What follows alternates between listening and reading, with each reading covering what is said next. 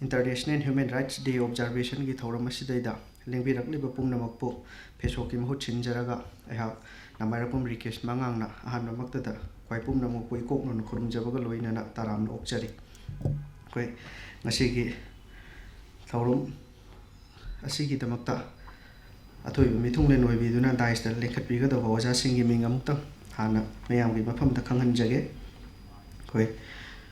President Wina Masigi, Taurumapu, Bigadova, Iamba, Nungsijaraba, Amarjit Kamujam, President, Fesok Head Office, the resource person Wina Lingshin Bigadova, was asking Adudi, Mingo in Hankacharavada,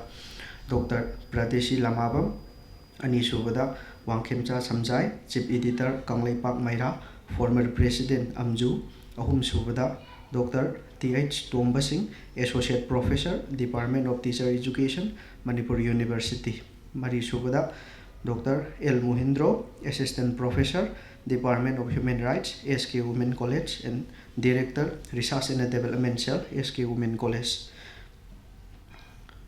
Mga Subada, Dr. Ningombam Srima, Assistant Professor, Department of Political Science, Nambol L. Sanoy College.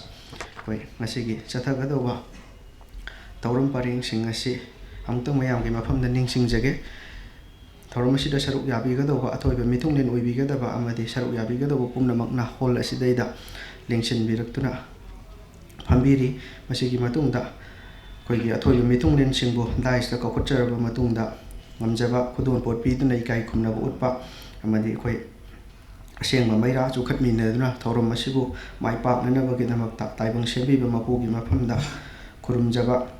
Masigi Matunda, Ekoi, Nungsizaraba Yamba, Lalit. Vice President Fesok Head Office na welcome address amasong keynote address pibigani asigi mathangda aikoi athoiba mithunglen oibiriba oja singsigi mafamdagi asigi thoram asiga mari leinana aikoi warol taminaraba matungda koi lengbirakliba koigi IDP singi mafamdagi oja singi mafamda wahang hangduna amadi oja singna paukum pibiduna short interaction gi matam aikoi laujage asigi matungda Presidential Speech People Waraga, Yunuxizaraba Inau, Gates, Nauchasing, Secretary Anti Drug Abuse, Fesok Head Office, Board of Thanks Pibigani, Masi Lawyer Matunda, Equi, Toramasi Damata, Toramasi the Saru Yabikiba, Quai Pumnamagna, Namjaba, Sinja Langza, the Bessing the Hona Jariba, Zatapina Duna, Quay, Toramasing, Kainagani. Quay, I bet some local Toramayam Gimapamda, Kanganjaba, Loikrabagi Tunda, Quay, Toramasi Honanabagi. Tanja du lojage koi ngasi Federal Students Organization Kanglai Pak Fesok na ahan boina amadi sahi khuding gi calendar work oina pangthuk chagani haiduna arepa amaga loina na kumchi sahi ingsok lising ani ka kunga manga asigi December ge tang tara asidaida ahan boina koi hautok chabaga loina na International Human Rights Day observation koi ngasi classic hotel gi thoram asidaida pangthok chaba ngasi gi thoram asidaida Atoiba Mitunglen oina Lingshin Bigadava, Quaipum Namakpo, Amam Toina, Coxinjabagi Tanja, the Losage, Hana Maktada, Coxinjari, Kunasigi Toramasigi Toramapu, Bigadava, Aginum Shizaraba, Kamuzam, Amarjit, President Fesok Head Office, Masigi Toramasigi, President oina Lingshin Binava, Coxinjari.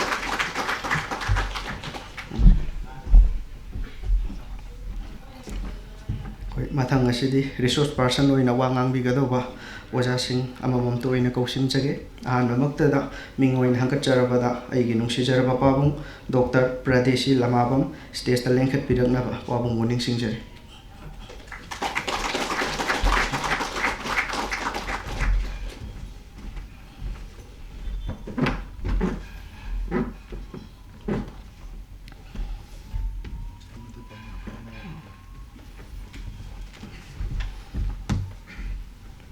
koi ani subada matang sida panjading pa mana hai koi pabung wakemcha samjai ase laibak thibadagi masaki ngamakta ba ma laibaduna hospitalize tawkhibaduna koi ngasi gi thoram asi yawba phangdre thoram asi yawba yam yawjeninga ga su yawba phangdabagi nungaitaba pabung nei khoi da phongtok pirei aduna mayamna su pabung gi anaba sibu thuna phaba ngamna bagi damakta taibang sembi ba mapugi mafam da ningsing bina ba su nulokchari koi mathang adudi koi resource person oina Lingshin Bina bagi damakta ming oina hankacharabada Dr. C.H. Tomba Singh, Associate Professor, Department of Teacher Education, Manipur University. Ojabu Rasta Kausinjari.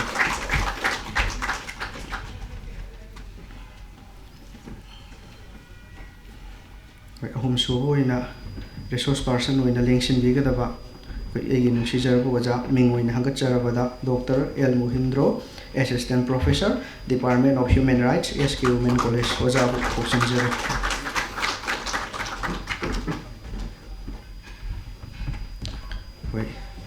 Aroibu oina resource person oina lengsin bigadaba egi nungsijaraba Madam ming oina hangatjarabada Dr. Ningombam Srima, Assistant Professor, Department of Political Science, Nambol L. Sanoi College. Madam Kausinjari.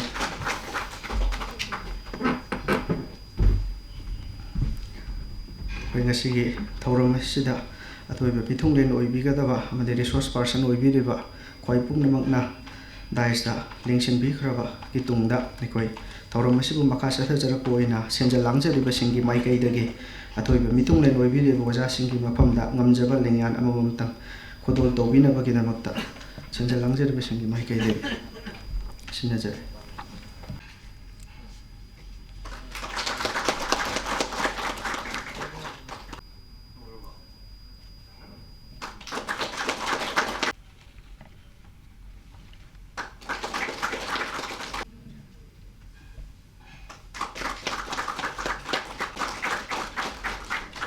Lengyan khodon tamba loikrabagi tungda koi thauram asi makha chathajarako oina ngasi chathagadoriba thauram asibu mai paknabaginamakta taipang sembiba mapugi mafamda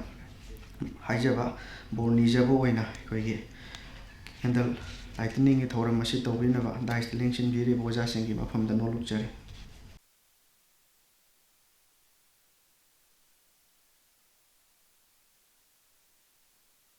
Han mamuktada lamdam asibu konbiriba ibudo amadi evento anigi mafamda ngasigi Fesok na sinja langjariba International Human Rights Day sigi function asibu hobudagi loiba phawba soyangam yaudana pangthok hanamagi damakta mapugi mafamda han mamuktada thongnijari ngasi poinugi kunga mathoini panba yumjakation numit Wednesday 10 December 2025 yaifaraba koi numit asida Fesokna sinjariba International Human Rights Day observation asigi ngasigi achinba kaya kaithokpiduna mayai tangbalda lengkhat piribi koi resource person hanbada kai khonabada matik sarba Dr. Pradesi Lamabam taram na oksari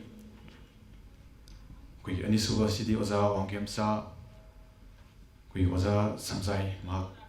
chief editor kanglai pangmaira former president amju koi oza si masagi ngamaktabana ma moiraga ngasigi program asi yawa kitang khodong satre masigi damakta ozana ngapiyu haina haibirai ahum suda ngasigi kai khonabada matik sarba Dr. Series Tomba Singh, Associate Professor, Department of Teacher Education, Manipur University, Busutaram Nauchari. Manisubada Dr. L. Mohindro, Assistant Professor, Department of Human Rights, SK Women College, Busutaram Nauchari. Mangasubada Kai Kumnabada Matik Sarba, Dr. Ningombam Srima, Assistant Professor, Department of Political Science, Nambol L. Sanoi College Pusu Taramna Oksari, Loina Nangasigi Toromasigi Topuren, Amadi President Pam Lambda, Lengsin Piriba, Amerjit Kamhuzam, President Fesok Head of Pusu, Akoi Taramna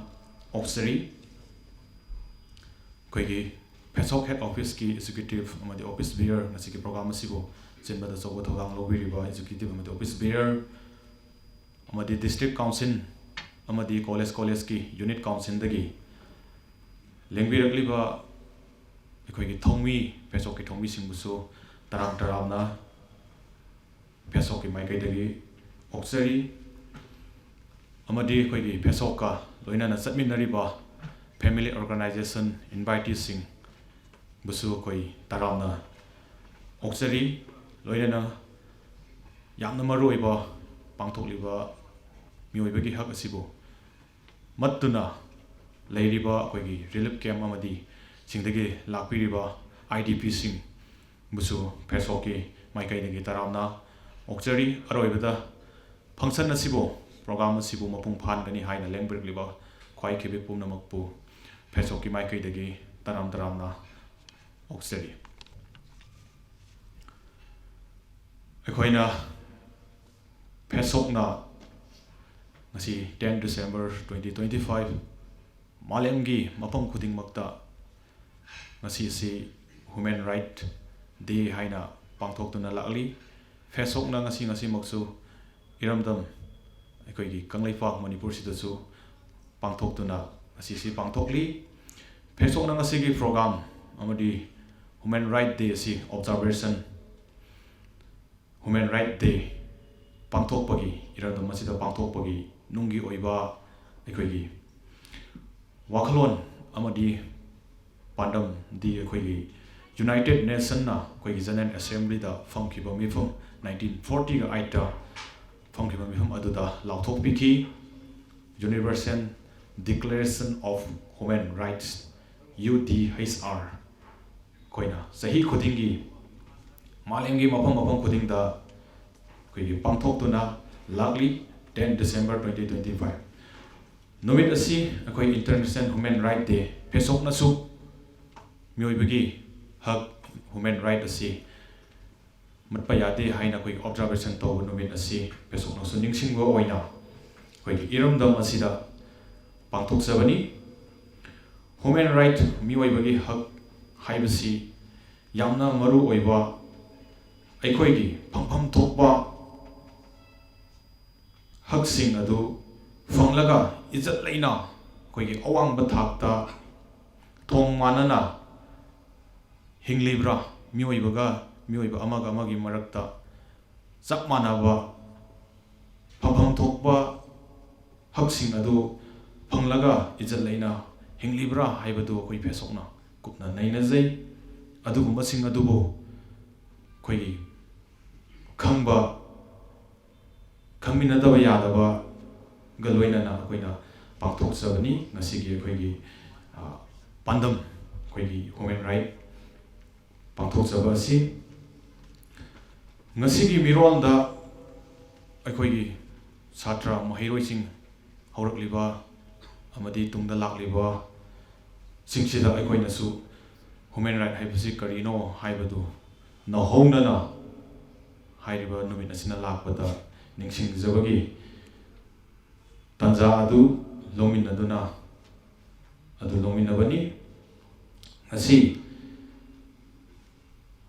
miwat minaitana thalaba ngasi akhoi gi Kanglaipak asida mikha ponba magumna hingliba akhoi gi iraisa sing asida amadi hojik hokhiba 2023 gi May gi tarik 3 dagi thokhiba akoida thohaningdaba thodok singna wahaliba adugumlaba lanjenariba IDP sing mayam ama koi ngasi maksu lengsinduna lakpiri makoi sing asigi phangpham thokpa hak sing phanglibra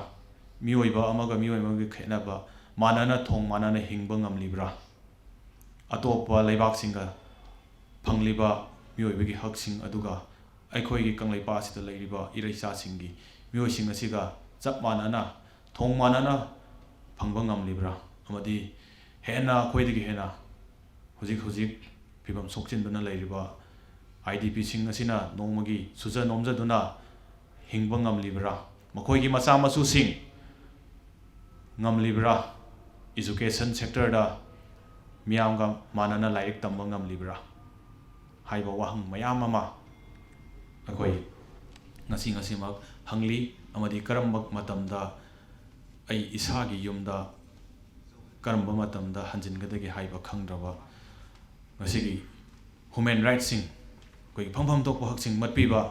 loina na ai khoi gi national highway sing da chathok chasin tawba matam da apan ba amata yaudana bharat ki samvidhan na ai khoi da pi freely movement to hun ga do ni amadi highway sing ta makhal amata gi ayat pa apan ba yaudana chatlan ga do ni haina ai khoi ngasi maitai amata na ngasi national highway sing da chatpa phangba laitri chatsu chatri masigi chaurba adhikar mayam asi kanana matpano phangpham tokbak sing asi kanana matpano akhoina matau karamna phangadagi haiba sing asi akhoina kupna khana nainaraba matungda asigi malem sin matungna pangthokliba International Human Rights Day observation asi yamna Fesokna yamna lumna lawjai aduna hairiba hakching asi phangnabagi damakta akhoi youth amadi iraisa singda human right ki maramda awareness na singba mayam ama punna Fesokna kupna khanaraba matungda hairiba hakching asi phangnabagi damakta mioibagi hakching asi matpa yade haiba sing adu akhoi gi haurakliba tungi miron sing da akoina palan asi observation asi tawduna khanghanduna ngasi sidagi hauna sahi khudingi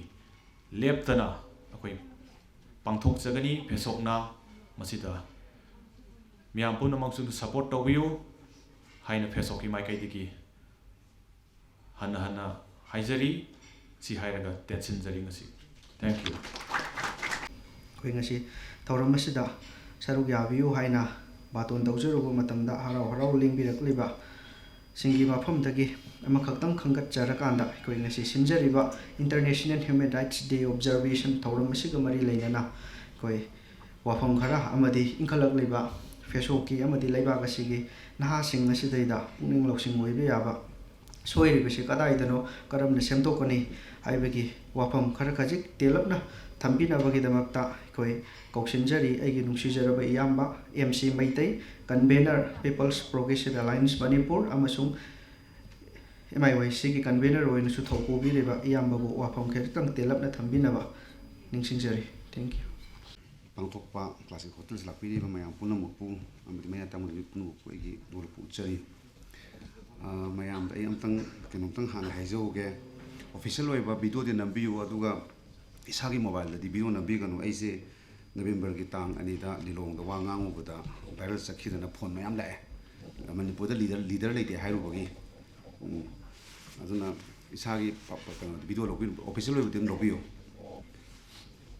ado yam khangse haijabana se de ado ngasi gi se na ai wangang ba thamjadringe da ai gi respect ambatang ai yam ba taung pradesh da ai ni human rights ihan khongda ba se hoi lalambungi tamogi yumda kohori office oira 1993 da ihan hana da khongda jabani adun human rights khangja ba se ngasi aina kitang mayang wang thokna ngangam je su tamogi contribution su yauri handak se hegi 2025 ki khoi gi human rights day si magi banner si human rights our everyday essentials haibane adamasi nungti gi changbada khoi gi food shelter clothing nungti gi changi ko sumaini human rights changi haine ba adu changbasi da khoi gi manipur si yawdabra haibagi analysis tu gi paring da I thamjaram ge aduna human rights haibase isam chamba khoi gi law gi oiba adugumba abstract idea amana tieba masi khoi nomada changda bi yadraba khoina sari ba setli ba thakli ba sumai to na human rights khoi darkar leba khoi si mi ama oina nungti gi khoi yam ningtamna with a dignified manner hingba ma changi aduna human rights se isam samna hekta khoina masi human mi amana khoi police na natraga army na mi ma otlaga hekta madu human rights violate tawre habatu nataba mi ama oina kamaina khoi si yam dignified oina hingada gi habadu adu mayam loi khange khoi gi human rights day se karam ganda lakade de Paris da 10 December 1948 ta Universal Declaration of Human Rights lawi adu adopt tawbudu adu gi nimit loroga tawri bani aduna UDHR habase khoi gi malem gi oina lol ꯆꯥꯝꯃꯉꯥꯒ ꯍꯨꯝꯗ꯭ꯔꯥ ꯇꯔꯦꯠꯇ translation ꯇꯧꯗꯨꯅ ꯃꯅꯤꯄꯨꯔꯗꯁꯨ translation ꯇꯧꯕ ꯂꯩꯀꯣ ꯑꯗꯨꯅ ꯄ꯭ꯔꯤꯊꯤꯕꯤꯗ ꯈ꯭ꯋꯥꯏꯗꯒꯤ translation ꯇꯧꯕ ꯋꯥꯛ ꯑꯃ ꯑꯣꯏ ꯑꯗꯣ ꯉꯁꯤ ꯑꯩꯅ ꯊꯝꯖꯒꯗꯧꯔꯤꯕ ꯈꯤꯇꯪ ꯇꯦꯟꯕꯁꯦ ꯀꯩꯅꯣꯅꯦ ꯑꯩꯈꯣꯏꯒꯤ ꯍ꯭ꯌꯨꯃꯟ ꯔꯥꯏꯠꯁꯀꯤ ꯁꯤꯆꯨꯋꯦꯁꯟꯁꯦ ꯃꯅꯤꯄꯨꯔꯁꯦ ꯀꯌꯥ ꯌꯥꯝ ꯁꯣꯛꯆꯜꯂꯒꯦ ꯍꯥꯏꯕꯗꯨꯅꯦꯕ ꯌꯦꯡꯕ ꯌꯥꯕꯗꯤ ꯄꯔꯤꯡ ꯑꯅꯤ ꯈꯛꯇꯅꯤ ꯑꯩꯒꯤꯗꯤ ꯑꯃꯅ 15 ꯑꯣꯛꯇꯣꯕꯔ 1949ꯗ ꯏꯟꯗꯤꯌꯥꯅ ꯃꯅꯤꯄꯨꯔꯁꯤ ꯂꯧꯁꯤꯟꯈ꯭ꯔꯕ ꯃꯇꯨꯡꯗ ꯃꯅꯤꯄꯨꯔꯒꯤ ꯍ꯭ꯌꯨꯃꯟ ꯔꯥꯏꯠꯁꯦ ꯀꯔꯣꯝꯗ ꯂꯩꯒꯦ ꯍꯥꯏꯕꯗꯨꯃ ꯑꯅꯤꯁꯨꯕꯗ ꯃꯦꯒꯤ ꯇꯥꯡ 3 2023ꯒꯤ ꯈꯨꯠꯁꯦꯝꯒꯤ ꯑꯣꯏꯕ ꯈꯠꯅꯕ ꯃꯁꯤ ꯃꯩꯇꯩꯒ ꯀꯨꯀꯤꯒ ꯈꯠꯅꯕ ꯅꯠꯇꯦꯀꯣ ꯃꯁꯤ ꯑꯩꯈꯣꯏꯒꯤ ꯃꯅꯤꯄꯨꯔꯒꯤ ꯅꯦꯁꯅꯦꯜ ꯂꯤꯕꯔꯦꯁꯟ ꯃꯨꯚꯃꯦꯟꯁꯤ ꯃꯨꯊꯠꯅꯕꯒꯤ ꯏꯟꯗꯤꯌꯥꯒꯤ ꯄ꯭ꯔꯣꯛꯁꯤ ꯋꯥꯔꯅꯤ ꯆꯪꯉꯛꯏꯁꯦ ꯑꯗꯨꯅ ꯃꯁꯤꯒꯤ ꯃꯤꯠꯌꯦꯡ ꯑꯅꯤꯁꯤ ꯈꯛꯇꯅꯤ ꯑꯩꯅ ꯊꯝꯖꯒꯗꯧꯁꯦ 1949ꯒꯤ 15 ꯑꯥꯒꯁꯇ ꯁꯣꯔꯤ 15 ꯑꯣꯛꯇꯣꯕꯔꯗ ꯏꯟꯗꯤꯌꯥꯅ ꯃꯅꯤꯄꯨꯔ ꯂꯧꯁꯤꯟꯕꯒꯤ ꯃꯤꯠꯌꯦꯡꯗ ꯌꯦꯡꯉꯒꯗꯤ ꯑꯩꯈꯣꯏꯒꯤ ꯏꯌꯥꯝꯕ ꯄꯔꯗꯦꯁꯤꯒꯤꯅ ꯑꯩꯈꯣꯏꯒꯤ ꯌꯥꯝ ꯆꯥꯎꯅ ꯊꯧꯗꯥꯡ ꯂꯧꯕ ꯄꯤꯄꯜꯁ ꯗꯦꯃꯣꯀ꯭ꯔꯦꯇꯤꯛ ꯃꯨꯚꯃꯦꯟ ꯑꯃ ꯂꯩ ꯃꯗꯨ ꯌꯥꯎꯔꯒ ꯑꯩꯈꯣꯏꯒꯤ 1993ꯒꯤ ꯑꯣꯛꯇꯣꯕꯔꯒꯤ ꯇꯥꯡ 19 ꯀꯩꯅꯣꯗ 2093ꯒꯤ ꯑꯣꯛꯇꯣꯕꯔ ꯇꯥꯡ 19 ꯖꯦꯝ ꯍꯣꯜꯗ ꯑꯩꯈꯣꯏꯒꯤ ꯃꯔꯖꯔ ꯑꯦꯒ꯭ꯔꯤꯃꯦꯟꯒꯤ ꯃꯇꯥꯡꯗ ꯅꯦꯁꯅꯦꯜ ꯀꯟꯚꯦꯟꯁꯟ ꯑꯣꯟ ꯃꯅꯤꯄꯨꯔꯁ ꯃꯔꯖꯔ ꯏꯁꯨꯅ ꯑꯃ ꯅꯩꯅꯕꯗꯨꯗ ꯑꯩꯈꯣꯏꯒꯤ ꯃꯔꯖꯔꯁꯦ NS ꯁꯦꯛꯁꯟ ꯍꯥꯏꯅ ꯂꯥꯎꯊꯣꯛꯈ꯭ꯔꯦ ꯍꯧꯖꯤꯛ ꯂꯥꯛꯏꯕꯗꯤ NS ꯁꯦꯛꯁꯟ ꯍꯥꯏꯅ ꯂꯥꯎꯊꯣꯛꯄ ꯇꯥꯔꯒꯗꯤ ꯑꯩꯈꯣꯏꯒꯤ ꯌꯨꯅꯥꯏꯇꯦꯠ ꯅꯦꯁꯟꯁ ꯆꯥꯔꯇꯔꯒꯤ ꯑꯥꯔꯇꯤꯀꯜ 24ꯅ ꯍꯥꯏꯔꯤꯁꯦ ꯂꯩꯄꯥꯛ UNꯒꯤ ꯃꯦꯝꯕꯔ ꯑꯣꯏꯕ ꯂꯩꯄꯥꯛ ꯑꯃꯅ ꯑꯇꯣꯞꯄ ꯂꯩꯄꯥꯛ ꯑꯃꯗ ꯐꯣꯔꯁ ꯁꯤꯖꯤꯟꯅꯔꯒ ꯃꯥꯒꯤ ꯑꯦꯒ꯭ꯔꯦꯁꯟ ꯇꯧꯕ ꯌꯥꯗꯦ ꯍꯥꯏꯕꯅꯦꯕ ꯑꯦꯒ꯭ꯔꯦꯁꯟ ꯇꯧꯔꯗꯤ ꯃꯗꯨ NS ꯁꯦꯛꯁꯟꯅꯦꯕ NS ꯁꯦꯛꯁꯟ ꯇꯧꯕ ꯇꯥꯔꯗꯤ ꯃꯗꯨꯒꯤ ꯂꯧꯁꯤꯟꯕꯤꯔꯤꯕ ꯂꯩꯄꯥꯛꯇꯨꯅ ꯂꯧꯁꯤꯜꯂꯤꯕ ꯂꯩꯄꯥꯛꯇꯨꯒꯤ ꯃꯊꯛꯇ ꯑꯦꯒ꯭ꯔꯦꯁꯟ ꯇꯧꯕ ꯇꯥꯔꯒꯗꯤ ꯃꯗꯣ ꯖꯦꯅꯦꯚꯥ ꯀꯟꯚꯦꯟꯁꯟꯒꯤ ꯀꯃꯟ ꯑꯥꯔꯇꯤꯀꯜ ꯖꯦꯅꯦꯚꯥ ꯀꯟꯚꯦꯟꯁꯟ ꯃꯔꯤ ꯂꯩꯀꯣ 1949ꯒꯤ ꯑꯣꯒꯁ 23ꯒꯤ ꯑꯗꯨꯒꯤ ꯀꯃꯟ ꯑꯥꯔꯇꯤꯀꯜ 2ꯅ ꯍꯥꯏꯔꯤꯁꯦ ꯑꯗꯨꯃꯥꯏꯅ NS ꯁꯦꯛꯁꯟ ꯇꯧꯕ ꯃꯐꯝꯗ ꯂꯧꯁꯤꯟꯕꯤꯔꯤꯕ ꯂꯩꯕꯥꯛꯇꯨꯅ ꯂꯥꯂꯣꯡꯂꯨꯞ ꯂꯩꯇ꯭ꯔꯒꯁꯨ ꯔꯦꯖꯤꯁꯇꯦꯟꯁꯁꯦ ꯑꯃꯠꯇ ꯇꯧꯗ꯭ꯔꯕ ꯌꯥꯅꯤꯡꯗꯦ ꯍꯥꯏꯕꯁꯤ ꯈꯨꯗꯝ ꯑꯃꯠꯇꯁꯨ ꯎꯠꯇꯕ ꯇꯥꯔꯒꯁꯨ NS ꯁꯦꯛꯁꯟꯕꯨ ꯇꯧꯔꯗꯤ ꯃꯗꯣ ꯏꯟꯇꯔꯅꯦꯁꯅꯦꯜ ꯑꯥꯔꯝ ꯀꯟꯐ꯭ꯂꯤꯛꯅꯤ ꯍꯥꯏꯕꯅꯦꯕ ꯑꯗꯨꯅ ꯃꯅꯤꯄꯨꯔꯗ ꯂꯩꯔꯤꯕꯁꯦ ꯑꯩꯈꯣꯏ ꯏꯟꯇꯔꯅꯦꯁꯅꯦꯜ ꯑꯥꯔꯝ ꯀꯟꯐ꯭ꯂꯤꯛꯅꯤ ꯃꯁꯤꯗ ꯑꯩꯈꯣꯏ ꯁꯥꯇ꯭ꯔ ꯅꯍꯥꯔꯣꯟꯁꯤꯡꯅ ꯃꯔꯨꯑꯣꯏꯅ ꯂꯣꯒꯤ ꯁꯥꯇ꯭ꯔ ꯄꯣꯜ ꯁꯥꯏꯟꯁꯀꯤ ꯁꯥꯇ꯭ꯔꯅ ꯃꯁꯤ ꯌꯥꯝꯅ ꯃꯌꯦꯛ ꯁꯦꯡꯅ ꯑꯩꯈꯣꯏ ꯊꯤꯖꯤꯟꯕ ꯑꯃ ꯆꯪꯉꯤ ꯑꯗꯨꯅ ꯃꯅꯤꯄꯨꯔꯒꯤ ꯐꯤꯕꯝꯗꯤ 1949ꯒꯤ 15 ꯑꯣꯛꯇꯣꯕꯔ ꯃꯇꯨꯡꯗꯗꯤ ꯁꯥꯊꯤꯅ ꯁꯣꯛꯆꯜꯂꯕꯅꯤ ꯑꯗꯨꯅ ꯂꯣꯏꯂꯝꯒꯤ ꯂꯩꯄꯥꯛ ꯑꯃꯗꯗꯤ ꯍ꯭ꯌꯨꯃꯟ ꯔꯥꯏꯠꯁ ꯍꯥꯏꯕꯁꯦ ꯅꯤꯡꯇꯝꯗ꯭ꯔꯤ ꯐꯥꯎꯗꯤ ꯑꯁꯦꯡꯕ ꯍ꯭ꯌꯨꯃꯟ ꯔꯥꯏꯠꯁ ꯂꯩꯔꯣꯏꯕ ꯑꯩꯈꯣꯏꯅ ꯉꯁꯥꯏꯒꯤ ꯅꯨꯄꯤ ꯑꯃ ꯔꯦꯞ ꯇꯧꯔꯝꯃꯦ ꯍꯥꯏꯕ ꯑꯉꯥꯡ ꯑꯃꯒꯤ ꯂꯥꯏꯔꯤꯛ ꯇꯝ ꯐꯪꯗ꯭ꯔꯦ ꯍꯥꯏꯕ ꯋꯨꯃꯦꯟꯁ ꯔꯥꯏꯠ ꯑꯃ ꯗꯣꯃꯦꯁꯇꯤꯛ ꯚꯥꯏꯑꯣꯂꯦꯟꯁ ꯍꯥꯏꯕ ꯑꯃ ꯃꯌꯥꯝ ꯂꯩꯈ꯭ꯔꯦꯀꯣ ꯑꯗꯨꯅ ꯃꯁꯤꯗ ꯑꯩꯅ ꯍꯥꯏꯅꯤꯡꯕꯁꯦ ꯑꯗꯨꯅ ꯏꯟꯇꯔꯅꯦꯁꯅꯦꯜ ꯍ꯭ꯌꯨꯃꯟ ꯔꯥꯏꯠꯁ ꯏꯟꯇꯔꯅꯦꯁꯅꯦꯜ ꯑꯥꯔꯝ ꯀꯟꯐ꯭ꯂꯤꯛ ꯑꯣꯏꯇꯥꯔꯗꯤꯀꯣ ꯑꯩꯈꯣꯏ ꯁꯤꯗ ꯂꯩꯔꯤꯕ ꯔꯦꯖꯤꯁꯇꯦꯟꯁ ꯇꯧꯔꯤꯕ ꯃꯌꯥꯝꯁꯤ ꯑꯣꯠꯂꯤꯕ ꯏꯟꯗꯤꯌꯥꯒꯤ ꯃꯥꯒꯤ ꯀꯩꯅꯣꯁꯤ ꯀ꯭रिꯃꯤꯅꯦꯜ ꯂꯣ ꯃꯌꯥꯝꯅ ꯑꯩꯈꯣꯏꯒꯤ ꯃꯤꯁꯤꯡꯁꯦ ꯇ꯭ꯔꯥꯏꯌꯦꯜ ꯇꯧꯕꯁꯤ ꯌꯥꯕ꯭ꯔꯥ ꯍꯥꯏꯕꯗꯤ ꯃꯗꯨ ꯌꯥꯗꯦꯕ ꯖꯦꯅꯦꯚꯥ ꯀꯟꯚꯦꯟꯁꯟꯒꯤ ꯀꯟꯚꯦꯟꯁꯟ 3 ꯃꯇꯨꯡ ꯏꯟꯅ ꯃꯣꯏꯁꯦ ꯄ꯭ꯔꯤꯖꯅꯔ ꯑꯣꯐ ꯋꯥꯔꯗꯧꯅ ꯇ꯭ꯔꯤꯠꯃꯦꯟ ꯇꯧꯒꯗꯧꯅꯦꯕ ꯑꯗꯒꯤ ꯑꯃꯨꯛ 2023 ꯃꯦꯒꯤ ꯇꯥꯡ 3ꯗꯒꯤ ꯑꯃꯨꯛ ꯁꯤꯒꯤ ꯃꯤꯠꯌꯦꯡꯗ ꯑꯃꯨꯛ ꯌꯦꯡ ꯇꯥꯔꯒꯗꯤ ꯀꯃꯥꯏꯅ ꯇꯧꯏ ꯍꯥꯏꯗ ꯑꯩꯈꯣꯏ ꯃꯅꯤꯄꯨꯔꯗ ꯑꯥꯔꯝ ꯒ꯭ꯔꯨꯞ ꯃꯌꯥꯝ ꯂꯩꯌꯦꯕ ꯑꯥꯔꯝ ꯒ꯭ꯔꯨꯞꯁꯦ ꯂꯩꯔꯕ ꯃꯣꯏ ꯁ꯭ꯇ꯭ꯔꯛꯆꯔ ꯂꯩꯔꯕ ꯔꯦꯡ ꯑꯦꯟ ꯐꯥꯏꯜ ꯂꯩꯔꯕ ꯑꯗꯒꯤ ꯃꯣꯏ ꯂꯤꯕꯔꯦꯇꯦꯠ ꯖꯣꯟꯁꯨ ꯂꯩꯔꯕ ꯑꯗꯒꯤ ꯃꯣꯏ ꯄꯦ ꯁ꯭ꯇ꯭ꯔꯛꯆꯔꯒ ꯂꯩꯔꯕ ꯑꯗꯨ ꯑꯣꯏꯇꯥꯔꯗꯤ ꯃꯣꯏꯁꯦ ꯑꯩꯈꯣꯏꯒꯤ ꯑꯥꯔꯝ ꯑꯣꯄꯣꯖꯤꯁꯟ ꯒ꯭ꯔꯨꯞꯁꯦ ꯃꯈꯣꯏꯁꯦ ꯃꯣꯏꯅ ꯀꯅꯥꯒꯨꯝꯕ ꯂꯩꯕꯥꯛ ꯑꯃ ꯁꯣꯛꯅ ꯇꯥꯔꯗꯤ ꯃꯗꯨ ꯅꯟ ꯏꯟꯇꯔꯅꯦꯁꯅꯦꯜ ꯑꯥꯔꯝ ꯀꯟꯐ꯭ꯂꯤꯛꯅꯤ ꯍꯥꯏꯗꯣꯏꯅꯦꯕ ꯑꯗꯨꯅ ꯃꯅꯤꯄꯨꯔꯒꯤ ꯌꯦꯡꯕ ꯌꯥꯔꯤꯁꯦ NS ꯁꯦꯛꯁꯟꯗꯨ ꯇꯧꯔꯦ ꯍꯥꯏꯔꯕꯅꯤꯅ ꯏꯟꯇꯔꯅꯦꯁꯅꯦꯜ ꯑꯥꯔꯝ ꯀꯟꯐ꯭ꯂꯤꯛꯇꯤ ꯑꯣꯏꯗꯣꯏꯅꯦꯕ ꯑꯩꯈꯣꯏꯅ ꯔꯤꯁꯥꯔꯆ ꯇꯧꯗꯕꯒꯤ ꯑꯩꯈꯣꯏꯅ ꯄꯨꯊꯣꯛꯇꯕꯒꯤ ꯑꯩꯈꯣꯏꯒꯤ ꯈꯪ ꯍꯩꯔꯤꯕ ꯃꯌꯥꯝꯁꯤꯅ ꯄꯨꯊꯣꯛꯇꯕꯒꯤ ꯑꯩꯈꯣꯏ ꯉꯁꯤ ꯐꯥꯎꯕꯗ ꯑꯩꯈꯣꯏꯁꯦ ꯑꯩꯈꯣꯏ ꯑꯥꯔꯝ ꯀꯟꯐ꯭ꯂꯤꯛꯁꯦ ꯀꯔꯣꯝ ꯆꯠꯂꯤꯒꯦꯁꯦ ꯑꯩꯈꯣꯏꯅ ꯈꯪꯗꯕꯒꯤ ꯄꯣꯠꯇꯨꯅꯦꯕ ꯑꯗꯨꯒ ꯑꯃꯨꯛ ꯏꯟꯇꯔꯅꯦꯁꯅꯦꯜ ꯑꯥꯔꯝ ꯀꯟꯐ꯭ꯂꯤꯛꯁꯦ ꯈꯔ ꯀꯟꯃꯜꯂꯦ ꯍꯥꯏꯔꯒꯁꯨ 2023ꯒꯤ ꯃꯦꯒꯤ ꯇꯥꯡ 3ꯒꯤ ꯃꯇꯨꯡꯗ ꯃꯅꯤꯄꯨꯔꯗ ꯊꯣꯛꯂꯤꯕꯁꯦ ꯁꯤꯗ ꯑꯩꯈꯣꯏꯅ ꯏꯟꯇꯔꯅꯦꯁꯅꯦꯜ ꯍ꯭ꯌꯨꯃꯦꯅꯤꯇꯤꯌꯥꯟ ꯂꯣꯗ ꯌꯥꯝ ꯃꯨꯟꯅ ꯌꯦꯡꯕ ꯇꯥꯔꯒꯗꯤ ꯍꯣꯏ ꯐꯔꯦ ꯃꯁꯤ ꯑꯥꯔꯝ ꯒ꯭ꯔꯨꯞ ꯌꯥꯝ ꯂꯩꯔꯦ ꯑꯗꯒꯤ 1997ꯒꯤ ꯑꯣꯒꯁꯀꯤ ꯇꯥꯡ 6ꯇꯁꯨ ꯔꯤꯚꯣꯂꯨꯁꯅꯔꯤ ꯄꯤꯄꯜꯁ ꯐ꯭ꯔꯟꯠ RPFꯅ ꯖꯦꯅꯦꯚꯥꯗ ꯃꯥꯒꯤ ꯀꯃꯟ ꯑꯥꯔꯇꯤꯀꯜ 3 ꯑꯣꯐ ꯀꯩꯅꯣꯁꯦ Geneva convention common article 3 of the 4 Geneva convention ꯆꯠꯀꯅꯤ ꯂꯥꯎꯊꯣꯛꯑꯦꯀꯣ ꯃꯣꯏꯅ ꯂꯥꯎꯊꯣꯛꯀꯦ ꯍꯥꯏꯇꯥꯔꯒꯗꯤ ꯃꯅꯤꯄꯨꯔꯗꯁꯨ ꯑꯩꯈꯣꯏꯒꯤ MIYC ꯃꯅꯤꯄꯨꯔ ꯌꯨ ꯁꯦꯟꯇꯔꯅ ꯑꯩꯈꯣꯏ ꯆꯦ ꯊꯣꯛꯄꯅꯤ ꯃꯅꯤꯄꯨꯔ ꯂꯩꯔꯤꯕ ꯑꯥꯔꯝ ꯒ꯭ꯔꯨꯞ ꯈꯨꯗꯤꯡꯃꯛꯁꯦ ꯃꯁꯤ ꯂꯣꯏꯅꯃꯛ ꯖꯦꯅꯦꯚꯥ ꯀꯟꯚꯦꯟꯁꯟ ꯆꯠꯀꯅꯤ ꯂꯥꯎꯊꯣꯛꯀꯗꯕꯅꯤ ꯖꯦꯅꯦꯚꯥꯒꯤ ꯃꯥꯒꯤ ꯗꯤꯠ ꯑꯣꯐ ꯀꯟꯚꯦꯟꯁꯟ ꯁꯥꯏꯟ ꯇꯧꯒꯗꯕꯅꯦꯅ ꯍꯥꯏꯗꯤ ꯉꯁꯥꯏꯒꯤ ꯑꯩꯈꯣꯏꯒꯤ ꯃꯤ ꯑꯃꯗ ꯃꯣꯏꯅ ꯆꯦ ꯑꯃ ꯊꯤꯜꯍꯜꯂꯅꯤꯀꯣ ꯐꯣꯟꯗ ꯃꯦꯁꯦꯖ ꯊꯥꯖꯤꯜꯂꯅꯤꯀꯣ ꯑꯗꯨꯒ ꯄꯩꯁꯥ ꯄꯤꯌꯨ ꯍꯥꯏꯔꯅꯤ ꯑꯗꯨꯒ ꯄꯩꯁꯥꯗꯨ ꯄꯤꯗ꯭ꯔꯀꯥꯟꯗ ꯉꯁꯥꯏꯒꯤ ꯕꯣꯝ ꯌꯦꯛꯄ ꯒ꯭ꯔꯦꯅꯦꯗ ꯌꯦꯛꯄ ꯑꯩꯈꯣꯏꯒꯤ ꯐꯣꯇꯣꯁꯤꯡ ꯊꯥꯖꯤꯟꯗꯣꯏꯅꯦꯕ ꯑꯗꯨꯅ ꯃꯁꯤ ꯇꯁꯦꯡꯕ ꯑꯥꯔꯝ ꯑꯣꯄꯣꯖꯤꯁꯟ ꯒ꯭ꯔꯨꯞ ꯑꯃꯒꯤ ꯃꯃꯥ ꯂꯩꯕꯥꯛꯄꯨ ꯑꯐꯕ ꯂꯝꯕꯤꯗ ꯄꯨꯈꯠꯀꯦ ꯅꯤꯡꯇꯝꯕꯒꯤ ꯂꯝꯕꯤꯗ ꯄꯨꯈꯠꯀꯦ ꯍꯥꯏꯕ ꯂꯥꯂꯣꯟ ꯑꯃꯒꯤ ꯂꯤꯆꯠ ꯅꯠꯇꯦꯕ ꯃꯗꯨꯗꯤ ꯑꯦꯛꯁꯇꯣꯔꯁꯟ ꯇꯦꯔꯣꯔꯤꯖꯝ ꯀꯧꯋꯦꯕ ꯑꯗꯨꯅ ꯉꯁꯥꯏ ꯀꯃꯟ ꯑꯥꯔꯇꯤꯀꯜ 3 ꯂꯥꯂꯣꯟ ꯈꯨꯗꯤꯡꯃꯛꯅ ꯂꯣꯏꯅ ꯆꯠꯀꯗꯕꯅꯤ ꯂꯥꯎꯊꯣꯛꯀꯗꯕꯅꯦꯕ ꯂꯥꯟ ꯍꯧ ꯇꯥꯔꯗꯤ ꯅꯤꯌꯣꯝ ꯆꯨꯝꯅ ꯈꯔ ꯍꯧꯕꯁꯨ ꯐꯩꯌꯦꯕ ꯑꯗꯨꯅ ꯃꯁꯤ ꯑꯩꯈꯣꯏꯅ ꯍ꯭ꯌꯨꯃꯟ ꯔꯥꯏꯠꯁ ꯍꯥꯏꯁꯦ ꯑꯩꯈꯣꯏꯅ ꯂꯥꯟꯃꯤ ꯈꯛꯇꯅ Indian lami khaktana ngasi su korkom gi che thokpada herang thong mai sakar adagi operation blue bart mayam yawe adu aikhoina su human rights se India gi lami sin na violate tawbane na khoina su lawri ba adu akhoina ngasagi yam restant loiba citizen mu etaradi achumba serpa khoigi CSO etaradi laloba sing sina khoigi amu person group sina violate tawbi human rights ma si jo khoi address tawgodam ne ba maram di hayang khoi ning tambaga moina mu otladi kamai tawni sigi question jo khoi nei na ba sum ne ba aduna human rights tawba khoi di nakan nan muti phudoi ne ba lami di ju phudoi India di ju phudoi ni som di ju phudoi ne ba and human rights is very neutral akhoi position lobi ate akhoi position ni neutral ni akhoi mi sem miyam bu so di madu ni ta lep ko ne ba and 2023 gi me ohum dagi lakhiba human rights se ai sigi matang da like amaka panjage 2007 da subir bhumik BBC gi correspondent na iba like amakak lei mang research paper ama research paper si aina wangang ma masi yam toin toin palli ko maram di masi da pot khare yawri masi gi paper si masi kanana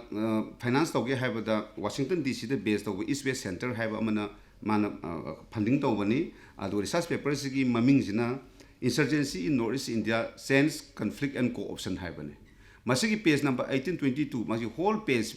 pata ragadi ko. Akasagi akhoi Manipur sida lairiba khoi cookie gi su group se. Sida yawriba cookie militants mayam si Indiana proxy oina season raga Unilep amadi RPF muthanaba oina season ai haibase. Hujigi like sida yawbane aina haiba natiya. Aduna Manipur lairiba se proxy war na haibase khoina khangye. Aduna se da khoi human rights tawri base ai si matang da Fesok to wafam thamjage ai wafam jam kallaga su ko na phubi ge su stage ko ma phubiu khoi gi foundation day to ba organization khoi Manipur le foundation day yam to ko organization mayam se pesa yam khai ko foundation day to ro pesa khai ikai dro isai bari uni pesa khai ga dro ba foundation day to ro pesa yam khai khoi organization mayam se human rights program ng si tawi aduga human rights program to bugi mahutta 10 December ningjang base sumai to dan ne human rights training program su to biwo Mina CM tholpa matam da khoina CM han mangam deba kaigino khoi masak yaw deba emotion da chappi ya deba khoi movement se adumati lura baneba aduna highway blockade to ba aina ngang tu jam matam di kitang pi bani ai point khar lak sage aduna ngasagi Manipur gi simiyeng se international armed conflict amadi non international armed conflict ani de yeng ba ya ba adubu human rights habonga humanitarian law habonga lei ko human rights side ngasagi lepak amagi magi constitution duna parliament duna semba law mayam duna ngak potuni lan karam na sokna gadele ba amaga ba lan sokna baduna khoi humanitarian law ko we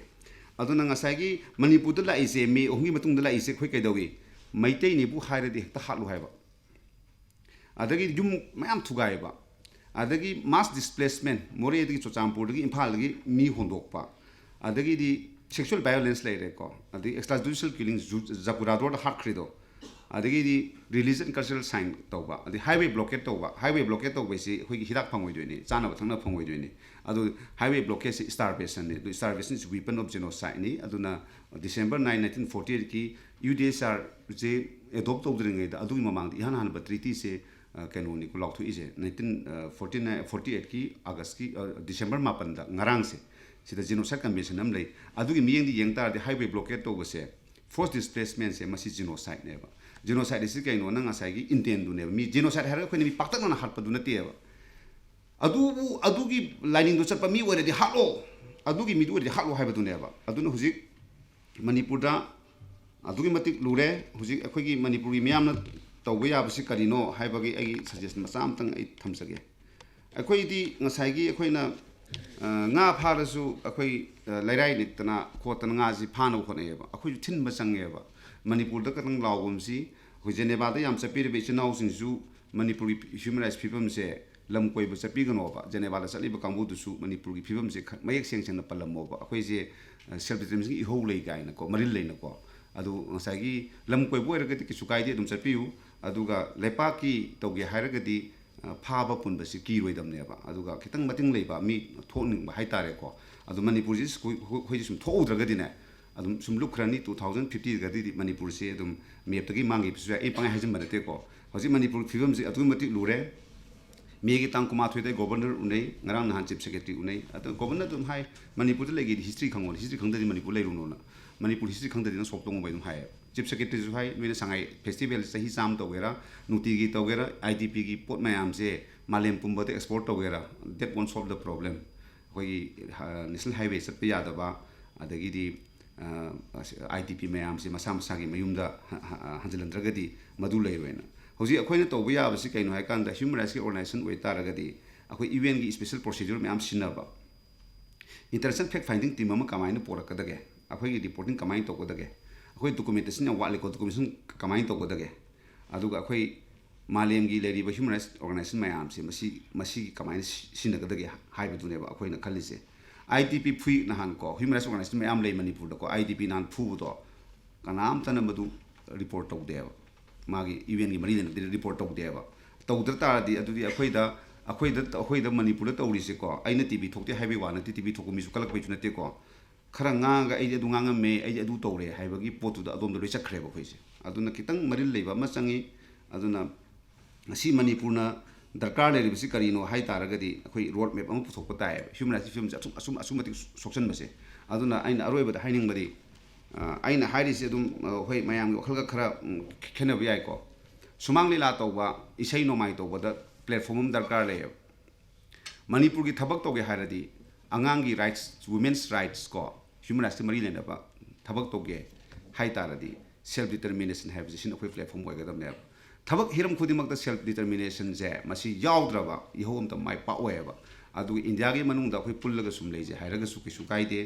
ꯏꯟꯗꯤꯌꯥꯗꯒꯤ ꯅꯥꯟꯊꯣꯛꯁꯦ ꯍꯥꯏꯔꯁꯨ ꯀꯩꯁꯨ ꯀꯥꯏꯗꯦ ꯃꯁꯤ ꯏꯁꯥꯒꯤ ꯃꯣꯠꯅꯤ ꯑꯩꯅ ꯍꯥꯏꯕꯁꯤꯗ ꯈꯤꯇꯪ ꯀꯟꯕ ꯌꯥꯎꯔꯁꯨ ꯃꯌꯥꯝꯅ ꯉꯥꯛꯄꯤꯒꯅꯤ ꯑꯗꯨꯒ ꯉꯁꯤꯒꯤ ꯇꯥꯟꯖꯥꯁꯤ ꯄꯤꯕꯤꯒꯤꯗꯃꯛꯁꯨ ꯑꯩ ꯌꯥꯝ ꯅꯨꯡꯉꯥꯏꯖꯩ ꯑꯗꯨꯒ ꯏꯔꯣꯏ ꯂꯣꯏꯕꯗ ꯑꯩꯅ ꯍꯥꯏꯖꯅꯤꯡꯕꯗꯤ ꯃꯔꯣꯝꯗꯣꯝ ꯂꯦꯞꯆꯕꯒꯤ ꯔꯥꯏꯠ ꯇꯨ ꯁꯦꯜꯐ ꯗꯤꯇꯔꯃꯤꯅꯦꯁꯟ ꯍꯥꯏꯕꯒꯤ ꯄꯣꯠꯁꯦ ꯃꯁꯤ ꯍꯦꯛ ꯌꯥꯎꯗ꯭ꯔꯕ ꯍ꯭ꯌꯨꯃꯦꯟ ꯔꯥꯏꯠꯁꯀꯤ ꯃꯤꯅꯤꯡ ꯂꯩꯇꯦ ꯊꯥꯒꯠꯆꯔꯤ ꯊꯧꯔꯝ ꯑꯁꯤ ꯃꯈꯥ ꯆꯠꯊꯖꯔꯛꯄ ꯑꯣꯏꯅ ꯑꯩꯈꯣꯏ ꯉꯁꯤꯒꯤ ꯁꯤꯟꯖ ꯂꯥꯡꯖꯔꯤꯕ ꯑꯩꯈꯣꯏ ꯏꯟꯇꯔꯅꯦꯁꯅꯦꯜ ꯍ꯭ꯌꯨꯃꯦꯟ ꯔꯥꯏꯠꯁ ꯗꯦ ꯑꯣꯕꯖꯥꯔꯕꯦꯁꯟ ꯑꯁꯤꯒ ꯃꯔꯤ ꯂꯩꯅꯅ ꯑꯩꯈꯣꯏ ꯋꯥꯐꯝ ꯈꯔ ꯊꯝꯕꯤꯅꯕꯒꯤꯗꯃꯛꯇ ꯔꯤꯁꯣꯔꯁ ꯄꯥꯔꯁꯟ ꯑꯣꯏꯅ ꯂꯦꯡꯁꯤꯟꯕꯤꯔꯤꯕ ꯑꯣꯖꯥꯁꯤꯡꯒꯤ ꯃꯐꯝꯗ ꯑꯩꯈꯣꯏ ꯑꯍꯥꯟꯕꯃꯛꯇꯗ ꯀꯧꯁꯤꯟꯖꯔꯤ ꯑꯩꯒꯤ ꯅꯨꯡꯁꯤꯖꯔꯕ ꯄꯥꯕꯨꯡ ꯗꯣꯛꯇꯔ ꯄ꯭ꯔꯗꯦꯁꯤ ꯂꯃꯥꯕꯝ ꯑꯩ ꯀꯣꯂꯦꯖ ꯃꯌꯥꯝ ꯑꯗꯒꯤ ꯏꯟꯚꯥꯏꯠ ꯐꯪꯕꯗꯒꯤ ꯂꯦꯡꯕꯤꯔꯛꯄ ꯄ꯭ꯔꯖꯥ ꯄꯨꯝꯅꯃꯛꯇꯁꯨ ꯍꯥꯟꯅ ꯏꯀꯥꯏ ꯈꯨꯝꯅꯕ ꯎꯠꯆꯔꯤ ꯍ꯭ꯌꯨꯃꯦꯟ ꯔꯥꯏꯠꯁ ꯗꯦ ꯏꯟꯇꯔꯅꯦꯁꯅꯦꯜ ꯍ꯭ꯌꯨꯃꯦꯟ ꯔꯥꯏꯠꯁ ꯗꯦ 10 ꯗꯤꯁꯦꯝꯕꯔꯁꯤ ꯃꯇꯝ ꯑꯃꯗ ꯑꯩꯈꯣꯏ ꯃꯇꯝ ꯑꯃꯁꯤ ꯆꯍꯤ 10 ꯃꯃꯥꯡꯒꯤꯅꯤ ꯆꯍꯤ ꯈꯨꯗꯤꯡꯒꯤ ꯄꯥꯡꯊꯣꯛꯏ ꯌꯥꯝ ꯆꯥꯎꯕ ꯐꯪꯁꯟ ꯑꯃ ꯑꯣꯏꯅ ꯃꯔꯨꯑꯣꯏꯅ ꯀꯃꯤꯇꯤ ꯑꯣꯟ ꯍ꯭ꯌꯨꯃꯦꯟ ꯔꯥꯏꯠ ꯑꯅ ꯑꯃ ꯃꯌꯥꯝ ꯇꯥꯕꯤꯔꯝꯕ ꯌꯥꯔꯦ ꯃꯁꯤꯅ ꯑꯣꯔꯒꯅꯥꯏꯖ ꯇꯧꯔꯒ ꯑꯩꯈꯣꯏ ꯁꯥꯇ꯭ꯔꯒꯤ ꯑꯣꯔꯒꯅꯥꯏꯖꯦꯁꯟ ꯃꯇꯝꯗꯨꯗ ꯑꯦꯝꯁꯨ ꯂꯩ ꯃꯣꯏꯅ ꯑꯍꯥꯟꯕ ꯀꯟꯚꯦꯅꯔ ꯑꯣꯏ ꯀꯣꯔꯒꯤ ꯁꯨꯃꯥꯏꯅ ꯇꯧꯗꯅ ꯑꯩꯈꯣꯏꯁꯤ ꯃꯐꯝ ꯃꯅꯤꯄꯨꯔꯒꯤ ꯃꯐꯝꯁꯦ ꯑꯦꯅꯤ ꯚꯥꯏꯑꯣꯂꯦꯁꯟ ꯇꯧꯕ ꯐꯦꯃꯤꯂꯤ ꯈꯟꯅꯕ ꯅꯠꯇꯦ ꯂꯩꯉꯥꯛꯅ ꯃꯤꯌꯥꯝ ꯉꯥꯛꯀꯅꯦꯅ ꯂꯩꯕ ꯂꯩꯉꯥꯛꯁꯤꯅ ꯑꯣꯟꯁꯤꯜꯂꯒ ꯃꯤꯌꯥꯝꯗ ꯑꯣꯠ ꯅꯩꯕ ꯇꯧꯔꯒꯗꯤ ꯑꯩꯈꯣই ꯆꯠꯂꯦ ꯅꯍꯥꯔꯣꯟ ꯑꯣꯏꯒꯦꯔꯥ ꯑꯃ ꯑꯣꯏꯒꯦꯔꯥ ꯀꯔꯤꯝ ꯈꯥꯛꯇꯦ ꯃꯤꯕꯨ ꯑꯣꯠꯂꯕ ꯑꯗꯨꯗꯤ ꯑꯩꯈꯣꯏ ꯑꯣꯄꯟꯂꯤ ꯐꯥꯏꯠ ꯇꯧꯏ ꯑꯗꯨꯕꯨ ꯍꯥꯏꯗꯤ ꯃꯅꯤꯄꯨꯔꯒꯤ ꯃꯐꯝ ꯈꯨꯗꯤꯡꯃꯛ ꯆꯠꯄꯁꯤ ꯍꯧꯖꯤꯛꯇꯤ ꯀꯌꯥ ꯀꯩꯅꯣ ꯇꯧꯗꯦ ꯍꯧꯖꯤꯛꯇꯤ ꯀꯃꯤꯇꯤ ꯌꯥꯝ ꯂꯤꯡꯈꯠꯂꯦ against this against that ꯍꯥꯏꯅ ꯑꯗꯨꯅ ꯀꯣꯔꯅ ꯀꯩꯁꯨ ꯌꯥꯝꯅ ꯃꯇꯝꯗꯨ ꯌꯦꯡꯂꯨꯔꯒꯗꯤ ꯌꯥꯝ ꯏꯝꯄ꯭ꯔꯨꯞ ꯇꯧꯔꯦ ꯍꯥꯏꯕ ꯌꯥꯏ ꯑꯗ ꯑꯩꯁꯤ ꯈꯔ ꯃꯆꯥ ꯈꯥꯏꯅ ꯀꯩꯅꯣ ꯇꯧꯔꯕꯗ 이거는 ꯌꯥꯝ ꯐꯖꯅ ꯌꯨꯑꯦꯟꯒꯤ ꯃꯇꯥꯡꯗ ꯍꯥꯏꯕꯤꯔꯝꯃꯤ ꯌꯨꯅꯥꯏꯇꯦꯠ ꯅꯦꯁꯟꯁꯤꯁꯨ ꯀꯅꯥꯅ ꯁꯥꯕꯅꯣ ꯀꯟꯇ꯭ꯔꯤ ꯃꯌꯥꯝ ꯄꯨꯟꯁꯤꯜꯂꯒ ꯁꯥꯕꯅꯦ ꯃꯅꯤꯄꯨꯔꯗ ꯃꯤꯑꯣꯠ ꯃꯤꯅꯩ ꯇꯧꯔꯤꯕ ꯁꯔꯀꯥꯔ ꯏꯟꯗꯤꯌꯥ ꯒꯣꯔꯃꯦꯟꯁꯨ ꯌꯥꯎꯔꯤꯕ ꯑꯗꯨꯗꯤ ꯗꯤꯛꯇꯦꯇꯔꯅ ꯄꯥꯟꯕ ꯂꯩꯕꯥꯛꯁꯨ ꯑꯗꯨꯝ ꯌꯥꯎꯋꯦꯕ ꯌꯨꯅꯥꯏꯇꯦꯠ ꯅꯦꯁꯟꯁꯤꯗ ꯌꯦꯡꯉꯣ ꯀꯩꯅꯣ ꯇꯧꯔꯤꯕꯁꯤ ꯌꯦꯡꯉꯨꯀꯣ ꯌꯦꯡꯕꯤꯌꯨ ꯁ꯭ꯇ꯭ꯔꯛꯆꯔꯁꯤ ꯌꯦꯡꯕꯤꯌꯨꯀꯣ aduna ai call ngera am ta ningjang joge Indiana miot minate to bagi matang da moina report am thakli sei kuirabe matungda 97 dara keno ai exactly the kaure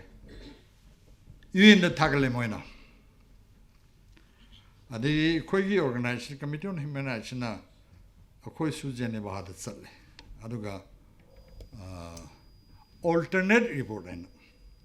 madugi alternate report Indian thakle dugi alternate report aduga madu khona right to life and I am pongi high basi Indian to basi human rights violence tauri hai na thagat pane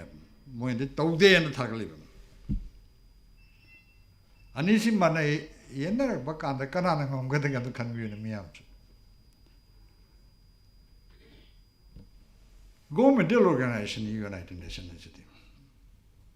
Pajana Panam Granto Samato so hang General Assembly the politically resort to Gudamne Human Rights Committee na Human Rights Committee I cannot say Human Rights Committee na Panam Nikala so countryman Pulaga Pama Kanova de Moina in the government say Manumayam Kapi Manipur, the Miam Hali. High the Nagasumugi against a tar there. Adubu, my recommendation carried the P. Madu Queen Selu Matungani, Takana Matungani Genevana, that National Human Rights Commission Mam Tabira Bear. Masilin Katpaho is India. Adagi Kalage State Human Rights Commission and Manipurusu formed office. I de Kuzukarigum Karadit Taurina High than I Boni Eva Piba. So Aduna Artem on Kabi Massimo time. So mine told me to be at a detailed known heavy Mamando. Even the good in 1948, which was of so practically, real life that we are seeing Bubunsi the D. Moina say, though I'm sang 1948, give a dog. Like the Dum lady, who is a Dum lady? Makan like the Sudum lady, Nangsung Nari, but a koi the D. Makangi. Human violence na kui hak mat pi bese dum tauri habagi wani dai hai to duna ira thamba ngang ba to ba kho pa mayam to nei si sina ta bai me hore last suggestion to jari kari do sige to what should we do adegi di even see 1948 ta huziki declaration how do ise masisu Han Yarum Pote Masi Russian Yankana, Matum the Soviet Union, I was a kid Russia in the table. Soviet Union Yankana pressure to that we should have this. Second order, see, give a meam, but they get to Hana give a meam, see, younger, see, can was half seen it. Maduna Hidagla. Adudi khangde nati kaino patru nati haitan so aduna jenebal leire United Nations leire adagi mayam de si sakadab ne section mayama declaration mayam tawri but country de masi follow tawra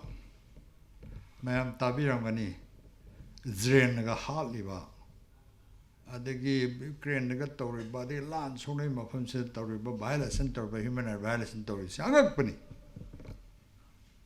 adugi compare tawgadi kasulite haibab diya de khoi gi se de yam chawre human rights violence moi gi no no noi ka hale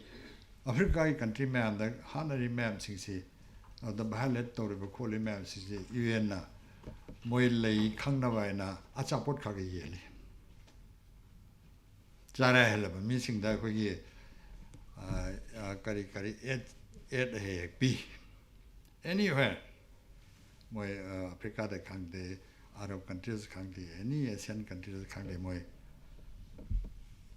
man khajan no paisa du de gi cheng bora kari bora karano khangdi achapot khari yeli kampur khari yeli go sai tawni soina chini hujik lei position exactly hujik lei se lan na heli masingam lam ching se am Manipur da sum tarasi Bharat su yam tawi state khudimukta violation tawi yam khramzan kheni mong kheni adubu Manipur da tension laganda akhoi Manipur ri kamai tawi ngasai ekhoi annexation of Manipur in 1949 gi Manipur lotion gi base nongmei kapal lotion manate nongmei chindon da soi ton ba Praja mayamna thagakhiba musing tanaramdaba miyam tanaramdaba adugumba khuloshanni auna khona seminar tawgidamase ahe asingpya kayam yawi gi Manipur gi matamdugi oja nilamani adigi professor kano gangwei kame oja sana jauge myam si yaurga koi seminar si ge aurba dama si Manipur si annexation to ni haina lo mai man tawre bu ka man na hek annexation to 15 October tawraga September 21 ra kana si mezaram tharaga khoi se governor tharaga control to so wala mai ki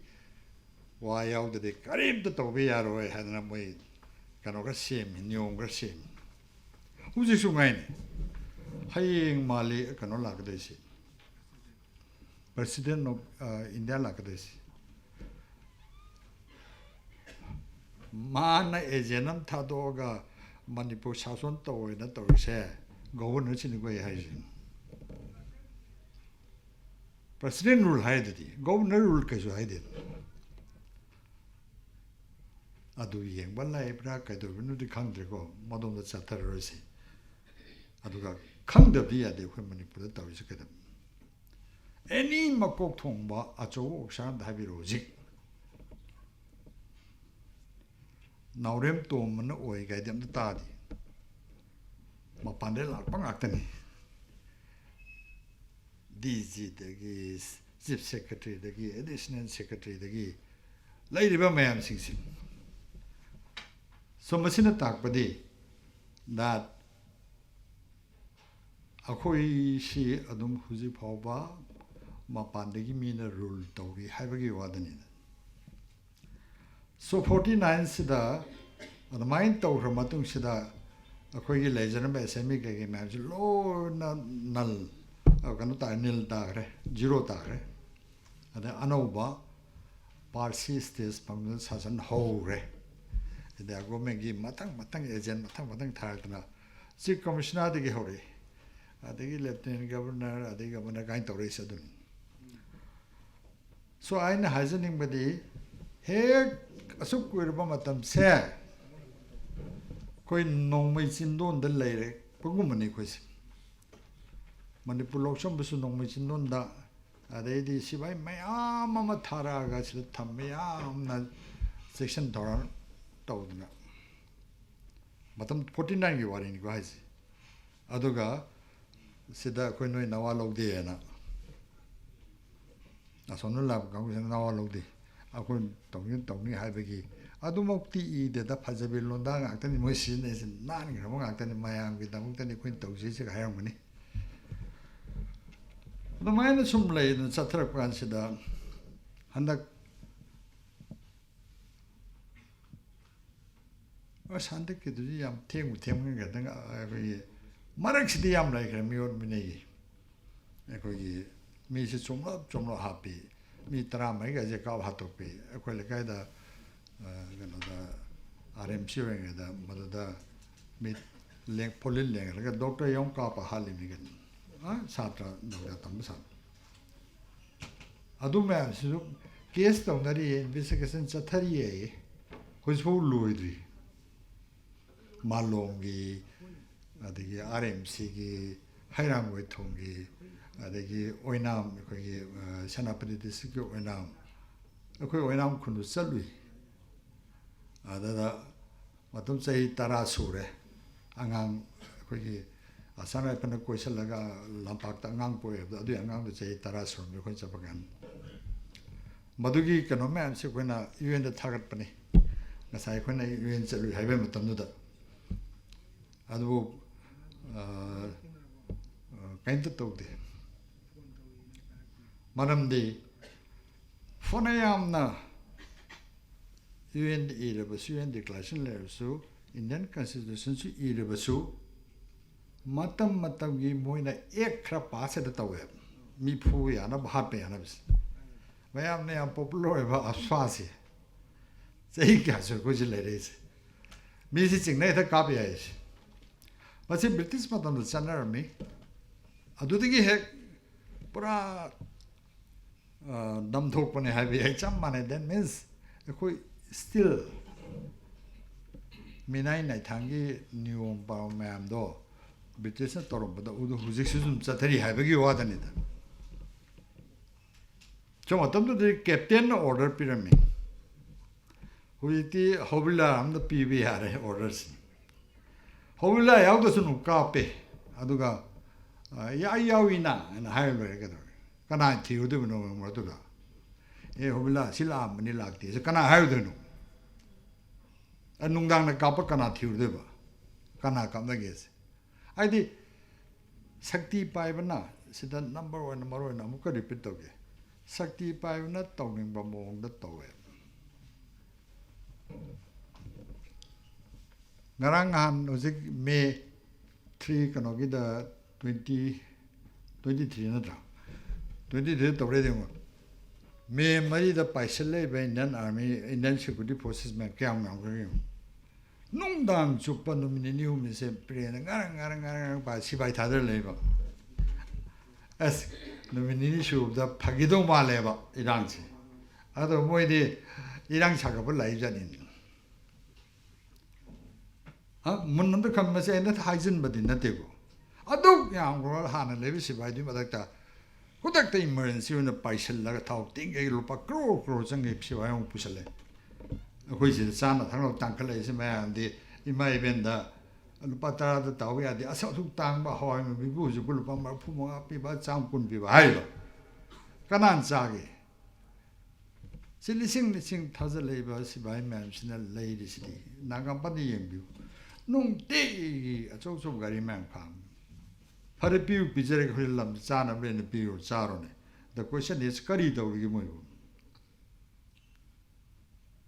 ꯀꯔꯤ ꯇꯧꯒꯦ community ꯑꯃꯒ ꯈꯟꯅꯕꯗ ꯑꯩꯈꯣꯏꯒꯤ ꯃꯇꯦꯡ ꯄꯥꯡꯁꯟꯕꯒꯤ ꯐꯤꯕꯝ ꯌꯥꯝ ꯎꯏ ꯃꯁꯤ ꯑꯩꯅ ꯍꯥꯏꯖꯟꯕ ꯅꯠꯇꯦ ꯈꯨꯟ ꯅꯛꯅ ꯆꯤꯡ ꯅꯛꯅ ꯂꯩꯕꯗꯤ ꯑꯗꯨꯝ ꯈꯪꯉꯝꯒꯅꯤ ꯁꯣ ꯑꯗꯨꯅ ꯑꯩꯈꯣꯏꯅ ꯍ꯭ꯌꯨꯃꯦꯟ ꯔꯥꯏꯠꯁ ꯍꯥꯏꯅ ꯍꯥꯏꯔꯛꯄ ꯀꯥꯟꯗ ꯉꯁꯥꯏ ꯍꯥꯏꯕꯗꯣ ꯑꯗꯨꯒꯤ ꯔꯥꯏꯠ ꯑꯗꯥꯒꯤ ꯔꯥꯏꯠ ꯑꯗꯒꯤ ꯗꯦꯂꯤ ꯆꯪꯗꯕ ꯌꯥꯗꯕ ꯄꯣꯠ ꯑꯃꯅꯤ ꯍꯥꯏꯔꯤꯕꯁꯦ ꯃꯁꯤ ꯂꯩꯔꯤꯕ ꯂꯩꯉꯥꯛ ꯂꯩꯔꯤꯕ ꯁꯤꯁꯇꯦꯝꯁꯤ ꯍꯦꯛ ꯂꯩꯔꯤꯕ ꯃꯈꯩ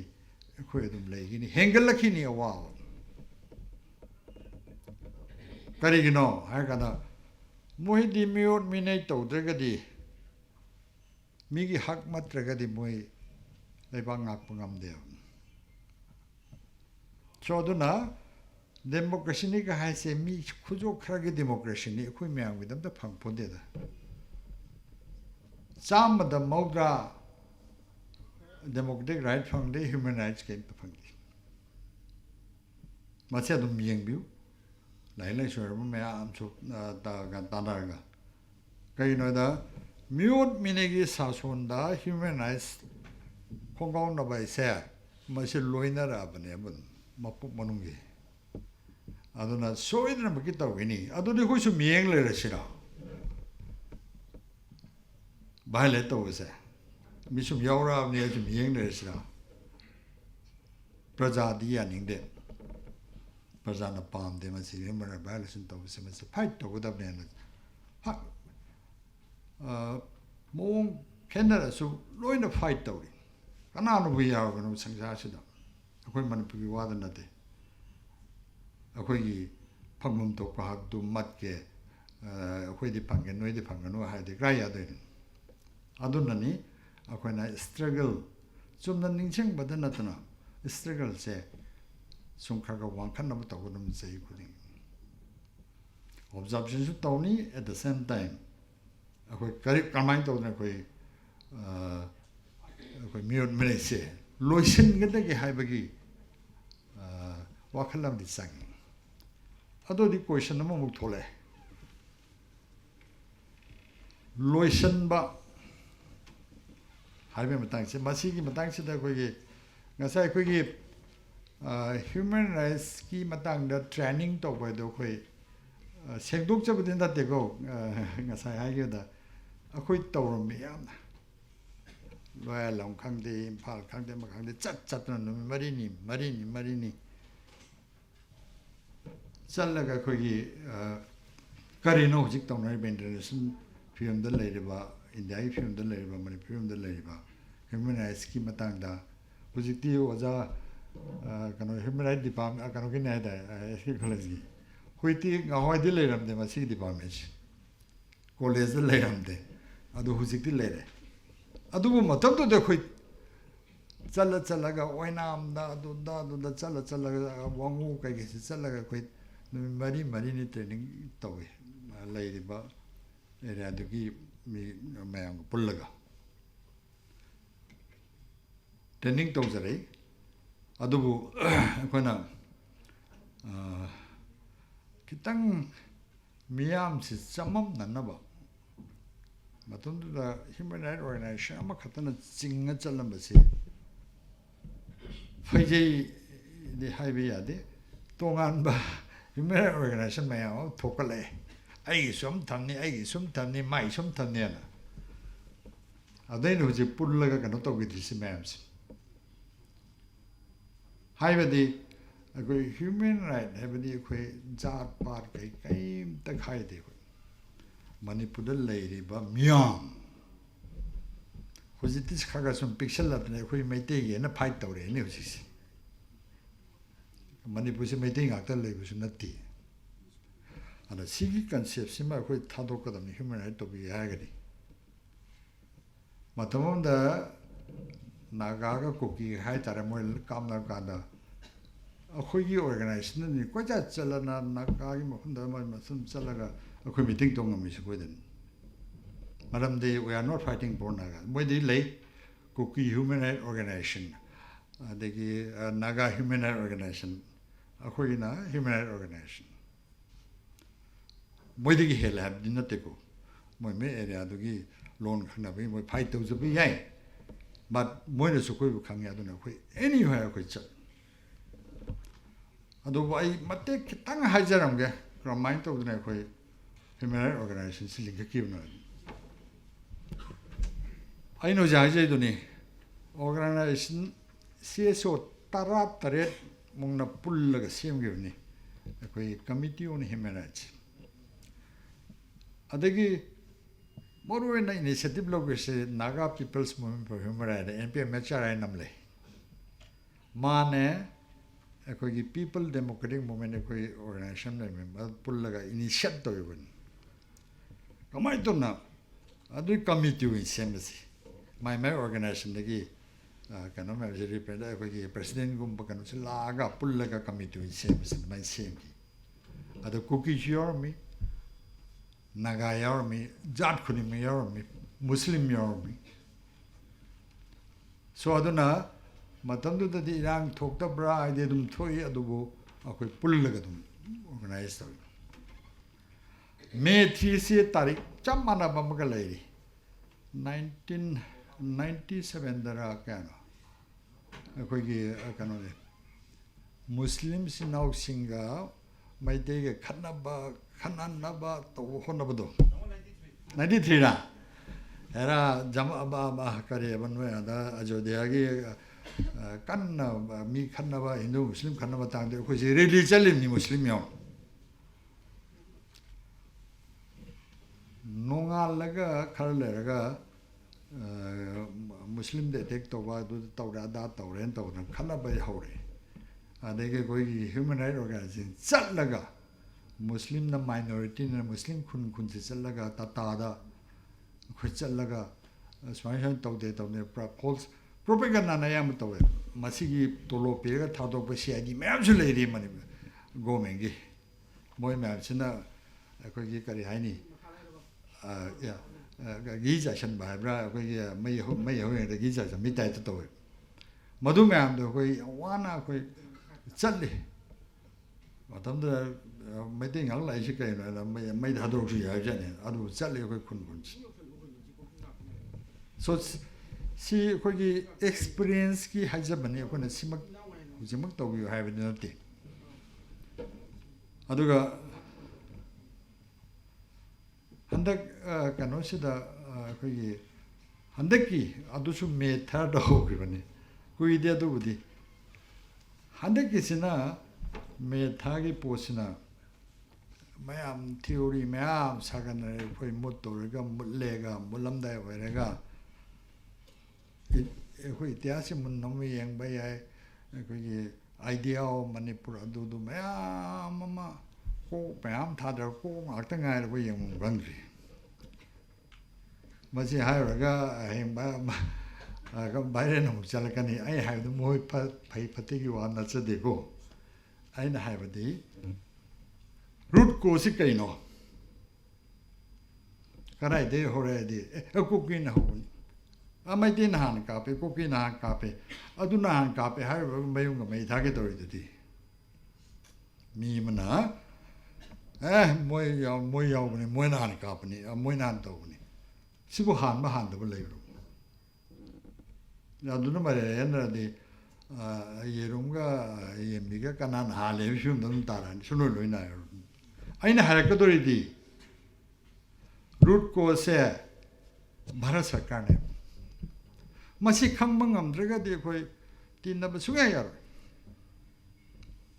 ngasi koi gi relic and de lakpi pa me am si yori relic and si am leire masing langam de bu hayar sing de su relic hena sathino wa ba kem play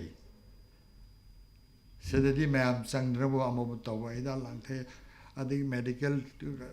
khatang phaya sing de di Berani kan moi reliquence. Enang chesu sadne ka main khangi ban. O chapat sa dabe de kono wari sa jana da nang cha ri kai na puru pe bimle. Oji hai ready. Ana masi matang sa de yam ko tan hai do to. Tawu do kheni ha gi wan. Ada Bharat Sarkar ne injil laga community punah laga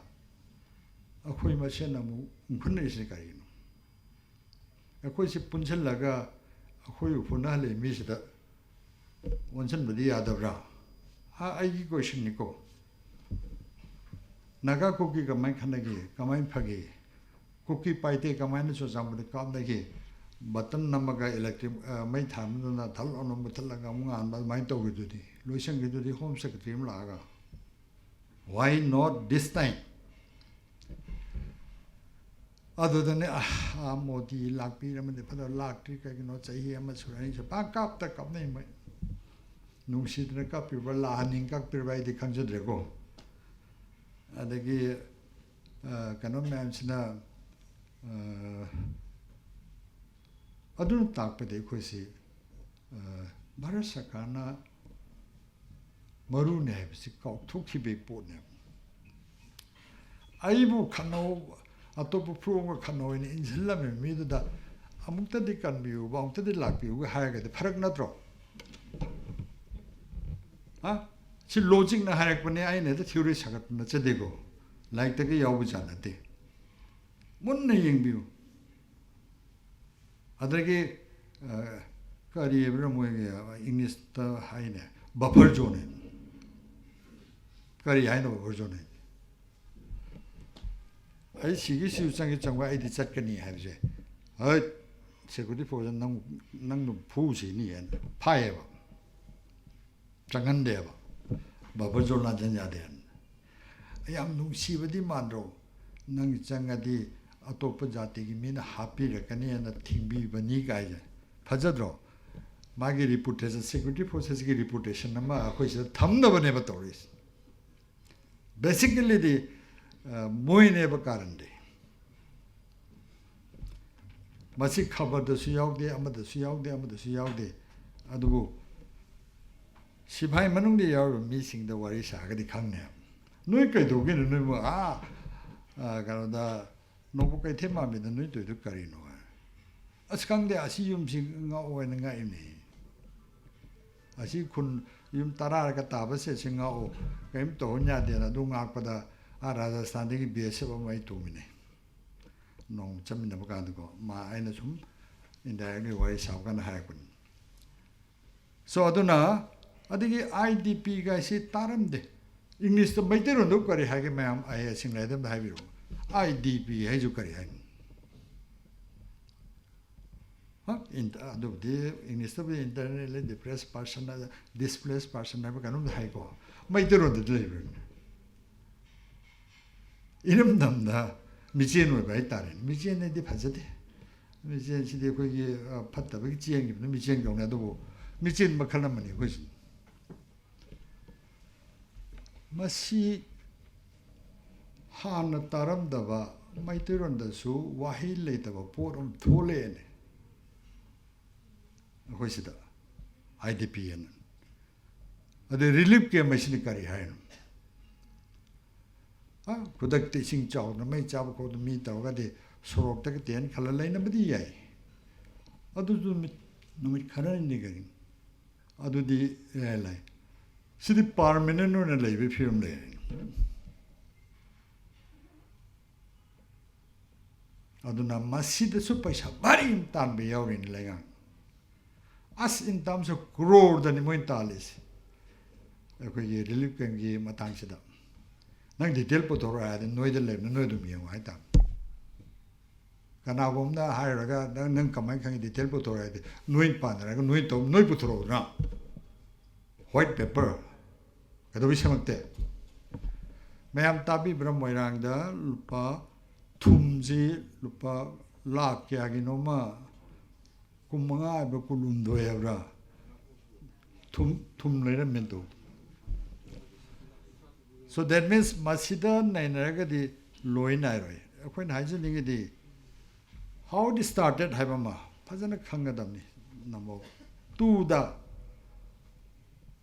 ꯃꯤꯌꯥꯝꯗ ꯑꯩꯅ ꯃꯤꯌꯥꯝ ꯍꯥꯏꯖꯔꯒꯗꯤ ꯑꯩꯈꯣꯏ valley ꯁ꯭ꯋꯥꯏ ꯇꯥꯔꯤꯕꯁꯤꯗ ꯅꯠꯇꯦꯀꯣ ꯃꯤꯌꯥꯝꯗ ꯑꯩꯈꯣꯏ ꯀꯩꯗꯧꯕꯩ ꯈꯟꯅꯗꯣꯏꯅꯣ ꯑꯩꯈꯣꯏ ꯃꯁꯦꯟ ꯑꯗꯩ ꯀꯩꯁꯨ ꯀꯥꯏꯗꯦ ꯍꯣꯏ ꯖꯥꯇꯤ ꯈꯨꯗꯤꯡꯃꯛꯇ ꯃꯤ ꯀꯥꯔꯟꯗꯤ ꯑꯗꯨꯝ ꯌꯥꯎꯗꯕ ꯅꯠꯇꯦ ꯃꯣꯏ ꯈꯔ ꯌꯥꯎꯔꯒꯁꯨ ꯃꯦꯖꯣꯔꯤꯇꯤ ꯑꯣꯐ ꯗ ꯄꯤꯄꯜ ꯑꯩꯈꯣꯏꯗꯤ ꯀꯩꯗꯧꯗꯣꯏꯅꯣ ꯃꯥꯒꯤ ꯃꯃꯤꯡ ꯆꯠꯅꯕ ꯑꯗꯒꯤ ꯑꯣꯔꯒꯅꯥꯏꯖꯦꯁꯟ ꯀꯩꯅꯣ ꯇꯧꯅꯕ ꯑꯩ ꯑꯗꯨꯒꯤ ꯖꯥꯇꯤꯒꯤꯗꯃꯛꯇ ꯂꯦꯞꯄꯤ ꯀꯥꯏꯅ ꯑꯣꯔꯒꯅꯥꯏꯖꯦꯁꯟ ꯌꯥꯝ ꯁꯦꯝꯃꯤꯗꯅ ꯆꯤꯡꯗꯁꯨꯀꯣ ꯑꯗꯨꯒ ꯃꯤꯌꯥꯝ ꯄ꯭ꯔꯖꯥꯗꯤ ꯌꯥꯅꯤꯡꯗꯕ ꯚꯥꯔꯤ ꯑꯃ ꯌꯥꯎꯔꯤꯑꯕ ꯌꯥꯅꯤꯡꯗꯦ ꯍꯥꯏꯔꯗꯤ ꯅꯣꯡꯃꯩ ꯀꯥꯞꯄꯨꯔꯗ ꯍꯥꯏꯔꯛꯀꯗꯣꯏꯕ ꯁꯤꯗꯁꯨ ꯑꯗꯨꯃꯥꯏꯅ ꯁꯤꯗ ꯀꯩ ꯈꯦꯠꯅꯔꯤꯒꯦ ꯑꯗꯨꯅ ꯏꯃꯥ ꯏꯕꯦꯟꯁꯤꯁꯨ ꯌꯥꯎꯔꯤ ꯑꯩꯈꯣꯏꯒꯤ ꯔꯤꯂꯤꯐ ꯀꯦꯝꯞꯇ ꯋꯥꯕ ꯈꯨꯋꯥꯁꯤ ꯑꯩꯈꯣꯏꯃꯛꯇꯤ ꯂꯩꯔꯨꯗꯕꯅꯤꯅ ꯈꯪꯗ꯭ꯔꯦ ꯑꯗꯨꯕꯨ ꯑꯩꯈꯣꯏꯁꯨ ꯐꯤꯜ ꯇꯧꯕꯗꯤ ꯉꯝꯃꯤ ꯃꯤꯅꯤꯅ ꯀꯌꯥꯝ ꯋꯥꯔꯝꯒꯅꯤ ꯄꯨꯂꯞ ꯍꯨꯟꯗꯣꯛꯑꯝꯃꯒ ꯂꯥꯛꯑꯒ ꯏꯅꯧ ꯅꯧꯅ ꯍꯤꯡꯅꯕ ꯍꯣꯠꯅꯕ ꯍꯥꯏꯗꯨꯗꯤ ꯄꯨꯔꯥ ꯂꯥꯟ ꯃꯅꯨꯡꯒꯤ ꯐꯤꯕꯝꯅꯤꯅꯦ ꯇꯧꯔꯤꯁꯤ ꯂꯥꯟꯃꯛꯅꯤꯗꯤ ꯍꯥꯏꯗ꯭ꯔꯒꯁꯨ ꯑꯗꯨꯒ ꯒꯣꯔꯃꯦꯟꯅ ꯃꯗꯨꯗ ꯑꯦꯗꯚꯥꯟꯇꯦꯖ ꯂꯧꯔꯒ ꯈꯔ ꯄꯤꯔꯦ ꯑꯗꯒꯤ ꯌꯥꯝꯅ MLA ꯀꯩꯒꯨꯝꯕ ꯃꯊꯪ ꯚꯣꯠ ꯂꯦꯞꯄꯛꯅꯕ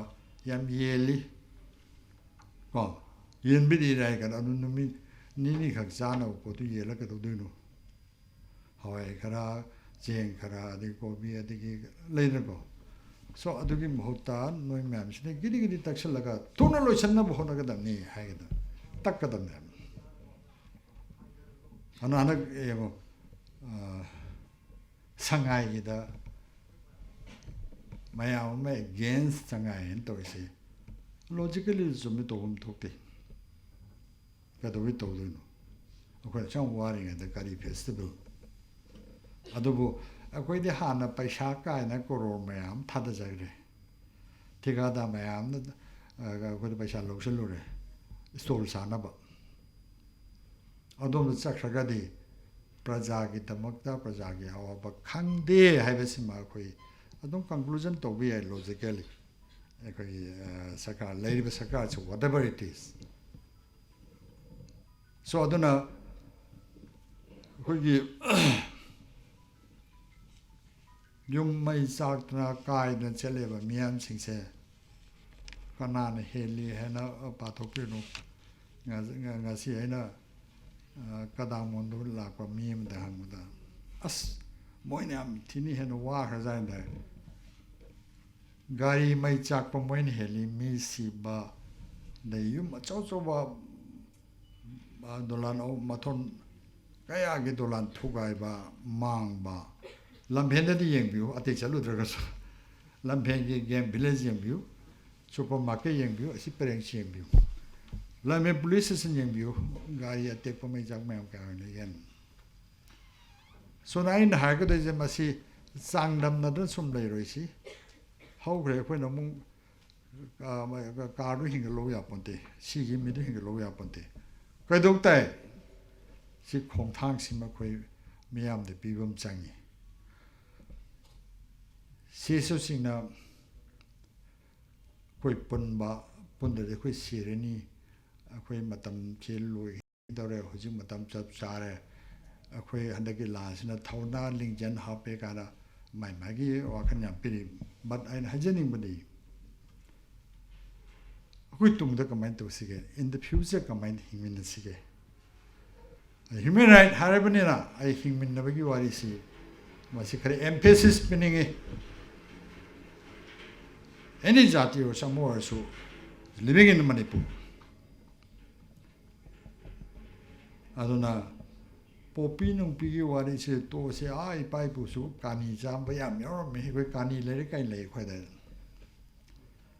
ꯌꯥꯝꯅ ꯀꯃꯔꯁꯤꯌꯦꯜ ꯑꯣꯏꯅ ꯁꯦꯟꯖꯥꯎ ꯄꯥꯏꯕꯁꯤꯡꯅ ꯆꯪꯁꯤꯜꯂꯛꯄꯗꯒꯤ ꯄ꯭ꯔꯣꯕ꯭ꯂꯦꯝꯁꯨ ꯊꯣꯛꯏꯅꯦ ꯑꯥꯗ ꯗꯦꯜꯂꯤꯗ ꯐꯝ ꯂꯩꯕ ꯂꯨꯄꯥ ꯀ꯭ꯔꯣꯔ ꯄꯥꯏꯕ ꯃꯤꯁꯤꯅ ꯄꯣꯄꯤ ꯀꯔꯕꯥꯔ ꯇꯧꯕꯁꯤ ꯃꯥꯁꯤ ꯂꯥꯛꯑꯒ ꯄꯣꯄꯤ ꯊꯥꯔꯒ ꯑꯗꯩ ꯈꯣꯛꯑꯒ ꯁꯨꯡꯉꯒ ꯆꯠꯈꯤꯕ ꯅꯠꯇꯦ ꯄꯩꯁꯥꯁꯤ ꯚꯥꯔꯤ ꯑꯃ ꯍꯩꯊꯔꯛꯑꯒ ꯂꯩꯇ ꯂꯥꯏꯔꯕ ꯄꯠ ꯇꯠꯇꯅ ꯕꯔꯃꯥꯗꯒꯤ ꯆꯦꯜꯂꯛꯄ ꯀꯥꯡꯕꯨ ꯈꯔ ꯑꯃ ꯈꯪꯉ ꯃꯌꯥꯝꯁꯤꯅ ꯀꯩꯅꯣꯁꯦ ꯑꯩꯈꯣꯏꯒꯤ ꯄꯩꯁꯥ ꯊꯥꯗꯔꯒ ꯑꯉꯥꯡ ꯐꯥꯎ ꯌꯥꯎꯅ ꯇꯧꯔꯒ ꯃꯣꯏ ꯄꯩꯁా ꯇꯥꯜꯂꯤꯅ ꯃꯣꯏꯗꯗꯤ ꯀꯩꯁꯨ ꯌꯥꯝ ꯐꯪ ꯄꯣꯟꯇꯦ ꯖꯁ ꯍꯤꯡꯅꯕ ꯑꯗꯣ ꯄꯨꯊꯣꯔꯛꯑꯣꯗꯤ ꯍꯥꯏꯕꯤꯔꯛꯀꯅꯨꯀꯣ ꯑꯩꯈꯣꯏꯒꯤ ꯚꯦꯂꯤꯗ ꯂꯩꯕ ꯃꯩꯇꯩꯁꯨ ꯌꯥꯝ ꯄꯩꯁꯥ ꯊꯥꯗꯔꯤꯅꯦ ꯄꯣꯄꯤ ꯊꯥꯕꯗ ꯑꯗꯒꯤ ꯀꯔꯤ ꯕ꯭ꯔꯤꯟꯗꯥꯟꯅ ꯄꯨꯂꯤꯁ ꯑꯣꯏꯔꯤꯉꯩꯗ ꯐꯥꯕꯗꯣ ꯑꯆꯧ ꯑꯁꯥꯡ ꯉꯥꯛꯇꯅꯤ ꯃꯌꯥꯝ ꯈꯪꯕꯤꯔꯦꯀꯣ ꯅꯥꯔꯀꯣ ꯇꯦꯔꯣꯔꯤꯁ ꯑꯗꯨ ꯇꯦꯔꯣꯔꯤꯁ ꯄꯥꯏ ꯍꯥꯏꯖ ꯃꯃꯤꯡ ꯊꯣꯟꯖꯜꯂꯒꯦ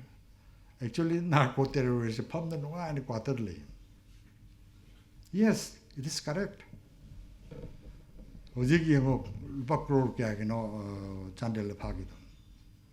ꯁꯣ ꯃꯁꯤ ꯑꯃꯨꯛ ꯄꯣꯛꯊꯣꯛꯄ ꯇꯥꯔꯅꯤ ꯑꯗꯨꯅ ꯕꯦꯁꯤꯀꯦꯜꯂꯤꯗꯤ ꯑꯩꯈꯣꯏ ꯃꯅꯤꯄꯨꯔꯗ ꯅꯠꯇꯦ ꯄꯥꯀꯤꯁꯇꯥꯟ ꯊꯥꯔꯤ ꯑꯐꯒꯥꯅꯤꯁꯇꯥꯟ ꯊꯥꯔꯤ ꯃꯣꯏ ꯄꯣꯄꯤꯅ ꯍꯤꯡꯉꯤ ꯑꯗꯩ ꯒꯟꯖꯥ ꯌꯥꯝ ꯐꯩ ꯃꯅꯤꯄꯨꯔꯗ ꯁꯣ ꯑꯗꯨꯅ ꯃꯌꯥꯝꯅ ꯌꯥꯝꯅ ꯀꯟꯅ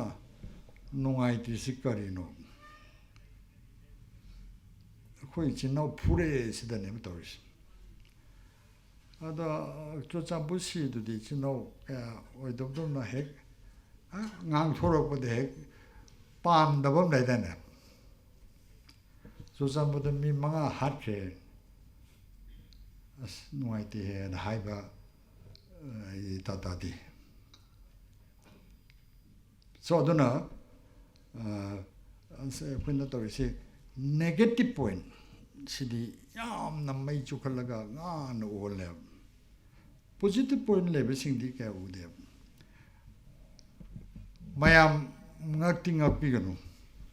ꯑꯩꯈꯣꯏꯁꯦ ꯀꯨꯏꯅ ꯍꯤꯡꯃꯤꯟꯅꯔꯛꯄꯗꯒꯤ ꯆꯥꯔꯣꯡ ꯃꯣꯔꯣꯡꯅꯗꯨꯅ ꯂꯩꯔꯛꯑꯕꯅꯤ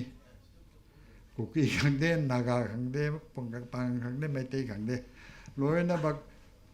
ꯅꯨꯄꯤ ꯊꯥꯖꯈꯤꯕ ꯅꯨꯄꯤ ꯂꯩꯈꯤꯕ ꯌꯥꯎ ꯑꯗꯩ ꯅꯨꯄꯤ ꯂꯧꯔꯛꯄ ꯌꯥꯎ ꯑꯗꯨꯃꯥꯏꯅ ꯇꯧꯗꯅ ꯑꯩꯈꯣꯏꯁꯦ ꯂꯣꯏꯅ ꯃꯤꯛꯁ ꯇꯧꯔꯒ ꯂꯩꯔꯕ ꯂꯣꯏꯅꯃꯛꯇꯤ ꯅꯠꯇꯦ ꯌꯥꯝ ꯐꯖꯅ ꯃꯤꯛꯁ ꯇꯧꯔꯕ ꯑꯗꯨꯒꯨꯝꯕ ꯐꯦꯃꯤꯂꯤ ꯑꯃꯅꯦꯅ ꯈꯟꯕꯤꯌꯨ ꯑꯗꯨ ꯈꯟꯅꯕꯗꯤ ꯏꯆꯤꯟ ꯏꯅꯥꯎꯃꯛꯇꯁꯨ ꯂꯝꯒꯤ ꯈꯟꯅꯩ ꯍꯥꯠꯇꯣꯛꯅꯩ ꯑꯗꯨꯅ ꯁꯤꯁꯨ ꯏꯆꯤꯟ ꯏꯅꯥꯎ ꯈꯔ ꯊꯤꯡꯉꯥꯏꯅ ꯀꯥꯎꯈꯥꯏꯅꯈ꯭ꯔꯦ ꯑꯗꯨꯕꯨ ꯀꯩꯅꯣ ꯇꯧꯕ ꯍꯥꯏꯅ ꯁꯤꯒꯤ ꯄꯣꯠꯁꯤ ꯇꯨꯡꯒꯤ ꯑꯩꯒꯤ ꯏꯆꯝ ꯆꯝꯕ ꯒꯥꯏꯗꯂꯥꯏꯟ ꯔꯣꯗ ꯃꯦꯞ ꯍꯥꯏꯇꯥꯔꯦ ꯑꯩꯈꯣꯏ ꯆꯥꯎꯈꯠꯁꯤ ꯍꯥꯏꯔꯒꯗꯤ ꯀꯥꯔꯟ ꯇꯥꯕꯒꯤꯗꯤ ꯑꯩꯈꯣꯏ ꯄꯨꯜꯂꯒ ꯁꯣꯝꯒꯤꯁꯨ ꯉꯥꯏ ꯑꯃꯒꯤꯁꯨ ꯉꯥꯏ ꯀꯥꯔꯟ ꯇꯥꯕ ꯀꯥꯡꯕꯨꯒꯤꯗꯤ ꯑꯩꯈꯣꯏ ꯄꯨꯜꯂꯒ ꯐꯥꯏꯠ ꯇꯧꯁꯦ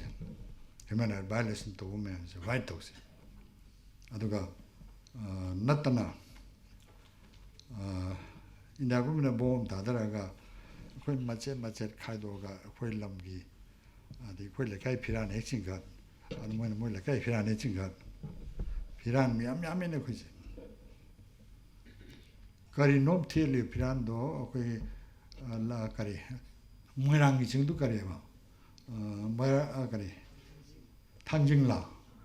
ꯊꯥꯡꯖꯤꯡꯗ ꯌꯨꯡꯉꯤ ꯐꯤꯔꯥꯟ ꯑꯗꯩ ꯁ꯭ꯋꯥꯏꯗꯒ ꯄꯥꯏꯅꯔꯤꯕ ꯐꯤꯔꯥꯟ ꯃꯅꯤꯄꯨꯔꯒꯤꯗꯤ ꯅꯠꯇ ꯃꯥꯜꯂꯦꯗ ꯐꯤꯔꯥꯟꯁꯦ ꯑꯩ ꯈꯪꯗꯕꯅ ꯍꯪꯖꯕꯅꯤꯀꯣ ꯃꯅꯤꯄꯨꯔꯒꯤ ꯐꯤꯔꯥꯟꯗꯤ ꯅꯠꯇꯦꯕ ꯃꯥꯏ ꯃꯥꯏ ꯑꯣꯔꯒꯅꯥꯏꯖꯦꯁꯟ ꯃꯥꯏ ꯃꯥꯏ ꯐꯨꯔꯨꯞꯀꯤ ꯐꯤꯔꯥꯟ ꯑꯗꯣ ꯑꯩꯅ ꯅꯤꯡꯁꯤꯡꯉꯤꯉꯩꯗ ꯁꯤꯝꯇꯪ ꯍꯪꯖꯍꯧꯒꯦ ꯃꯌꯥꯝ ꯄꯨꯜꯂꯤꯉꯩꯁꯤꯗ ꯃꯅꯤꯄꯨꯔꯒꯤ ꯐꯤꯔꯥꯟꯁꯤ ꯀꯩꯅꯣ ꯃꯩꯇꯩ ꯐꯤꯔꯥꯟ ꯍꯥꯏꯕꯤꯔꯛꯀꯅꯨ ꯃꯅꯤꯄꯨꯔꯒꯤ ꯐꯤꯔꯥꯟꯁꯤ ꯀꯩꯅꯣ ꯃꯌꯥꯝꯁꯤ ꯈꯤꯇꯪ ꯆꯪꯉꯛꯅꯔꯝꯒꯅꯤ ꯂꯩꯇ꯭ꯔꯤꯕ ꯀꯔꯝ ꯂꯩꯔꯛꯀꯅꯤ ꯑꯩꯈꯣꯏ ꯄꯨꯜꯂꯀꯥꯟꯗ ꯁꯤ ꯐꯤꯔꯥꯟꯁꯤ ꯁꯤ ꯃꯆꯨ ꯑꯣꯏꯍꯟꯁꯤ ꯀꯥꯏꯅ ꯇꯧ ꯁꯦꯝꯃꯒ ꯂꯩꯔꯛꯀꯗꯕꯅꯤ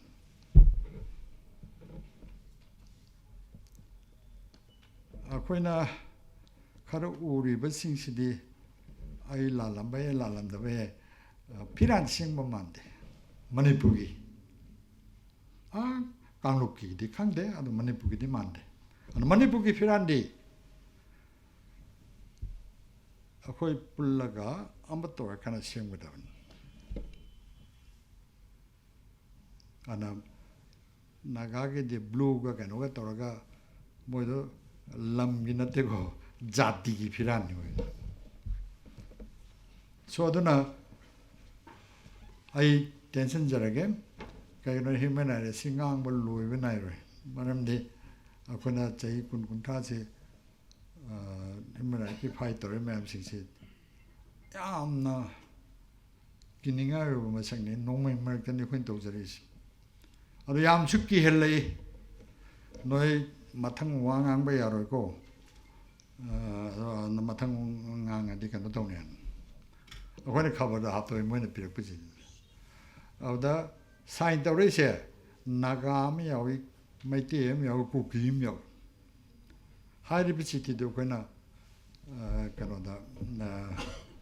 ꯈꯕꯔꯗ ꯐꯣꯡꯗꯣꯛꯏ ꯁꯣ ꯑꯩꯅ ꯍꯥꯏꯔꯛꯀꯗꯣꯏꯁꯤ ꯌꯥꯝꯅ ꯅꯥꯟꯅ ꯂꯨ ꯍꯦꯟꯅ ꯆꯠꯄ ꯌꯥꯕ ꯂꯝꯕꯤ ꯅꯠꯇꯦ ꯑꯩꯈꯣꯏꯅ ꯍ꯭ꯌꯨꯃꯦꯟ ꯔꯥꯏꯠ ꯚꯥꯏꯑꯣꯂꯦꯁꯟꯒꯤ ꯃꯥꯌꯣꯛꯇ ꯐꯥꯏꯠ ꯇꯧꯒꯦ ꯍꯥꯏꯔꯒꯗꯤ ꯃꯁꯤꯃ ꯑꯩꯈꯣꯏꯅ ꯐꯖꯅ ꯃꯨꯟꯅ ꯈꯪꯒꯗꯕꯅꯤ ꯂꯝꯕꯤꯁꯨ ꯂꯩꯇꯦ ꯐꯥꯏꯠ ꯇꯧꯗꯕꯁꯨ ꯌꯥꯗꯦ ꯃꯁꯤꯃꯁꯨ ꯃꯨꯟꯅ ꯈꯪꯒꯗꯕꯅꯤ ꯑꯇꯣꯞꯄ ꯂꯝꯕꯤꯗ ꯅꯥꯊꯩꯔꯒ ꯂꯣꯔꯣꯝꯗꯒ ꯄꯨꯁꯤꯜꯂꯒ ꯑꯗꯨꯒꯤ ꯑꯥꯔꯇꯤꯀꯜꯗꯨꯒꯤ ꯃꯇꯨꯡ ꯏꯟꯅꯗꯤ ꯃꯁꯤ ꯐꯥꯏꯠ ꯇꯧꯐꯝ ꯊꯣꯛꯏ ꯊꯣꯛꯇꯦ ꯑꯗꯨ ꯑꯁ ꯂꯣꯗꯤ ꯀꯣꯛ ꯉꯥꯎꯅꯤ ꯀꯅꯥꯅ ꯁꯦꯝꯃꯤ ꯏꯟꯗꯤꯌా ꯒꯣꯔꯃꯦꯟ ꯁꯦꯝꯕꯅꯤ ꯌꯥꯝ ꯋꯥꯅꯤ ꯂꯥꯡ ꯃꯈꯜ ꯑꯃꯅꯤ ꯑꯩꯈꯣꯏꯒꯤ ꯉꯥ ꯑꯆꯧ ꯐꯥꯔꯝꯗꯥꯏ ꯉꯥ ꯃꯆꯥ ꯑꯃ ꯁꯨꯝ ꯀꯔꯤ ꯈꯣꯏꯔꯛ ꯀꯔꯤꯅꯣ ꯍꯥꯏꯅ ꯊꯥꯔꯒ ꯉꯥ ꯑꯆꯧ ꯂꯛꯅꯕꯅꯦꯕ ꯑꯗꯨꯅ ꯑꯥꯔꯇꯤꯀꯜ ꯑꯗꯨꯒꯤ ꯅꯝꯕꯔ 24ꯗ 25ꯗ ꯁꯕ ꯀꯟꯇ꯭ꯔꯦꯛꯇ ꯑꯗꯨ ꯌꯥꯎꯕꯅꯤ ꯑꯗꯣꯝꯗ ꯀꯦꯁ ꯇꯧꯒꯗꯕꯅꯤ ꯀꯥꯏ ꯅꯣ ꯑꯩꯒꯤ ꯃꯣꯠꯇꯗꯤ ꯃꯤꯌꯥꯝ ꯑꯩꯈꯣꯏ ꯃꯤꯑꯣꯠ ꯆꯩꯊꯦꯡ ꯐꯪꯉꯤꯕ ꯑꯩꯈꯣꯏ ꯃꯌꯥꯝꯁꯤ ꯄꯨꯜꯂꯒ ꯂꯝꯕꯤ ꯁꯣꯔꯣꯛꯇ ꯊꯦꯛꯑꯒ ꯂꯥꯎꯒꯗꯕꯅꯤ ꯇꯧꯕ ꯌꯥꯔꯣꯏꯅ ꯑꯩꯈꯣꯏ ꯃꯁꯤꯡ ꯋꯥꯠꯄ ꯅꯠꯇꯦ ꯀꯔꯝ ꯀꯥꯟꯗ ꯈꯪꯉꯤ ꯅꯍꯥꯟ ꯀꯩꯅꯣꯒꯤ ꯃꯦ 3 ꯃꯇꯨꯡꯗ ꯃꯩꯔꯥ ꯄꯦꯕꯤ ꯃꯌꯥꯝ ꯑꯍꯤꯡꯗꯁꯨ ꯆꯠꯂꯤ ꯑꯌꯨꯛꯁꯨ ꯆꯠꯂꯤ ꯅꯨꯡꯊꯤꯟꯁꯨ ꯆꯠꯂꯤ ꯑꯃꯨꯛꯁꯨ ꯐꯝꯃꯤ ꯅꯍꯥꯔꯣꯜ ꯃꯌꯥꯝ ꯆꯣꯡꯊꯣꯔꯛꯏ ꯀꯣꯏꯂꯥꯁ ꯃꯩ ꯊꯥꯗꯣꯛꯅ ꯀꯥꯏꯍꯜꯂꯤ ꯑꯗꯦꯝꯕ ꯇꯧꯏ ꯔꯣꯗ ꯕ꯭ꯂꯣꯛ ꯃꯤ ꯃꯁꯤꯡ ꯋꯥꯠꯇꯦ ꯃꯤ ꯃꯁꯤꯡ ꯋꯥꯠꯇꯦ ꯃꯁꯤ ꯀꯔꯤꯝꯇ ꯄꯥꯈꯠꯄꯤꯒꯅꯨ ꯑꯩꯈꯣꯏ ꯃꯌꯥꯝ ꯄꯨꯜꯂꯒꯗꯤ ꯑꯆꯧꯕ ꯈꯣꯡꯊꯥꯡ ꯑꯃ ꯌꯥꯔꯣꯏ ꯇꯧꯕ ꯃꯅꯤꯄꯨꯔꯒꯤ ꯃꯤꯗꯗꯤ ꯇꯧꯕ ꯌꯥꯔꯣꯏ ꯃꯅꯤꯄꯨꯔꯒꯤ ꯂꯝꯗꯗꯤ ꯇꯧꯕ ꯌꯥꯔꯣꯏ ꯍꯥꯏꯕꯁꯤꯃ ꯌꯥꯝ ꯀ꯭ꯂꯤꯌꯥꯔꯂꯤ ꯃꯦꯁꯦꯖ ꯄꯤꯒꯗꯕꯅꯤ ꯂꯩꯉꯥꯛꯁꯤꯗ ꯃꯔꯝꯗꯤ ꯃꯣꯏꯅ ꯇꯧꯔꯛꯄ ꯉꯥꯛꯇꯅꯤꯅ ꯅꯣꯏ ꯀꯥꯔꯟ ꯇꯧꯔꯛꯀꯅꯨꯀꯣ ꯍꯥꯏꯕꯁꯦ ꯑꯗꯣ ꯑꯩꯈꯣꯏ ꯁꯤꯗꯗꯤ ꯃꯣꯏꯒꯤꯁꯨ ꯊꯥꯗꯣꯔꯛꯏ ꯑꯣꯔꯒꯅꯥꯏꯖꯦꯁꯟꯁꯦ ꯂꯩꯉꯥꯛꯀꯤ ꯑꯣꯔꯒꯅꯥꯏꯖꯦꯁꯟ ꯀꯅꯥꯅꯣ ꯍꯥꯏꯁꯤꯗꯤ ꯃꯃꯤꯡꯗꯤ ꯄꯟꯖꯔꯔꯣꯏꯀꯣ ꯃꯌꯥꯝ ꯑꯗꯨꯝ ꯈꯪꯕꯤꯔꯣ ꯀꯩꯒꯤꯅꯣ ꯍꯥꯏꯗ ꯚꯣꯠꯇ ꯀꯣꯏꯆꯦꯟ ꯆꯦꯜꯂꯒ ꯍꯦꯛꯇ ꯀꯩ ꯇꯧꯗꯅ ꯍꯦꯛ ꯇꯧꯔꯕ ꯂꯩꯉꯥꯛꯀꯤ ꯅꯠꯇ꯭ꯔꯣ ꯑꯗꯨꯗꯤ ꯍꯧꯖꯤꯛ ꯂꯩꯉꯥꯛ ꯂꯩꯇꯕꯤ ꯇꯨꯃꯤꯟ ꯂꯩꯈꯤꯕ ꯋꯥꯅꯤ ꯑꯗꯨꯒ ꯂꯩꯉꯥꯛꯅ ꯁꯞꯄꯣꯔꯠ ꯇꯧꯕ ꯍꯥꯏꯗꯣ ꯃꯣꯏꯅꯤ ꯁꯣ ꯑꯗꯨꯅ ꯏꯐꯣꯡ ꯐꯣꯡꯅ ꯐꯣꯡꯗꯕ ꯑꯩꯈꯣꯏꯒꯤ ꯀꯔꯤ ꯑꯩꯈꯣꯏꯒꯤ ꯃꯩꯇꯩꯔꯣꯟꯗ ꯀꯔꯤ ꯍꯥꯏꯅꯤ CIDꯁꯤ ꯀꯔꯤ ꯍꯥꯏ ꯑꯩꯈꯣꯏ ꯃꯤꯒꯁꯤ ꯎꯍꯟꯗꯕ ꯇꯨꯃꯤꯟꯅ ꯄꯥꯎ ꯂꯧꯕꯤ ꯑꯗꯩ ꯇꯧꯕꯤ ꯑꯗꯒꯤ ꯑꯣꯔꯒꯅꯥꯏꯖꯦꯁꯟ ꯊꯨꯒꯥꯏꯅꯕ ꯍꯣꯠꯅꯕꯤꯒꯁꯤ ꯌꯥꯝꯅ ꯂꯩꯈ꯭ꯔꯖꯥꯠꯅꯤ ꯐꯣꯔꯁ ꯌꯥꯝ ꯆꯥꯎꯔꯦ ꯃꯣꯏꯁꯤ ꯆꯨꯝꯅ ꯎꯔꯤꯕ ꯅꯣꯡꯃꯩ ꯄꯥꯏꯕ ꯁꯤꯕꯥꯏꯁꯤꯗ ꯅꯠꯇꯦ ꯑꯣꯐꯤꯁꯥꯔꯁꯤꯡꯁꯤꯗ ꯅꯠꯇꯦ ꯌꯥꯝꯅ ꯃꯍꯥꯔꯥꯖ ꯆꯪꯁꯤꯟꯅ ꯑꯩꯈꯣꯏ ꯃꯅꯤꯄꯨꯔꯁꯤꯗ ꯂꯩꯈ꯭ꯔꯕꯅꯤ CID ꯃꯌꯥꯝꯁꯤ ꯑꯩꯈꯣꯏꯁꯤ ꯋꯥ ꯉꯥꯡꯏꯁꯦ ꯀꯅꯥꯅꯣ ꯂꯣꯏ ꯈꯪꯉꯝꯒꯅꯤ ꯑꯗꯨꯅ ꯃꯣꯏ ꯊ꯭ꯔꯤꯠ ꯍꯦꯛ ꯇꯧꯔꯦ ꯃꯔꯛ ꯃꯔꯛꯇ ꯁꯣ ꯑꯗꯨꯅ ꯃꯁꯤꯒꯤ ꯈꯨꯊꯤꯕ ꯃꯌꯥꯝ ꯑꯗꯩ ꯊꯦꯡꯅꯒꯗꯧꯔꯤꯕ ꯀꯩꯅꯣ ꯃꯌꯥꯝꯁꯤ ꯑꯩꯈꯣꯏꯅ ꯍꯧꯖꯤꯛꯃꯛꯇꯤ ꯄ꯭ꯔꯦꯗꯤꯛ ꯇꯧꯕ ꯉꯝꯗꯦ ꯍꯥꯏꯕ ꯉꯝꯗꯦ ꯊꯦꯡꯗꯤ ꯁꯣꯏꯅ ꯊꯦꯡꯅꯔꯛꯀꯅꯤ ꯍꯦꯛ ꯍ꯭ꯌꯨꯃꯦꯟ ꯔꯥꯏꯠ ꯃꯥꯡꯍꯜꯂꯤ ꯀꯩꯒꯤꯅꯣ ꯑꯩꯈꯣꯏ ꯍꯛ ꯃꯜꯂꯤ ꯀꯩꯒꯤꯅꯣ ꯍꯥꯏꯅ ꯍꯦꯛ ꯁ꯭ꯇ꯭ꯔꯒꯜ ꯍꯧꯔꯛꯄꯗ ꯈꯨꯠ ꯊꯥꯕ ꯑꯗꯨꯝ ꯍꯧꯔꯛꯑꯅꯤ ꯁꯣ ꯑꯗꯨꯅ ꯃꯗꯨ ꯑꯩꯈꯣꯏ ꯃꯌꯥꯝ ꯄꯨꯜꯂꯒꯗꯤ ꯇꯧꯕ ꯉꯝꯗꯦ ꯃꯌꯥꯝ ꯄꯨꯜꯂꯒꯗꯤ ꯇꯧꯕ ꯉꯝꯗꯦ ꯃꯁꯤ ꯑꯩꯈꯣꯏ ꯃꯇꯦꯛ ꯑꯦꯛꯁꯄꯤꯔꯤꯌꯦꯟꯁ ꯌꯥꯝ ꯂꯩ ꯅꯍꯥꯟꯋꯥꯏ ꯍꯦꯛ ꯎꯕꯗ ꯀꯥꯞꯄ ꯍꯥꯟꯅꯔꯤꯕ ꯀꯩꯅꯣ ꯃꯌꯥꯝꯁꯤꯃꯛꯇ ꯑꯩꯈꯣꯏ ꯁꯤꯕꯥꯏ ꯃꯔꯛꯇ ꯅꯨꯄꯥ ꯑꯃꯅ ꯀꯣꯏꯁꯟ ꯑꯃ ꯍꯪꯉꯤ ꯑꯩꯈꯣꯏ ꯃꯤꯇꯤꯡ ꯇꯧꯀꯥꯟꯗ ꯏꯕꯨꯡꯉꯣ ꯅꯣꯏꯅ ꯍ꯭ꯌꯨꯃꯦꯟ ꯔꯥꯏꯠ ꯇꯧꯔꯤꯅ ꯇꯧꯔꯤꯁꯦ ꯁꯤꯐꯥꯏ ꯅꯨꯡꯕꯥꯏ ꯁꯤꯕꯗꯗꯤ ꯀꯔꯤꯝ ꯍꯥꯏꯗꯕ ꯑꯗꯨꯒ ꯄ꯭ꯔꯖꯥ ꯁꯤꯔꯒꯅ ꯂꯥꯎꯔꯤꯁꯤ ꯀꯩꯒꯤꯅꯣ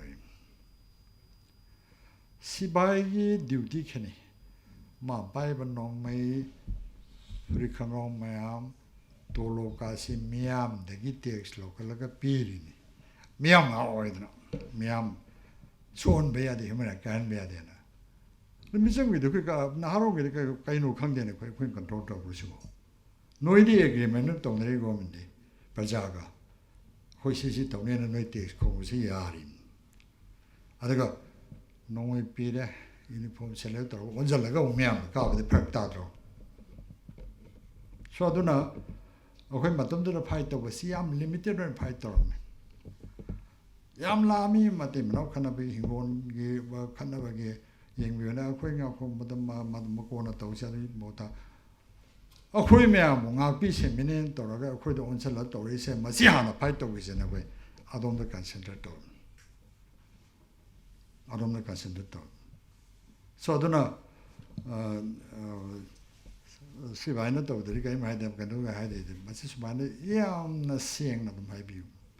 ꯀꯩꯁꯨ ꯑꯔꯥꯟꯕ ꯑꯝꯇ ꯅꯠꯇꯦ ꯑꯩꯈꯣꯏꯅ ꯍꯥꯏꯖꯔꯤ ꯃꯌꯥꯝꯁꯤꯡꯁꯦ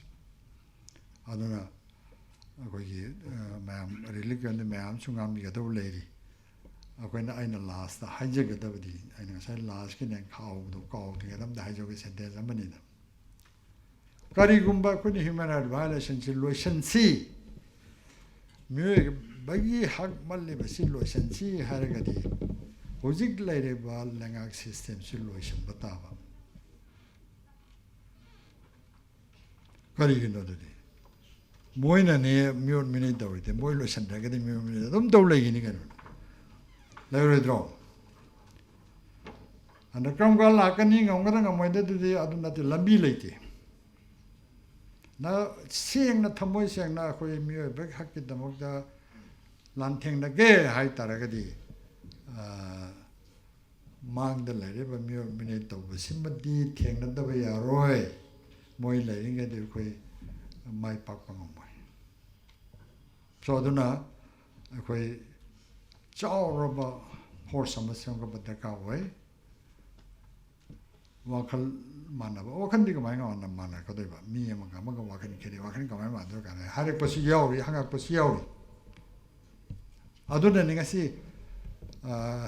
me thagi matungda CSO si masing khara hengal le ma chapa ko kar hengal masing yam rane ai de thi bongam de adu ada loi le ko adu natabida akhoi human rights violence to loi me be hang academy haiba sida program sida ya pangi me punjan be ye chi point si kata da ponate khalu ko ne khanna si si han to ge se so dana me be ha kan bai be se akhoi sakti pai dra ga di ya miam ni khoi na thabeng gang suri be khoi miam lomi simi miam sina kutta sakti pa ga di khoi amaga maka ka su ot nei ba to roi khoi miam sim mathak ta senjau pa ba pham ga cha ba adagi ka no to cha ba miam sina sakti pa yin ga di mi nei di shoi dre sima di khoi kan pham wa aduna akhoi myam singse yam rajniti ki kano siam phajang khangba tai phajadra su khangdi khangba tai khoi line ji kai no is ana rajniti su congress bjp npp ki wana che de ko aina hagadu si myam khoi gi yai phanna ba lomi simi khoi gi yai phanna ba rajniti amma ani khatani leide si amana miyor minay tawa senjau pai be singi rajniti ama aduna party adu ga congress ni je trawa pam swam ha ta ki ko ye khurai bu win pang gi do moina to je trawa pa li sa bjp nong je trawa moi je manga ta ji chak tha khun ba de ko miam si ta mi chaduna moi party sinate moi de senjau pa na loi support ong ga ne center de su kai de su aduna akhoi miam gi oi ba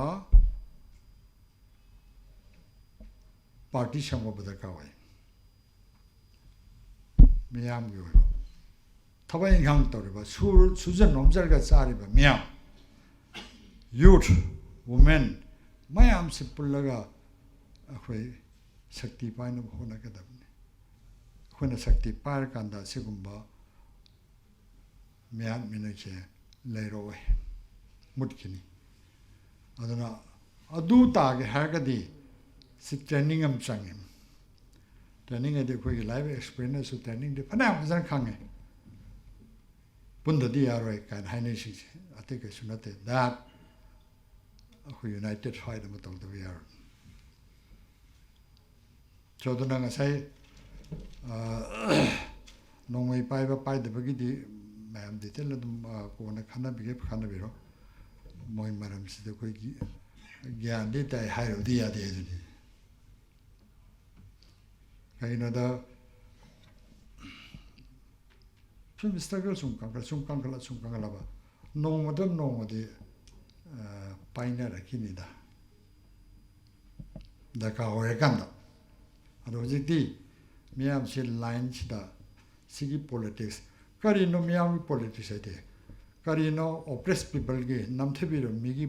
राजनीति दि काइनो जिको न नैनसी कोई human right violation सिगी निना मधुना है शक्ति पाइद्रबा मखै दे कोई fight दम तोदे human right violation दम काइनो मधु लेगिने लेमनिने कोई फाइट तोहिने अदुन मैम पुनवक अनि kai mun lan ba yaw so any question and answer da chen tok sa ge adu ga ko gi relief campi awanagi adagi awana da nate moine kari pamba kaido ba isi pausu maruni moi su ta tagisi si hage solution jara ki waru makha chata jara poina mathang asidi athoi dais ta lengchin biriba kwai pum namaki koi naitom sat ba haijaba tari nupi singi laktagi yaujari ba khoi gi madam Dr. Ningombam Srima, Assistant Professor, Department of Political Science, Nambol L. Sanoi College na. Madam nang sige thoram siga mari leina na maru oina aikhoi nupi oibi singi daba amadi human rights ki matang da wafam kara thambi na bagi tamak ta noluk na ningsing jari. The Sigi International Human Rights Day observation organized by Federal Students Organization Kanglai Park Fesok Sigi program Sigi may I tang below wiriba respected resource person mang the LinkedIn biriba Oza Singh Ahalaman Singh Isi Isel Singh Ima Amasung Aigi Nungshizaraba Satra Satri Singh Pumno Mapu Kok non Naikai Kum the Ucheri Sigum Laba program Sida Hapu Wapam Amani Thambina Bagi the Makta Baton Tawira Bagi the Makta Yamna Nungai Bapung Dokcheri The Senadi Agi disciplines political science ni Adumangnasu I have puning sing Biragum Baya Hana Hagni Hazazai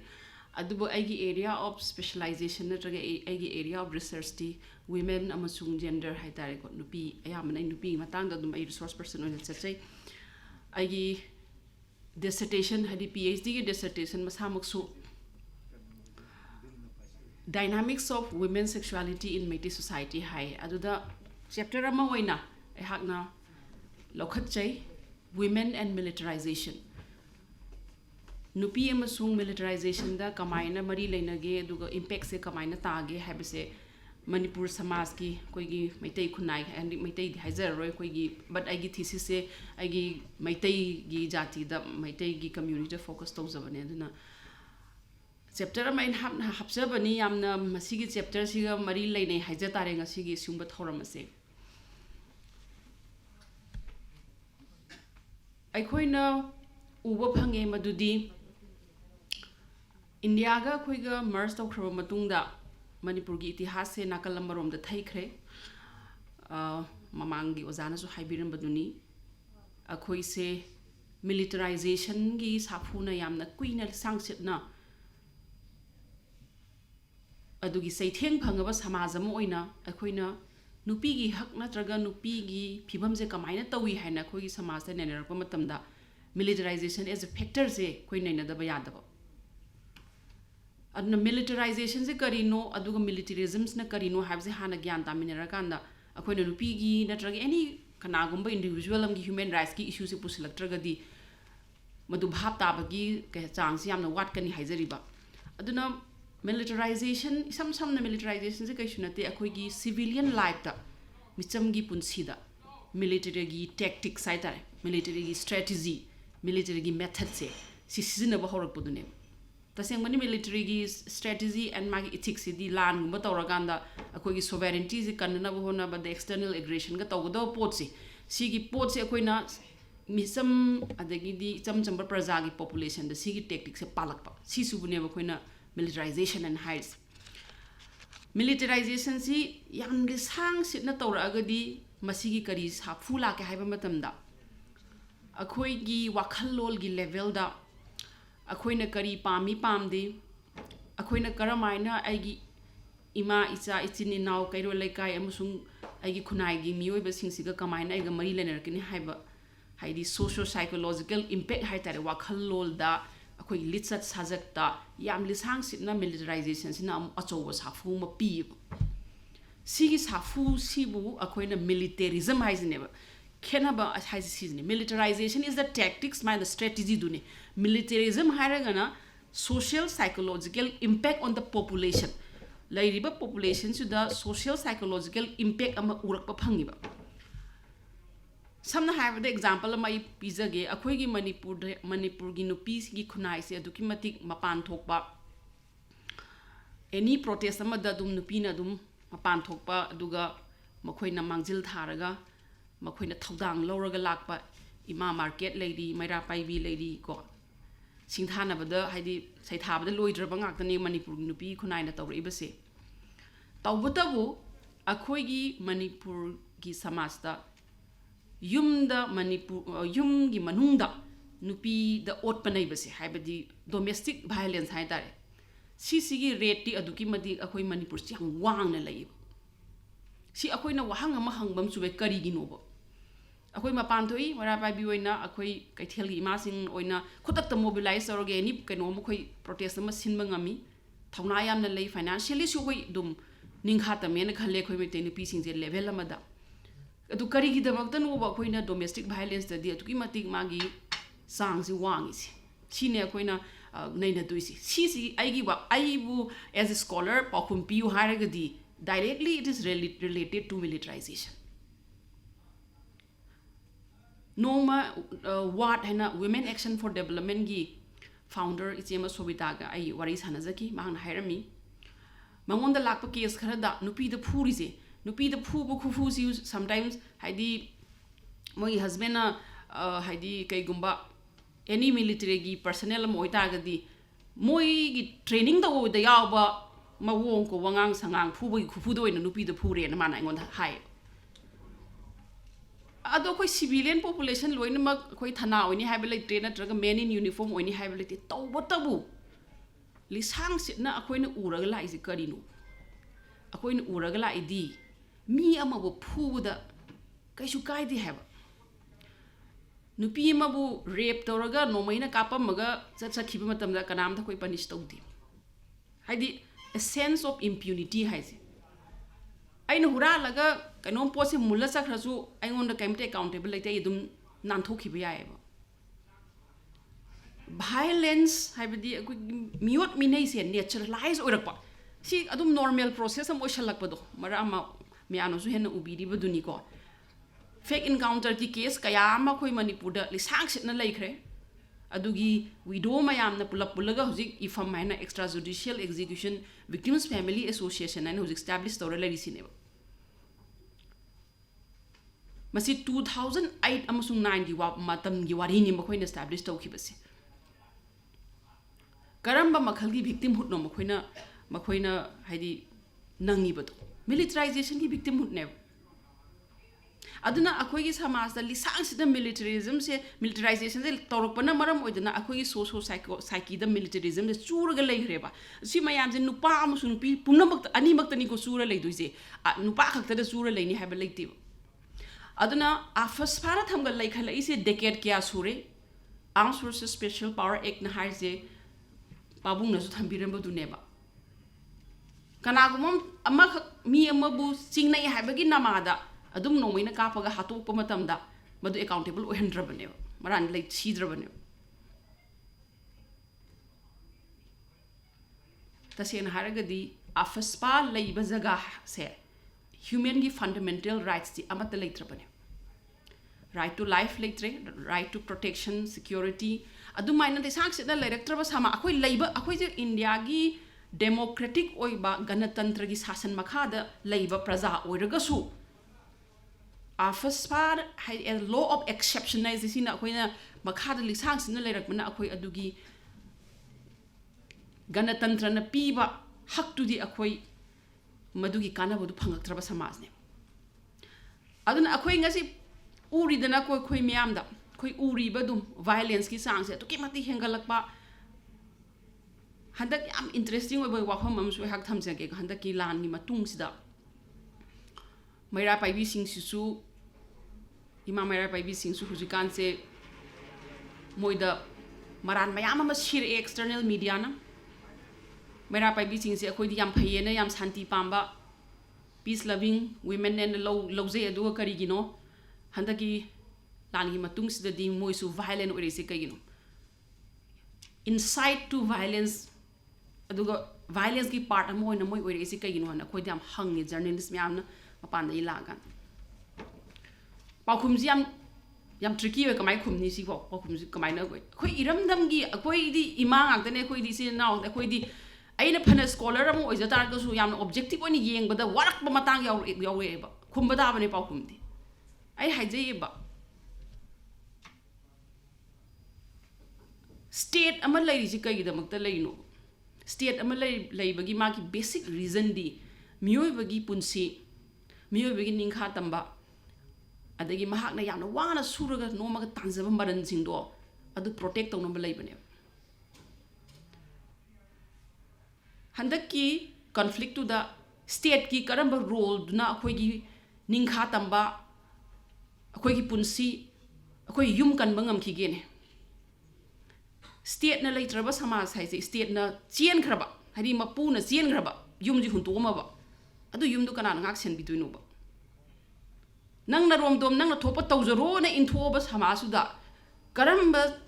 ꯈꯨꯟꯅꯥꯏꯒꯤ ꯀꯔꯝꯕ ꯃꯤꯑꯣꯏꯕꯗ ꯑꯩꯈꯣꯏꯅ ꯅꯪꯕꯨ ꯌꯥꯝꯅ ꯐꯕ ꯃꯤ ꯑꯣꯏꯌꯨ ꯑꯆꯨꯝꯕ ꯆꯠꯂꯨ ꯃꯤꯅꯨꯡꯁꯤ ꯂꯩꯌꯨ ꯍꯥꯏꯕꯗꯨ ꯌꯥꯔꯣꯏꯕ ꯁ꯭ꯇꯦꯠꯅ ꯐꯖꯅ ꯉꯥꯛ ꯁꯦꯜꯂꯒ ꯂꯣ ꯑꯦꯟ ꯑꯣꯔꯗꯔ ꯑꯗꯒꯤꯗꯤ ꯃꯥꯒꯤ ꯄ꯭ꯔꯣꯄꯔꯇꯤ ꯉꯥꯛꯑꯀꯥꯟꯗ ꯃꯥꯒꯤ ꯂꯤꯕꯔꯇꯤ ꯉꯥꯛꯑꯀꯥꯟꯗ ꯃꯤꯑꯣꯏꯕ ꯈꯨꯟꯅꯥꯏꯁꯦ ꯐꯔꯛꯀꯗꯧꯅꯦꯕ ꯁ꯭ꯇꯦꯠ ꯏꯁ ꯄ꯭राꯏꯌꯣꯔ ꯇꯨ ꯍ꯭ꯌꯨꯃꯦꯟ ꯏꯊꯤꯛꯁ ꯃꯤꯑꯣꯏꯕꯒꯤ ꯏꯊꯤꯛꯁꯇꯨꯗꯤ ꯁꯦꯀꯦꯟꯗꯔꯤꯅꯦꯕ ꯍ꯭ꯌꯨꯃꯦꯟ ꯕꯤꯡꯁꯦ ꯁꯥꯒ ꯀꯩꯁꯨ ꯈꯦꯠꯅꯗꯦ ꯀꯩꯅꯣ ꯋꯤ ꯑꯥꯔ ꯑꯦꯅꯤꯃꯦꯜꯁ ꯁ꯭ꯇꯦꯠ ꯂꯩꯇ꯭ꯔꯤꯉꯩꯗꯗꯤ ꯑꯉꯝ ꯆꯥꯅꯔꯝꯃꯅꯤ ꯁꯤ ꯀꯧꯇꯤꯜꯌꯒꯤ ꯑꯥꯔꯊꯁꯥꯁꯇ꯭ꯔꯗꯁꯨ ꯌꯥꯎꯏ ꯌꯨꯔꯣꯄꯤꯌꯟꯒꯤ ꯄꯣꯂꯤꯇꯤꯀꯦꯜ ꯐꯤꯂꯣꯁꯣꯐꯔ ꯃꯦꯀꯤꯌꯥꯚꯦꯂꯤꯗꯁꯨ ꯐꯖꯅ ꯌꯥꯎꯔꯤꯕ ꯁꯤꯁꯦ ꯃꯌꯥꯝꯅ ꯁꯤ ꯚꯥꯞ ꯇꯥꯃꯤꯟꯅꯕ ꯑꯃ ꯆꯪꯉꯤ ꯁ꯭ꯇꯦꯠ ꯍꯥꯏꯕ ꯃꯦꯁꯤꯅꯔꯤ ꯅꯠꯇ꯭ꯔꯒ ꯁ꯭ꯇꯦꯠ ꯍꯥꯏꯕ ꯀꯣꯟꯁꯦꯞꯁꯦ ꯂꯥꯛꯏꯁꯤ ꯀꯩꯒꯤꯅꯣ ꯍꯥꯏꯕ ꯃꯇꯝꯗ ꯍ꯭ꯌꯨꯃꯦꯟ ꯕꯤꯡꯒꯤ ꯑꯗꯨꯒꯨꯝꯂꯕ ꯁꯥꯔꯝꯆꯠ ꯆꯠꯄ ꯃꯥꯏꯀꯩꯁꯦ ꯁꯤꯁꯦ ꯅꯥꯊꯩꯅꯅ ꯆꯠꯂꯒ ꯆꯥꯎꯈꯠꯄ ꯈꯨꯟꯅꯥꯏ ꯑꯃ ꯄ꯭ꯔꯣꯒ꯭ꯔꯦꯁꯤꯚ ꯑꯣꯏꯕ ꯁꯃꯥꯖ ꯑꯃ ꯀꯔꯝ ꯍꯤꯡꯁꯤꯒꯦ ꯍꯥꯏꯕ ꯃꯇꯝꯗ ꯁ꯭ꯇꯦꯠꯁꯤꯅ ꯑꯩꯈꯣꯏꯒꯤ ꯍꯛꯁꯤꯡꯁꯦ ꯑꯩꯈꯣꯏꯒꯤ ꯄꯥꯋꯔꯁꯦ ꯁ꯭ꯇꯦꯠꯇ ꯄꯤꯊꯣꯛꯑꯀꯥꯟꯗ ꯃꯈꯣꯏꯅ ꯄꯥꯋꯔꯁꯦ ꯄꯥꯏꯁꯜꯂꯒ ꯃꯈꯣꯏꯅ ꯔꯨꯜ ꯇꯧꯔꯀꯥꯟꯗ ꯃꯈꯣꯏꯅ ꯑꯩꯈꯣꯏꯁꯦ ꯍꯥꯏꯗꯤ ꯁꯝꯅ ꯍꯥꯏꯔꯕꯗ ꯑꯩꯅ ꯉꯁꯤ ꯑꯍꯤꯡ ꯇꯨꯝꯕꯗ ꯑꯩꯒꯤ ꯌꯨꯝꯁꯦ ꯀꯅꯥꯒꯨꯝꯕ ꯑꯃꯇꯅ ꯂꯥꯛꯑꯒ ꯂꯨꯠ ꯇꯧꯔꯣꯏ ꯃꯩ ꯊꯥꯔꯣꯏ ꯍꯥꯏꯕꯒꯤ ꯊꯥꯖꯅꯕꯒꯤ ꯃꯈꯥꯗ ꯑꯩ ꯇꯨꯝꯕ ꯉꯝꯃꯤ ꯅꯠꯇ꯭ꯔꯥꯕ ꯑꯩꯅ ꯉꯁꯤ ꯂꯝꯕꯤꯗ ꯆꯠꯄ ꯃꯇꯝꯗ ꯑꯩ ꯅꯨꯄꯤ ꯑꯃ ꯑꯣꯏꯅ ꯑꯩ ꯄ꯭ꯔꯣꯇꯦꯛꯇꯦꯠ ꯐꯤꯜ ꯇꯧꯔꯀꯥꯟꯗ ꯑꯩꯕꯨ ꯀꯅꯥꯝꯇꯅ ꯑꯩ ꯁꯦꯛꯆꯨꯋꯦꯂꯤ ꯑꯁꯣꯜꯠ ꯇꯧꯔꯣꯏ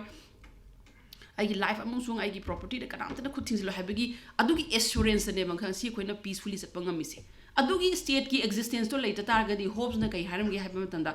we return two the state of nature ꯍꯥꯏꯕ ꯁ꯭ꯇꯦꯠ ꯑꯣꯐ ꯅꯦꯆꯔ ꯍꯥꯏꯗꯤ ꯃꯍꯧꯁꯥꯒꯤ ꯑꯣꯏꯕ ꯖꯪꯒꯜ ꯔꯥꯖ ꯍꯥꯏꯗꯅ ꯑꯉꯝꯕ ꯆꯥꯊꯣꯛꯅꯕ ꯑꯗꯨꯒꯨꯝꯕ ꯁ꯭ꯇꯦꯠ ꯑꯣꯐ ꯅꯦꯆꯔ ꯑꯗꯨꯒꯤ ꯃꯇꯝꯗꯨꯗ ꯑꯩꯈꯣꯏꯁꯦ ꯍꯟꯗꯛꯀꯤ ꯑꯩꯈꯣꯏꯒꯤ ꯈꯨꯟꯅꯥꯏꯁꯦ ꯃꯅꯤꯄꯨꯔꯤ ꯈꯨꯟꯅꯥꯏꯁꯦ ꯁ꯭ꯇꯦꯠ ꯑꯣꯐ ꯅꯦꯆꯔꯗ ꯊꯝꯕꯤꯔꯦꯕ ꯃꯣꯏꯅ ꯕꯤꯀꯣꯁ ꯂꯧꯒꯗꯕ ꯁ꯭ꯇꯦꯠꯀꯤ ꯊꯧꯗꯥꯡꯗꯣ ꯂꯧꯗ꯭ꯔꯦ ꯋꯤꯗ꯭ꯔꯣ ꯇꯧꯈ꯭ꯔꯦꯕ ꯑꯗꯨꯒꯤ ꯃꯇꯝꯗꯨꯗ ꯀꯔꯝꯕ ꯈꯨꯟꯅꯥꯏꯒꯤ ꯃꯤꯑꯣꯏꯁꯤꯡꯅ ꯃꯤꯅꯨꯡꯁꯤ ꯌꯥꯎꯗꯅ ꯅꯠꯇ꯭ꯔꯒ ꯋꯥꯈꯜꯂꯣꯟꯁꯤꯗ ꯂꯣꯖꯤꯛꯀ ꯄꯥꯟꯁꯤꯟꯗꯅ ꯔꯤꯖꯅꯤꯡ ꯄꯥꯟꯁꯤꯟꯗꯅ ꯑꯩꯈꯣꯏꯗ ꯃꯗꯨꯒꯤ ꯑꯦꯛ ꯇꯧꯅꯕꯒꯤ ꯇꯥꯟꯖꯥ ꯂꯩꯈꯤꯕ꯭ꯔꯥ ꯂꯩꯇꯦꯕ ꯑꯗꯣ ꯑꯩꯈꯣꯏꯅ ꯑꯗꯨ ꯍꯥꯟꯅ ꯌꯦꯡꯕꯤꯌꯨ ꯍꯥꯏꯕꯅꯤꯗ ꯑꯔꯥꯟꯕ ꯃꯌꯥꯝ ꯇꯧꯈ꯭ꯔꯦ ꯃꯥꯏꯀꯩ ꯑꯅꯤꯗꯒꯤ ꯑꯗꯣ ꯃꯥꯏꯀꯩ ꯑꯅꯤꯁꯦ ꯀꯅꯥꯅ ꯍꯦꯟꯅ ꯂꯥꯜꯂꯤ ꯍꯥꯏꯕꯒꯤ ꯀꯅꯥꯅ ꯍꯦꯟꯅ ꯁꯣꯏ ꯍꯥꯏꯕꯒꯤ ꯈꯜ ꯅꯠꯇꯦꯕ ꯑꯩꯈꯣꯏꯅ ꯑꯣꯟꯗꯣꯏꯁꯦ ꯀꯔꯝꯍꯥꯏꯅ ꯇꯧꯗꯅ ꯑꯩꯈꯣꯏ ꯁꯤꯒꯤ ꯐꯤꯕꯝꯗ ꯂꯥꯛꯏꯅꯣ ꯁꯤꯅꯦꯕ ꯃꯥꯏꯀꯩ ꯑꯅꯤꯃꯛꯀꯤ ꯄ꯭ꯔꯣꯄꯔꯇꯤ ꯂꯣꯏ ꯃꯥꯡꯕꯒꯤ ꯋꯥꯗꯤꯀꯣ ꯀꯅꯥꯅ ꯄ꯭ꯔꯣꯇꯦꯛ ꯇꯧꯒꯗꯕ ꯄ꯭ꯔꯣꯄꯔꯇꯤꯅꯣ ꯀꯅꯥꯒꯤ ꯄ꯭ꯔꯣꯇꯦꯛꯁꯟꯒꯤ ꯃꯈꯥꯗꯅ ꯑꯩꯈꯣꯏ ꯂꯩꯔꯤꯁꯦ ꯄ꯭ꯔꯣꯇꯦꯛꯇꯔꯗꯨ ꯃꯁꯥꯃꯛꯇꯨ ꯆꯦꯟꯈ꯭ꯔꯦ ꯑꯦꯕꯗꯤꯀꯦꯠ ꯇꯧꯈ꯭ꯔꯦ ꯂꯩꯇ꯭ꯔꯀꯥꯟꯗ प्रजाꯁꯤꯡꯗꯣ ꯌꯥꯝ ꯃꯤꯅꯨꯡꯁꯤ ꯂꯩꯅ ꯍꯥꯠꯅꯗꯅ ꯂꯩꯌꯨ ꯍꯥꯏꯕꯗꯨꯗꯤ ꯄ꯭ꯔꯖꯥꯁꯤ ꯃꯥꯁꯦꯁ ꯍꯥꯏꯁꯦ ꯃꯣꯕ ꯍꯥꯏꯁꯦ ꯍꯥꯏꯗꯤ ꯃꯈꯣꯏꯒꯤꯗꯤ ꯂꯣꯖꯤꯛ ꯌꯥꯎꯕꯣꯠꯇꯦ ꯂꯤꯗꯔꯁꯤꯞꯇꯨꯅ ꯇ꯭ꯌꯨꯟ ꯇꯧꯔꯀꯥꯟꯗ ꯆꯠꯀꯗꯣꯏꯅꯦꯕ excuse me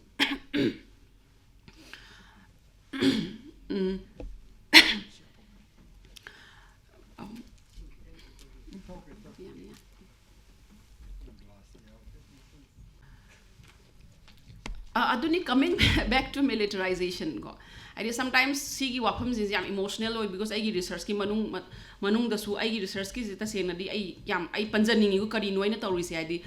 aduna militarize oiba zone amada adagi masagi afasphagi makhada human rights ama leitaba erina amada akoi human rights wari sanarum buse yam lui heba di foundation leiti heba nasada akoi the basic human rights pidana to talk about human rights when we are denied of the basic human right is a contradiction in itself sipra kanone ba haidi chanada ba po ne ba tawjari se aina sida panjaning badi akoi gi maitai nupi se khoigi thak makhal da yengba yai hanba maktada india gi as a whole da maitai khoigi maitai dum panjarage go kiro ai khoi khunai gi ai representative ama oina akhoi se kamaina lei haibasi ma akhoi number 1 da gyan tabam changeba akhoi gi north east ki nupi adu maitai dun amu larger north east ki nupi manung dam chalini ko si se amu moina kamai yenge si ma akhoi bha tabam changeba militarization su dimension amani ko aduga kamai toge haiba matamda akhoi gi north east ki nupi amasung maitai nupi si di within quota academy da mon ka the other haise the other haidi makhoi gi nupi sing sina honorable oiba makhoi gi nupi sing sina izat yang ngakpa akhoi gi nupi sing sina sexually loose oiba morally loose oiba easily available oiba aduga irai laina sarak tamba yaba ai haizai si ko nupi ama oina khoi si uiyaba hujik se tum uri go hujik se tum uri si khena mana te siga militarization sina impunity militarization sina armed forces the impunity ma pigi baje si anizigi advantage lauraga neba si anizigi makhada neba akoina manorama gi incident thokrise si akoi kawham sunok thokte makoi armed forces personnel ama oina makoi the instruction khara pira amba yai ba afas ba ki makhada ne khangdi any law gi makhada ne khangdi it's okay makoi the state ki machinery ni they are doing the job but adugumba gi law gi makhada nupi ma bu rape toraga magi private part ta bullet mayam ma hapsilaga lobuk tu hunto mo haibe du yawram we sigi consequences oina neba 12 mothers na nude protest ma mu tokhi do khoi madu ningsing ka tabne madu kaw phadi ba tasena hagati aduna nupi ki hak hairagadi yam leigre hainingai khoi economic rights social rights mi amam leigre ko ada ai khoi gi lamdam da di karmain tawge haibam tumda akhoi gi maitai gi nupi sing sina lisang sina ngasi bawda ura ise nupi lal lagi horaga nisabandis 1970s da nisabandis haina lae nisabandis macha bapuri ba sing sini sadai thingna ba lae akhoi pok tri ko 1970s I was not born at the time du matung da maira pai bi gi generation ama lae maira pai bi gi generation sita nisabandi same kangu da shift togi bane ba because state ki atrocities lak ba matung da hanadi kaino podon pairaga chayam pairaga adi yunga wa sing thingam badagi state ki namu koigi forced disappearances ko so many assault myam human rights violation to gi mak maira pai bi horaki bane ba ima su ngang da lai hena khangbiram gani personally experience hen leiram bani aine ngang da na mathau tadre si matang da ko tawda ba ain hajaning ba point ti ngasi bhaw da maitai gi nupi sing sina laura iba thaudang si di masagi hak ta na bagi natte ba ai isa je kari gumba ma pami ai pibi yu hai bagi amata natte ba ai gi isa sing mang khi dore ai gi isa sing je hatok bi khre ai gi iwa mang khre ko sigi human rights ki violation sigi maisak da sa ingai da nupi imta magi personal right ta na bagi matam lei hodre ba khoi asomde Europe ta kari kra to miams di as ai reproductive rights piro de ai property rights piro ko right to privacy so many ai phaja bo hai miam ma ai phaja hak miam hujik su thole adu so hujik khoi darkar lei tabu tabu ai hajaning di hujik khoina uriba nupi singi I hodi akhoi ga laiminari ba sagon na laiminari ba nupa sing sigi live kan ba do ina khoi haidi lisang sin na do wen devote tor la ba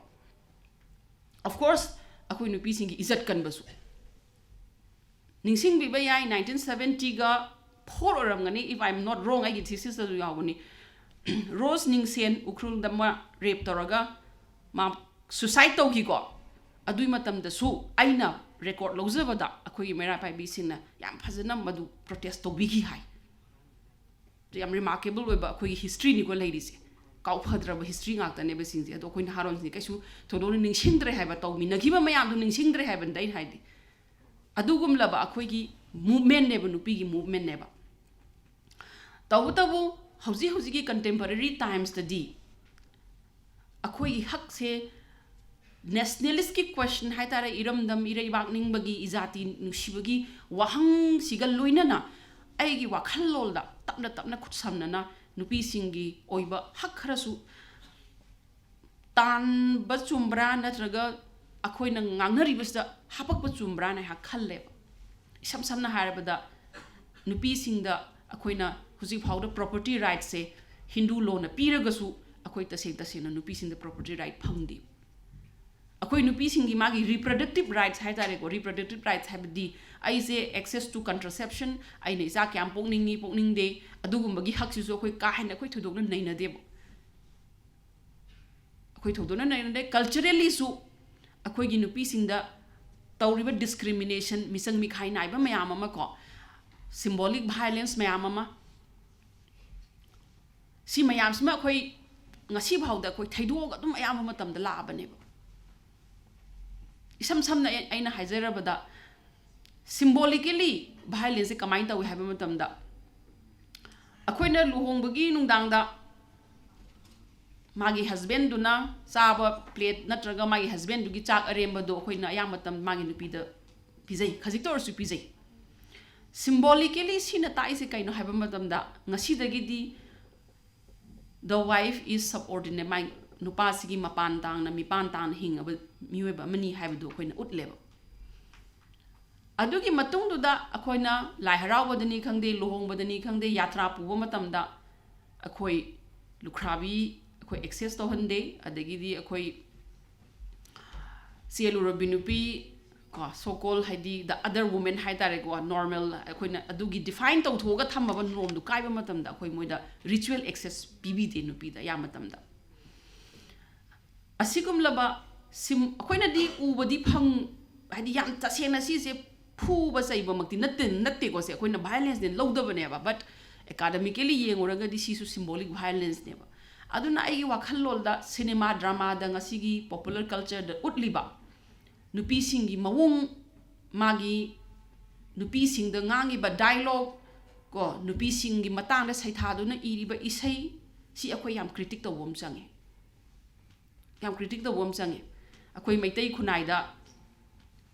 ꯂꯤꯂꯥ ꯗ꯭ꯔꯃꯥꯗ digital ꯐꯤꯜꯝꯗ ꯀꯃꯥꯏꯅ ꯅꯨꯄꯤꯕꯨ portrait ꯇꯧꯏ ꯀꯩꯒꯤꯅꯣ ꯍꯥꯏꯕ ꯃꯇꯝꯗ ꯃꯁꯤꯒꯤ ꯁꯥꯐꯨꯁꯦ ꯑꯩꯈꯣꯏꯒꯤ ꯍꯧꯔꯛꯏꯕ ꯅꯍꯥꯔꯣꯟꯁꯤꯡꯁꯤꯗ ꯑꯗꯨꯛꯀꯤ ꯃꯇꯤꯛ ꯆꯥꯎꯅ ꯇꯥꯏ ꯑꯩꯅ ꯑꯩꯒꯤ ꯊꯤꯁꯤꯁꯇꯁꯨ ꯍꯥꯞꯆꯕꯅꯤ ꯏꯁꯩ ꯃꯌꯥꯝ ꯑꯃ ꯂꯤꯔꯤꯛꯁ ꯃꯌꯥꯝ ꯑꯃ ꯂꯩ ꯃꯧ ꯑꯃ ꯃꯥꯡꯈ꯭ꯔꯦꯅ ꯏꯁꯩ ꯑꯃꯁꯨ ꯂꯩꯕꯅꯤ ꯃꯧ ꯑꯃ ꯃꯥꯡꯈ꯭ꯔꯦ ꯑꯗꯒꯤ ꯊꯔꯥꯛ ꯌꯥꯟꯕꯤ ꯗꯤꯁ ꯑꯥꯔ ꯗ ꯁꯣꯡꯁ ꯑꯩꯅ ꯀ꯭ꯔꯤꯇꯤꯛ ꯇꯧꯖꯕꯅꯤ ꯍꯥꯏꯕꯗꯤ ꯏꯟ ꯗ ꯁꯦꯝ ꯃꯦꯅꯔꯗ ꯑꯩ ꯁꯤꯃꯁꯨ ꯍꯥꯏꯖꯍꯧꯒꯦꯀꯣ ꯖꯁ ꯑꯣꯐ ꯔꯦꯀꯣꯔꯗ ꯍꯥꯏꯇꯥꯔꯦꯀꯣ ꯑꯩꯈꯣꯏꯅ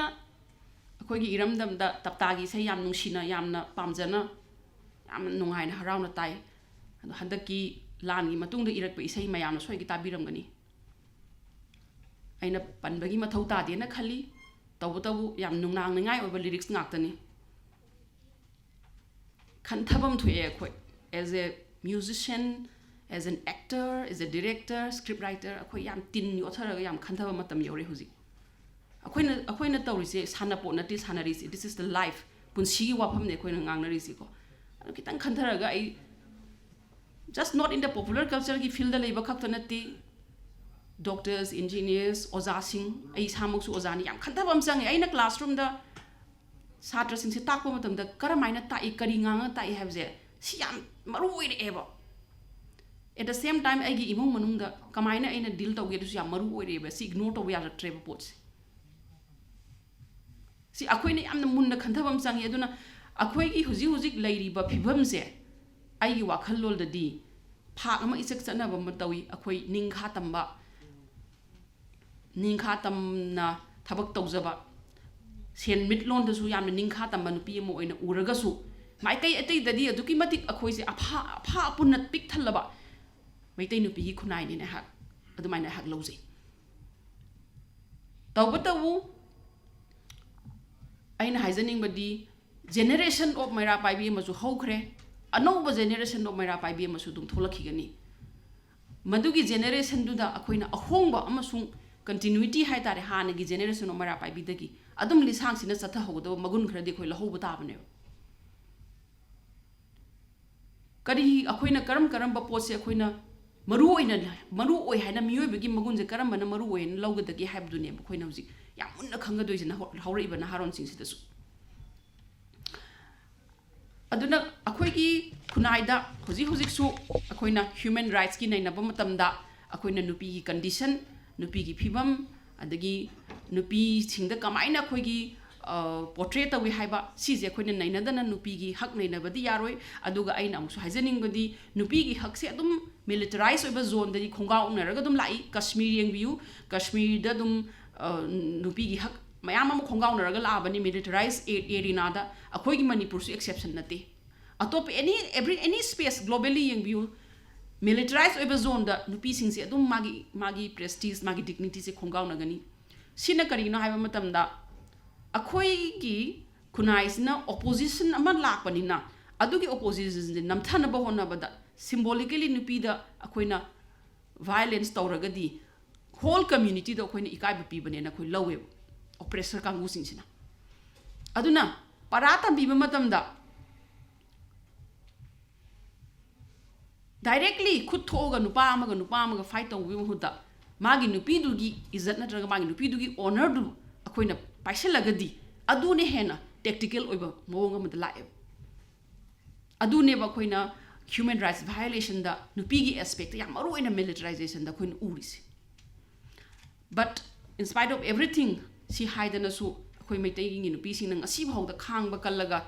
resist tawraga ngasi bhau da sigi phibam je yauri si automatic thagat ningai ni aduga hauriba na haron sings da satra satri sings da in haizaning wudi akhoi gi khunai sida thaina dagi hona ipai pu halaman mayam ma yauri ko yam ikai khumnaba yam dignified oiba ching lemba pot haise kaino haibaje si akhoi value je akhoi hanlaman sidagi lahona ba tawse social media popular culture Korea gi film yenguraga Hollywood gi film yenguraga akhoi influence tawganu haibadi yaroi tabu foreign gi lehaw dagi lakba value kharaduna akhoi chatna ba yaroi akhoi gi khunai gi oiba phidam ningai oiba nupi si karino habe sagat pam chumme ani thongna yengwa ya stage da Hindu dharmana lakpadagi akhoi se Sita Savitri amasung Damayanti moigi values mayam ma khoi da hapsal leba asengba oiba aidi thamoi sengba isa isu sing nusina yopa aigi husband aigi family da isa je kathok saba thawai sang yang na kathok saba madu khunai gi damak chu dum kathok ya ani ko sisina koina Hindu gi Vaishnavite Hinduism lakpadagi sigi ethos se khoi maitai nupi da huji phawda dum lutong da yawraga lei haiba se hak se na thajai amarom da yenguragadi akhoi gi phidam ningai oiba nupi se akhoi gi maitai gi oiba thaina gi legend myth amasung mythology da su loin yawraga lei ningsing ba yai koi panthoibi hujik su dum latli ba goddess ni magi sayon thoibi moirang thoibi akoina moirang thoibi haraga koi moirang da chatlaga lai khurumba keraga lai khurumba du khatang uraga leireba adu natte ba tasengbati panthoibi ki sayon ne hana launai thoibi se karamba magun na moina akoida ithil loina maitai nupi da pibirami se thauna leiba akiba khangdaba singnaradi ai su ngamdaba yade hana lepa ai apamba aningba dugi damakta kari ko amta kidaba duneba panthoibi amsung thoibina akoida phidam ning khara hapami se aduna maitai nupi ngagi ngasi phajaraba saktama se aina sum uzabada Vaishnavite Hinduism gi ethos yawi aduga hanege khoina leizarami ba akhoi gi oiba lairembi singi ethos yawi aduna akoina ngasi irai laina hekta ngasi maitai nupi se lamdam se thulaga mimang tharaga mi gi damakta miyam gi damakta seva toropa natti heba aduna yamna laina loroi si le hawriba na haron singsina akhoi da sagalaiba akhoi gi ethos kaidana ba hona si mayam atopa kano dagi culture dagi lakpa ithil singse akhoi thingbadi ngamde kaigino haiba matamda information technology na akhoi se hummaga puraba colonize orba information technology na colonize orba samaj ama oibani na haide atai khoi khatana te loinama ki wari ni sidi tawdabu sidagi kitang akhoi na wangba lan tho kanda akhoi da karamba value sing karamba ethics sing karamba quality sing akhoi na lahoga dagi akhoi na maintain tawgadagi haiba se nupa amasung nubi khaktana akhoi pulapna khanaraga adugi matungduda akoina hakki wari sanaba yai akoida ngasi leiriba kunaisida mara sai thara ise kemta natte sigi nungi oiba wahan thong amsu nungi oiba magunse sise sum mangkidana hauji irot to gibai tare sum mang kitana akoi gi manung gi oiba core oiba values to lerakta bagine na ha khanjai aduna 20 years down the line da karam mamara pai gi saktam tholaka duna haiba sisu akoi khanthaba ma chumme na khanjai khaloba chumi semgat pi hoba chumi horai bana haron sing se ko sagat pi hoba chumi wakhal khantaba chumi collectively akoi work tamina ba ma chumi adu ganda akoina collectively mi oibagi hak su dum naina bada dum tholakani dugu nupi hak su naina bada dum tholakani hak si harag loisin je thank you resource person oina ming oina hangat charabada aigi nukshi jarba oja Dr. CH Tomba Singh, Associate Professor, Department of Teacher Education, Manipur University. Oja bu ngasi ki thorom si ka mari leidana wapam khara thambi na bagi namakta nolukna question jar. Maya Tangbala, Lengsin Biriba Ngasigi, resource persons, Wina Lengsin Biriba, Dr. Pradesi Lamabam. Akwegi Ngasigi International Human Rights Day ga Mari Nava Yamna Pajaba Uzagi experience Mayamama. Akwedal Bibirame Amadi Ngasigi resource person Wina Matang the Lengsin Biriba. Dr. L. Mohindro, Department of Human Rights, Yes Kula Women College, Wazanasu Fazaba, Asugumba, Human Rights Kamari Lenava, Wapum Kya Tambirkani, Aduna. Akwegi, Matangi, Topa resource persons, Kwegi, Ningombums, Srimana, Yamna Fazaba, Women's Mari Lenava, Kya Tambirami. Punamapu, Kai Kunabu Sari, Amadi, Mang the Lengsin Biriba, Nuxijaba, Agi Ima Singh, Amadi Mapang Singh, Yamba Singh, Amadi Satra Satri Singh, Amadi Akwegi Lanjin Aduna Ladyba, Agi Nuxijaba, San Singh, Selenau Singh, Kudimapu, Kai Kunabu Sari, Loina Fesok na Sigumnava, Mamalayam Lava. Mama International Human Rights Day observations pu yamna maruina lawduna singbi langbiba organize tobiba gidamta students unions asibusu aigi taraptagi thagatsaba phungdoksari aigi taraptagi aigi maikai dagidi tonganba human rights ki expert mayam musu leidabanina masida thoina changjinjaroi aigina human rights ka same Haibatai, Magi, Mamai, Kolgi, Mamai, Nakal Animak, Amana, Amaga, Mating Pang, Nabugum, Sap Saba, Magi, Wahan Tok Labor, Adugumba, Mui Wina Po Obadi, Mui Boina Po Obadi, Aquina, Angang, Amasi head po over, Adadi, Magi, head po over Angang Sigi Magi Rice, education Hibas, Magi Bat right in the high. I don't know, education, the Sanction Circuit, I get subject is specialized in Japanina, Viet Amadi Emet College, Beta Queen Taxel Pagi, Adumba, I get knowledge to Kitang, Mayam the Sia Toxic. Aduna, fundamental rights, Sida, Equina, Angang Mapo over the Popo, like Tamba Habasemagi bar right in the high. Masisu, Equina, Hummer right gets over. Pambum with right money. Aduna, Equina Angang Amabu like Taman Bungam Dragati, Madumagi bar right to Matpani and the Lodin. Aduna di Equina Angang Sing Nasi like Taman Bahibasida, Karigino Aquina Taman Duisa, like Shabar right Kamino with no, senior in the nine age. Aduna, I know Maruina is the sanction jaring di Equina Nasi. Kanoina Ladyba, Nasi, Lanjena, I might have on the Haga, Lanjena, Ladyba, is it announcing si Kayam like Sugi, Trisida, Gomena, Amadi, private organizations in the Kayam Mating Piragi. Adoga, I coina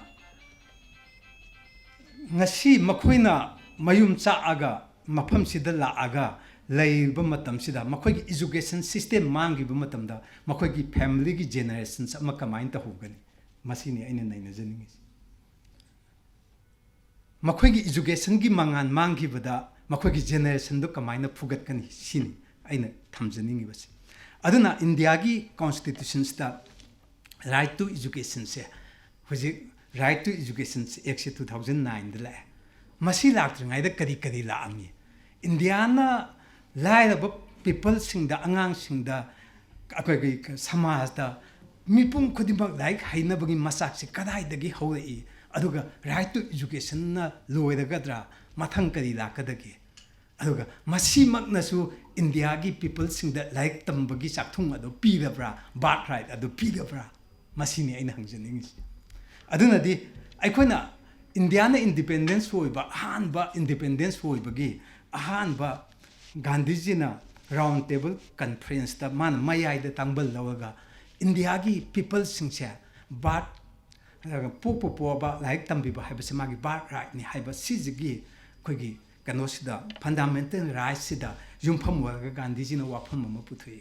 madudi aikoina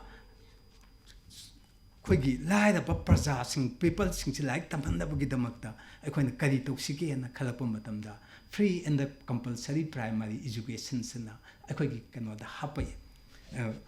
commission da hapa kanda madu aikogi India gi constitution na work taw kanda state sing da mi angang khodimak se like tamna ba free and the compulsory primary education sina piri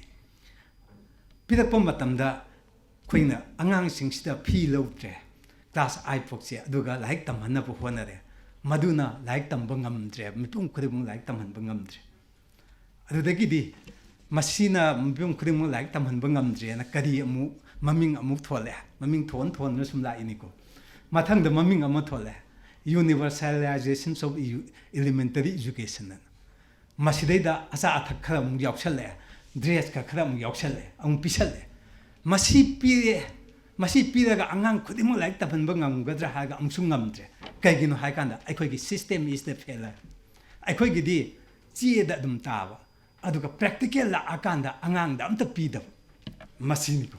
aikoina failure oreisi ada ai in meta lakje ke ko kono ai sum mari lein halapan mathang da masina upai lekta na American singna pangthokiba makoina yam phajana mai pakiba tam ama pusalaga right to education na amula no American sing the mai pakiko negro white and the negro anisa punna samina dragadi in kanose America se sakhatpang amoi haina khanbadagi makhoi right to education se negro sing the piraga negro sing the like tambagi dress sak lem na pijaba adagi uniform len na piba aduga makhoi da kwata oina thawak pihelaga makhoi gi angang ama like tamanba matamda imung duma pulap phagahalamba sigi pandam se negro sing the pibadagi America se punna sakhat minagi bado India na matau tamge na right to education na puthui ada migi akhoi gi right to education da di kari haire laikai da leiba school ani do adu dei hena adu da paisa paiba masa nupa sina atopa school da masa thaba yawe ba laikai du gi member oi ga dabne ma se akhoi di kuicha chala loi tamhalle India ge constitution ji kam sathi ge loi tamhalle adu na akhoi ge di law se chi da le adu implement of the sin sisina akhoi ge ngasi gi sakthung akhoi ge inmate sing da ngasi manghalak pasu ai tajar ke masini aina thamjaning is aduna right to education sila akanda akhoi uniform piga dabni midday meal piga dabni midday meal je kanan lawinu khangdi school khal pijade director la amdai da photo pokap ta copy award popang da phangi kamai to no khangdi oza akhoi je khoidi award phangdong ba ikai je kaina da award phangbo oza sing je photo kapa director manakta napa commissioner manakta napa ta we Manipur gi ihan hana college oza da award phangi ba je director da project subanu pam na phangi lore wangang ngai lete lariam da takte ba college ta lai khwai da gi takpa ikhoi je angau ba tai ipagi kano phiroi huntu oga phiroi chaba lo ba chela ga like takpa nu pa ne ba khoi je angau ba ne hai si ni ad Manipur gi context nei na ba matam aduna akhoina masida yengjarpa matamda aina aikoina aikogi in kanosi handaki lanjena 60,000 ne hai masida angang lairik tammiba angang singcha masi aina sum yengjabada makoigi kanogi da Ministry of Education ki report ta lising tara mariga chatret humfuga humdoini angang khakda lairik tamba angang khakda handaki lanjena pasi ꯂꯤꯁꯤꯡ ꯇꯔꯥꯃꯔꯤꯒ ꯆꯥꯇ꯭ꯔꯦꯠꯀ ꯍꯨꯝꯐꯨꯍꯨꯝꯗꯣꯏ ꯂꯥꯏꯔꯤꯛ ꯇꯝꯕ ꯑꯉꯥꯡ ꯑꯣꯏ ꯑꯗꯨꯗꯨꯒ ꯁꯤꯗꯩꯗ ꯑꯩ ꯀꯩꯅꯣꯗꯤ ꯄꯟꯖꯅꯤꯡꯗꯕꯅꯤ ꯀꯨꯀꯤꯒꯤꯅ ꯀꯌꯥ ꯑꯣꯏꯒꯦ ꯍꯥꯏ ꯀꯥꯟꯗ ꯃꯈꯣꯏꯒꯤ ꯖꯔꯅꯦꯜ ꯑꯃꯗ ꯃꯣꯏꯗꯤ ꯐꯣꯡꯉꯒ ꯊꯤꯒꯠꯂꯦ ꯃꯣꯏꯗꯤꯀꯣ ꯑꯩꯈꯣꯏ ꯃꯩꯇꯩꯗꯤ ꯀꯥ ꯍꯦꯟꯅ ꯊꯤꯒꯠꯇꯦ ꯑꯗꯨ ꯃꯣꯏꯗꯤ ꯐꯣꯡꯉꯒ ꯃꯣꯏꯒꯤ ꯁꯤꯈꯩ ꯂꯥꯏꯔꯤꯛ ꯇꯝꯍꯟꯕ ꯐꯪꯗꯕ ꯀꯩꯅꯣ ꯆꯦꯜꯂꯛꯄ ꯑꯉꯥꯡꯈꯩ ꯂꯩꯌꯦꯅ ꯃꯣꯏꯗꯤ 1913 ꯂꯩ ꯑꯗꯨꯗꯤ ꯑꯩꯈꯣꯏꯒꯤꯗꯤ ꯀꯌꯥ ꯇꯥꯔꯦ 1911ꯒ ꯁꯨꯞꯅ 94 ꯂꯩꯌꯦꯕ ꯀꯌꯥꯝ ꯈꯦꯠꯅꯈ꯭ꯔꯦ ꯌꯦꯡꯉꯨ ꯑꯩꯈꯣꯏꯒꯤ ꯃꯣꯏꯒꯤ ꯍꯥꯏꯕ ꯅꯠꯇꯦꯀꯣ ꯑꯩꯅ ꯁꯨꯝꯅ ꯑꯅꯤꯁꯤꯒꯤ ꯗꯤꯕꯤꯖꯟ ꯑꯃ ꯁꯨꯝ ꯎꯠꯆꯕꯅꯤꯀꯣ ꯆꯞ ꯃꯥꯟꯅꯩ ꯑꯋꯥꯕ ꯇꯥꯃꯤꯟꯅꯔꯛꯄ ꯉꯥꯛꯇꯅꯤꯀꯣ ꯁꯤꯗ ꯑꯩꯅ ꯊꯝꯖꯅꯤꯡꯉꯤꯕ ꯋꯥꯐꯝꯗꯤ ꯑꯉꯥꯡ ꯈꯛꯇꯗ ꯑꯁꯨꯛ ꯌꯥꯝꯕꯁꯤꯅꯗꯤ ꯀ꯭ꯂꯥꯁ 12ꯇꯒꯤꯅ BA ꯍꯥꯌꯔ ꯏꯖꯨꯀꯦꯁꯟꯗꯗꯤ ꯃꯁꯤꯡ ꯀꯌꯥꯅꯣ ꯑꯗꯨꯃꯁꯨ ꯂꯩꯔꯤꯕꯅꯤ ꯃꯁꯤꯗ ꯑꯩꯅ ꯊꯝꯖꯅꯤꯡꯉꯤꯕ ꯋꯥꯐꯝꯗꯤ ꯑꯇꯩ ꯅꯠꯇꯦ ꯑꯩꯈꯣꯏꯅ ꯑꯉꯥꯡꯁꯤꯡꯁꯦ ꯏꯖꯨꯀꯦꯁꯟ ꯍꯥꯏꯕꯁꯤꯗ ꯑꯩꯅ ꯃꯌꯥꯝꯗ ꯑꯩꯅ ꯈꯪꯍꯟꯖꯅꯤꯡꯕ ꯑꯃꯈꯛ ꯂꯩ ꯀꯔꯤꯒꯤꯅꯣ ꯂꯥꯏꯔꯤꯛ ꯕꯥꯔꯠ ꯔꯥꯏꯠ ꯑꯣꯏꯔꯤꯁꯦ ꯍꯥꯏꯕꯗ ꯃꯃꯥꯡꯉꯩꯗꯗꯤ ꯂꯥꯏꯔꯤꯛ ꯍꯩꯕ ꯑꯃ ꯍꯥꯏꯕꯁꯦ 3R ꯍꯥꯏ ꯔꯤꯗꯤꯡ ꯔꯥꯏꯇꯤꯡ ꯑꯦꯔꯤꯊꯃꯦꯇꯤꯛ ꯑꯅ ꯍꯥꯏ ꯏꯕ ꯄꯥꯕ ꯍꯩꯔꯕ ꯑꯪꯀ ꯍꯣꯠꯄ ꯈꯔ ꯄꯥꯕ ꯍꯩꯔꯕ ꯂꯥꯏꯔꯤꯛ ꯍꯩꯕ ꯃꯤ ꯑꯃꯅꯤ ꯂꯧꯔꯝꯃꯦꯕ ꯑꯗꯨ ꯉꯁꯤꯗꯤ ꯕꯥꯔꯠ ꯔꯥꯏꯠꯅꯤ ꯍꯥꯏꯔꯛꯄ ꯑꯗꯨꯒ ꯆꯥꯎꯈꯠꯂꯛꯄꯁꯤꯗꯗꯤ ꯅꯣꯏ ꯃꯃꯥꯡꯉꯩꯒꯤ 3Rꯗꯣ ꯉꯁꯤꯗꯤ ꯆꯠꯅꯔꯔꯣꯏ ꯂꯥꯏꯔꯤꯛ ꯍꯩꯕ ꯃꯤ ꯑꯃ ꯍꯥꯏꯕꯁꯦ ꯋꯥꯈꯜ ꯃꯄꯨꯡ ꯐꯥꯅ ꯈꯟꯕ ꯉꯝꯃꯕ ꯑꯐ ꯐꯠꯇ ꯈꯟꯕ ꯉꯝꯃꯕ ꯃꯤ ꯑꯃ ꯑꯣꯏꯒꯗꯕꯅꯤ ꯍꯥꯏꯗꯅ Rꯁꯦ 7 ꯑꯣꯏꯔꯛꯑꯦ ꯔꯤꯗꯤꯡ ꯔꯥꯏꯇꯤꯡ ꯑꯦꯔꯤꯊꯃꯦꯇꯤꯛ ꯔꯥꯏꯠ ꯍꯥꯏꯕ ꯑꯃ ꯌꯥꯎꯁꯜꯂꯛꯑꯦꯕ ꯃꯤꯒꯤ ꯔꯥꯏꯠ ꯈꯪꯒꯗꯕꯅꯦꯕ ꯃꯤꯉꯣꯟꯗ ꯑꯩꯅ ꯁꯤ ꯇꯧꯔꯒ ꯀꯔꯤ ꯁꯣꯛꯀꯗꯕꯅꯤ ꯈꯪꯒꯗꯕꯅꯤ ꯄꯦꯂꯦꯅ ꯑꯍꯥꯟꯕ ꯔꯣꯃꯦꯟ ꯀꯥꯞꯀꯦ ꯂꯥꯛꯄ ꯃꯇꯝꯗ ꯃꯆꯥꯅꯨꯄꯥ ꯊꯣꯛꯂꯛꯄ ꯃꯇꯝ ꯃꯆꯥꯅꯨꯄꯥ ꯄꯝꯃꯒ ꯂꯩꯔꯝꯕꯗ ꯀꯥꯞꯄ ꯉꯝꯗꯅ ꯆꯠꯈꯤ ꯍꯥꯏ ꯔꯥꯏꯠ ꯈꯪꯕꯅꯤꯅ ꯑꯗꯨ ꯃꯥꯅ ꯀꯥꯞꯄ ꯉꯝꯗ꯭ꯔꯤꯁꯦ ꯔꯥꯏꯠ ꯈꯪꯕꯅꯅꯦꯕ ꯑꯩꯅ ꯃꯄꯥꯁꯦ ꯍꯥꯠꯂꯒꯗꯤ ꯃꯆꯥꯁꯤꯒꯤ ꯄꯨꯟꯁꯤ ꯀꯃꯥꯏꯅ ꯇꯧꯒꯗꯒꯦ ꯁꯤ ꯔꯥꯏꯠ ꯏꯖꯨꯀꯦꯁꯟꯒꯤ ꯂꯥꯏꯔꯤꯛ ꯍꯩꯕ ꯃꯤ ꯑꯃꯗ ꯌꯥꯎꯔꯤꯕꯅꯤ ꯔꯤꯀ꯭ꯔꯦꯁꯟ ꯑꯅꯧꯕ ꯑꯥꯏꯗꯤꯌꯥ ꯑꯅꯧꯕ ꯋꯥꯈꯜꯂꯣꯟ ꯆꯤꯡꯊꯣꯛꯄ ꯉꯝꯕ ꯅꯨꯄꯥꯗꯨꯕꯨ ꯂꯥꯏꯔꯤꯛ ꯍꯩꯕ ꯀꯧꯋꯦ MAꯗꯨ ꯍꯩꯔꯒ ꯃꯅꯦꯝꯄꯣꯛ ꯄꯤꯖꯅꯤꯡꯗꯕꯗꯨꯕꯨ ꯂꯥꯏꯔꯤꯛ ꯍꯩꯕ ꯀꯧꯗꯦ ꯑꯗ ꯔꯤꯀ꯭ꯔꯦꯁꯟꯁ ꯔꯤꯂꯦꯁꯟꯁꯤꯞ ꯈꯪꯕ ꯅꯨꯄꯥ ꯅꯨꯄꯤꯗꯨꯕꯨ ꯂꯥꯏꯔꯤꯛ ꯍꯩꯕ ꯀꯧꯋꯦ ꯍꯥꯏꯔꯤ ꯔꯤꯂꯦꯁꯟꯁꯤꯞ ꯈꯪꯉꯤꯕ꯭ꯔꯥ ꯈꯪꯗꯕꯅꯅꯤ ꯑꯩꯈꯣꯏ ꯈꯟꯅꯔꯤꯁꯤ ꯔꯤꯂꯦꯁꯟꯁꯤꯞ ꯈꯪꯗ꯭ꯔꯤꯕ ꯂꯩꯐꯝꯁꯨ ꯄꯤꯔꯤꯕ ꯂꯩꯃꯤꯟꯅꯔꯤꯕ ꯑꯗꯨꯃꯛꯇ ꯂꯝ ꯄꯤꯌꯣꯅ ꯑꯃꯨꯛ ꯇꯧꯋꯦꯕ ꯔꯤꯂꯦꯁꯟꯁꯤꯞ ꯈꯪꯗꯕ ꯑꯗꯨꯅꯅꯤ ꯂꯥꯏꯔꯤꯛ ꯇꯝꯕ ꯗꯔꯀꯥꯔ ꯑꯣꯏ ꯕꯥꯔꯠ ꯔꯥꯏꯠꯅꯦꯅ ꯍꯥꯏꯔꯛꯏꯁꯤ ꯕꯥꯔꯠ ꯔꯥꯏꯠꯅꯦꯅ ꯍꯥꯏꯔꯛꯏꯁꯤ ꯏꯆꯝ ꯆꯝꯅ ꯍꯥꯏꯕ ꯅꯠꯇꯦꯀꯣ ꯐꯟꯗꯥꯃꯦꯟꯇꯦꯜ ꯔꯥꯏꯠꯅꯦꯅ ꯍꯥꯏꯔꯛꯏꯁꯤ ꯑꯗꯩꯗꯤ ꯃꯊꯪꯗ ꯀꯩꯗꯧꯕ ꯔꯤꯂꯦꯁꯟꯁꯤꯞ ꯔꯦꯁꯄꯣꯟꯁꯤꯕꯤꯂꯤꯇꯤꯅ ꯑꯃ ꯌꯥꯎꯏ ꯔꯦꯁꯄꯣꯟꯁꯤꯕꯤꯂꯤꯇꯤꯅ ꯑꯃꯁꯨ ꯌꯥꯎꯁꯜꯂꯛꯏꯕ ꯑꯗꯨ ꯔꯦꯁꯄꯣꯟꯁꯤꯕꯤꯂꯤꯇꯤꯁꯦ ꯑꯩꯅ ꯇꯧꯒꯗꯕꯅ ꯀꯔꯤꯅꯣ ꯃꯤꯅ ꯇꯧꯒꯗꯕ ꯀꯔꯤꯅೋ ꯑꯩꯒꯤ ꯊꯧꯗꯥꯡ ꯀꯔꯤꯅೋ ꯍꯥꯏꯕꯁꯤꯃꯛ ꯑꯩꯈꯣꯏ ꯏꯁꯥꯅ ꯈꯪꯕ ꯉꯝꯕ ꯃꯤꯗꯨꯕꯨ ꯂꯥꯏꯔꯤꯛ ꯍꯩꯕ ꯃꯤꯑꯅ ꯑꯩꯈꯣꯏꯅ ꯂꯧꯅꯩ ꯑꯗꯨꯅ ꯑꯩꯅ ꯊꯝꯖꯅꯤꯡꯉꯤꯕ ꯋꯥꯐꯝꯗꯤ ꯑꯉꯥꯡ ꯉꯁꯤ ꯏꯟꯃꯦꯠꯁꯤꯡꯁꯦ ꯃꯈꯣꯏꯅ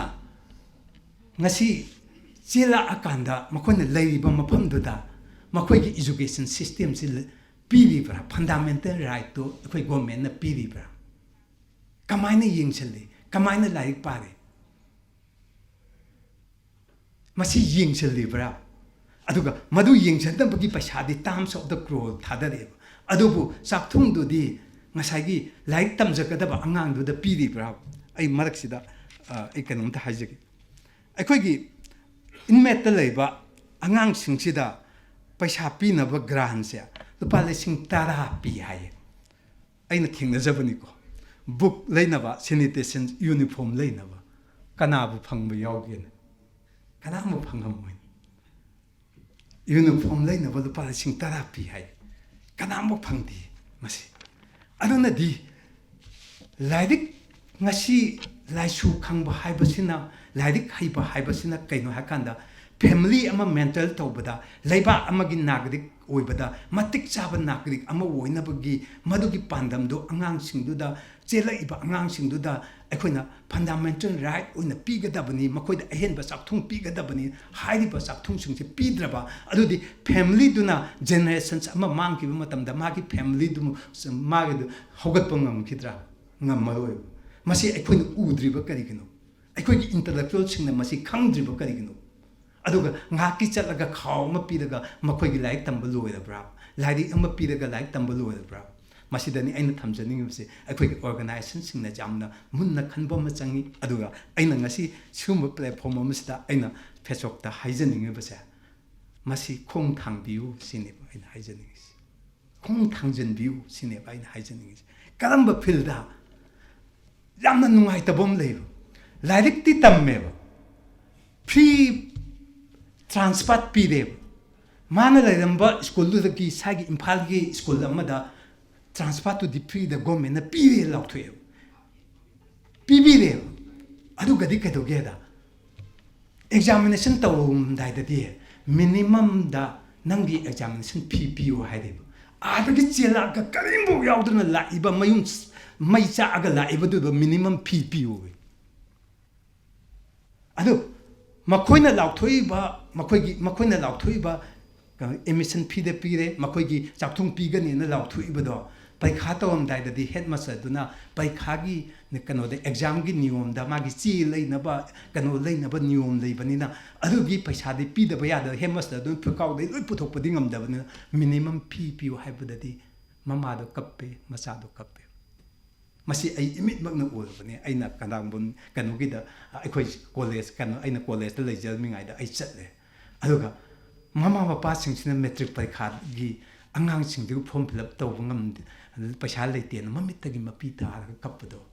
ai ngasi bok do uri numit tu da aina agis ozam mayam da aina haibane kudak ta na khoi gi phikau da yaw lupa lising ama we da samnga we kudak ta I won na pi won aina khai bane adugo lupa lising try thoi tai ai sina sinaraga na sidagi awat pa sing du sigi organizations lei ba kanu da in kausalaga bunga na khoi na mating kha pangbiro angang sing si metric than da ba yadi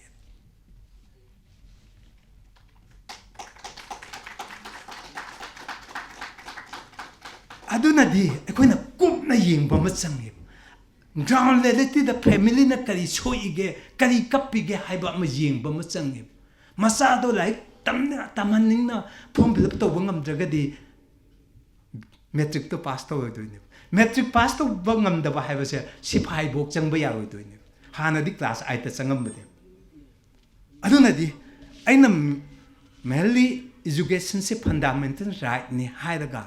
adugi right to sue in matching the piga tabani haga Indian constitution the su yauraga sarkana su madu gi paisa chauna kaithoga inmate na karigi mamit tagi mapi taraga exam maya da kapi bano sine ba ina hangni bo hangte ada ai nakal amado kitang puthok charga ai mutan haijar ki American da negro and the white and the kaidoki खाइदोक्पदगी मखोइसे चाउखटप ngamdana ne white na ikhoisi chaukhataba jati ne na muk lei adubu makhoi America je chaukhatpa ngamde Russia na super power oikhi adudagi kedore makhoina negro singse right to education pire right tamhalle aduga white mayamgi marakta chatlaga hana aputpa charambado mangak chamda kano yala kanda khoi flok paraga ka culture wangi masana na sari eva kota da ma kano thabak taweba thabak tawaga magi family du loina mak mani yingchale family du ma chawkhat minare adugi chawkhat minar kadaba inmate tugi metric parikha dugi form fill up laitraga dikamai chawkhat tuino generations ama mangi ba matamda magi generation imung duna generations kaya no wadoise si people na amadi government na amadi akoi organization singna munna khangnaga work toba masangi aduna agi Fesok ki ahanba khongpham simba sida thajahanninge aduga khaladang people gi amadi wara investment gi mating pangai masisma aina request ma toge madugi ahanba Fesok na paisa khaiba lakpudo ai oijege ai angamba bijegi adugi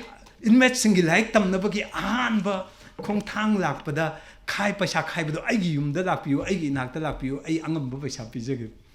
sini aina kaiguna haibada education si yaudragadi wakhal loksing amadi magi kanodo creative idea do yaudrugadi miyoiba ama oina lepa ngamdaba aduga kogi afaba citizens ama oibada changjang lauba citizens ama oiba ngamdabagi macha ama ngasigi modern society da lakpanina madugi maru hunnabagi amata ngaibase aikoina ngasi Fesokna khot thabiro aduga lamyanba oibiro haibu wafamsima ai thamjage aduga aikoina makhoi amata ngairaba anauba life ama semba haibase kadino habda makhoi de education pira kanda makhoi ki kanose makhoi gi mol tawbira kanda makhoi sibu mol taw kanda kasi wana laibase makhoi bidagi mol taw kanda makhoi na education sina mapan wo kanda mapan sana makhoi na hayeng kaligumba central service khangde ama khangde taw kanda mana family du puraga family gi awa ana loina pura akanda anoba asa ama lakpaduneba aina ngasi education se khwaidagi maru oye na ina thamjari se fundamental right ne na thamjari se masida aina ai jam changjaba ekon mayam amasu leire resource person mayam amasu leire aina haijaning base aikoina kari toba yai makhoi gi education system gi damukta kari toba yai khara makhai di problem solve toba yabagi lambi khadi leigani sidani aina hajikatang thamjaning se aduna aikoi gi Manipur da entrepreneur mayam le entrepreneur mayam singcha ngasi di inmate sing da changbiro aduga changbira kanda inmate sing sida makoina hairiba talent sing da training amtang tawbiyo makoi gi paisa thokna bagi masa hauji kendan yonra tawri basi nattaba atopa aduga delhi gi matau tambasu yaina casual ge satra amom da lupa lising ong piraga nakoina kalgumba product ama putho madu aikoina leini haidana government na tawbi yaina inmate leiriba jaga sing sida adu oitagadi makoina lising ahum duna makoina sajaraga material ledaga makoina puthokpa mekanosung duna akoigi market ta chalairpa matamda makoigi life skills oire aduga makoigi anobo punsigi mayol ama mol tawna bugi lambi duma akoi pibam thoktabra sineba in hangjaningis aduga education ski maigaida aina teacher education da leirubagi aina khangjaba experience amta haide aseng bagi hai targadi inmate sing da pigada kano sing sida inmate khakta da natti teacher da supiu haide inmate sing ga matau karamna loina gadagi haibagi teacher sing da training piu haide karam ba ngang ni kamaina nuksina tau kani makoi da like tamning na bagi awaba marak sida like tamning na bagi wakhalol oja sing na kamai pigadagi training piu haide counseling piu haide wakal nungaitan aidi sirage sumaina leigadabagi saruona inmate sigiba masingse kayano 33 sure bungasi mathwai nungaitadana sigiba inmate singje 33 sure haloi ba khasu yawagasu aduna aina ida thamjaningi badi aikoina aina BEd college da leijabagi BEd department da leijabagi department of BEd Manipuri University da leijabagi amadi DM college of teacher education da ina matam sangna leijabagi aina experience to haijake khajikakta aikoi gi chai khudingi aikoi gi BEd ki internship program ana 16 months mathai masigi 16 months ya government school da thabira no private school da thau kanda no mitaruk ni khakta tawaga to e mase 16 months haibadi tha mari haibne mase inmate ki school da thajalo aduga nai khaidra angang ji amtang ta halo adudi yengwa angang lai haitabring gom private school amda sok da numitarani di han piba ngamoi na pidi training bu aduna numitarani training to buduna oida po jabu kyam phaduin tolo ngai ta bne aduna di adugi hujik kanna government da nainaraga amadi civil society singna hairaga kano singsia inmate kulok kano area da leiriba inmate ki school ga loina na leiriba satra singsta tha mari singse nan stop ta waja singse ta halo na umtang ta han badabu khama khaidi makhoi da education gi mangan piba ngamgani habagi thajaba mai lei masi aina masi practical soina masi tahonjaninge amadi madugi asoba thodang lobirakani haidun ai khale sis my thamjagi aduna akoina masida akoina lairik tambiba haibasida akoina kari leiki hakanda ꯂꯥꯏꯔꯤꯛ ꯇꯝꯕꯤꯕ ꯍꯥꯏꯕꯁꯤꯗ ꯃꯃꯥ ꯃꯄꯥꯒꯤ ꯊꯧꯗꯥꯡ inmateꯁꯤꯡꯒꯤ ꯃꯃꯥ ꯃꯄꯥꯁꯤꯡꯒꯤ ꯊꯧꯗꯥꯡꯁꯤ ꯌꯥꯝꯅ ꯆꯥꯎꯅ ꯂꯩ in psychological ꯑꯩꯅ psychology ꯇꯥꯛꯄ ꯑꯣꯖꯥ ꯑꯃ ꯑꯣꯏꯅ ꯃꯃꯥꯅ ꯃꯄꯥꯅ ꯃꯆꯥꯗ ꯋꯥꯔꯦ ꯍꯥꯏꯕꯒꯤ ꯃꯥꯏꯊꯣꯡ ꯎꯠꯂꯣꯏꯗꯕꯅꯤ ꯅꯪꯒꯤꯗꯃꯛꯇ ꯑꯩ ꯂꯩꯌꯦꯅ ꯊꯧꯅꯥ ꯐꯒꯗꯕꯅꯤ ꯃꯃꯥꯒꯤ ꯑꯋꯥꯕ ꯃꯃꯥꯒꯤ ꯂꯩꯇꯕ ꯈꯪꯂꯛꯄ ꯃꯇꯝꯗ ꯑꯉꯥꯡꯒꯤ ꯀꯔꯤ ꯇꯧꯒꯦ ꯍꯥꯏ ꯀꯥꯟꯗ ꯊꯃꯣꯏ ꯆꯦꯟꯖ ꯇꯧꯋꯦ ꯃꯈꯣꯏꯒꯤ ꯂꯝꯕꯤ ꯆꯦꯟꯖ ꯇꯧꯋꯦ ꯃꯈꯣꯏꯒꯤ ꯑꯁꯥ ꯆꯦꯟꯖ ꯇꯧꯋꯦ ꯑꯗꯨꯗꯨꯅ ꯐꯅ ꯋꯥꯔꯕꯁꯨ ꯏꯃꯥꯅ ꯅꯪꯒꯤ ꯉꯝꯅꯕ ꯍꯣꯠꯅꯒꯅꯤ ꯑꯗꯨꯅ ꯅꯪꯒꯤ ꯂꯥꯏꯔꯤꯛ ꯇꯝꯕꯒꯤ ꯂꯝꯕꯤꯁꯤꯗ ꯅꯪ ꯋꯥꯈꯜ ꯍꯣꯡꯒꯅꯨ ꯍꯥꯏꯗꯅ ꯑꯩꯈꯣꯏꯅ ꯄꯤꯕꯤꯌꯨ ꯑꯁꯥ ꯄꯤꯕꯤꯌꯨ ꯅꯧꯔꯤꯕ ꯑꯉꯥꯡꯒꯤ ꯋꯥꯈꯜꯗ ꯂꯝꯍꯥꯡꯅꯍꯟꯒꯨꯝꯁꯤ ꯑꯗꯨꯅ ꯑꯩꯅ ꯍꯥꯏꯖꯅꯤꯡꯕꯗꯤ ꯀꯩꯅꯣ ꯍꯥꯏ ꯀꯥꯟꯗ ꯑꯩꯈꯣꯏꯅ ꯄꯦꯔꯦꯟꯁ ꯍꯥꯏꯕꯁꯤꯗ ꯑꯉꯥꯡꯒꯤ ꯁꯥꯏꯀꯣꯂꯣꯖꯤ ꯃꯁꯛ ꯈꯪꯕ ꯆꯪꯉꯤ ꯑꯩ ꯂꯣꯏꯁꯤꯟꯖꯔꯒꯦꯀꯣ ꯌꯥꯝ ꯁꯥꯡꯉꯦꯕ ꯑꯉꯥꯡꯒꯤ ꯁꯥꯏꯀꯣꯂꯣꯖꯤ ꯃꯁꯛ ꯈꯪꯕ ꯆꯪꯉꯤ ꯀꯔꯤꯒꯤꯅꯣ ꯍꯥꯏꯔꯀꯥꯟꯗ ꯑꯩꯈꯣꯏꯅ ꯑꯩꯒꯤ ꯏꯆꯥ ꯍꯥꯏꯕꯁꯦ ꯁꯤꯗꯩꯗ ꯑꯩꯈꯣꯏꯒꯤ ꯃꯩꯇꯩꯁꯤꯗ ꯏꯟꯗꯤꯌꯥꯒꯤ ꯄꯦꯔꯦꯟꯁꯁꯤꯡꯅ ꯃꯃꯥ ꯃꯄꯥꯁꯤꯡꯅ ꯃꯆꯥꯗ ꯄꯤꯕ ꯈꯨꯗꯣꯟꯁꯦ ꯀꯔꯤ ꯄꯤꯒꯦ ꯍꯥꯏ ꯀꯥꯟꯗ ꯑꯣꯡꯂꯤ ꯐꯤꯖꯤꯀꯦꯜ ꯐꯦꯁꯤꯂꯤꯇꯤ ꯈꯛꯇꯪ ꯄꯤꯌꯦꯕ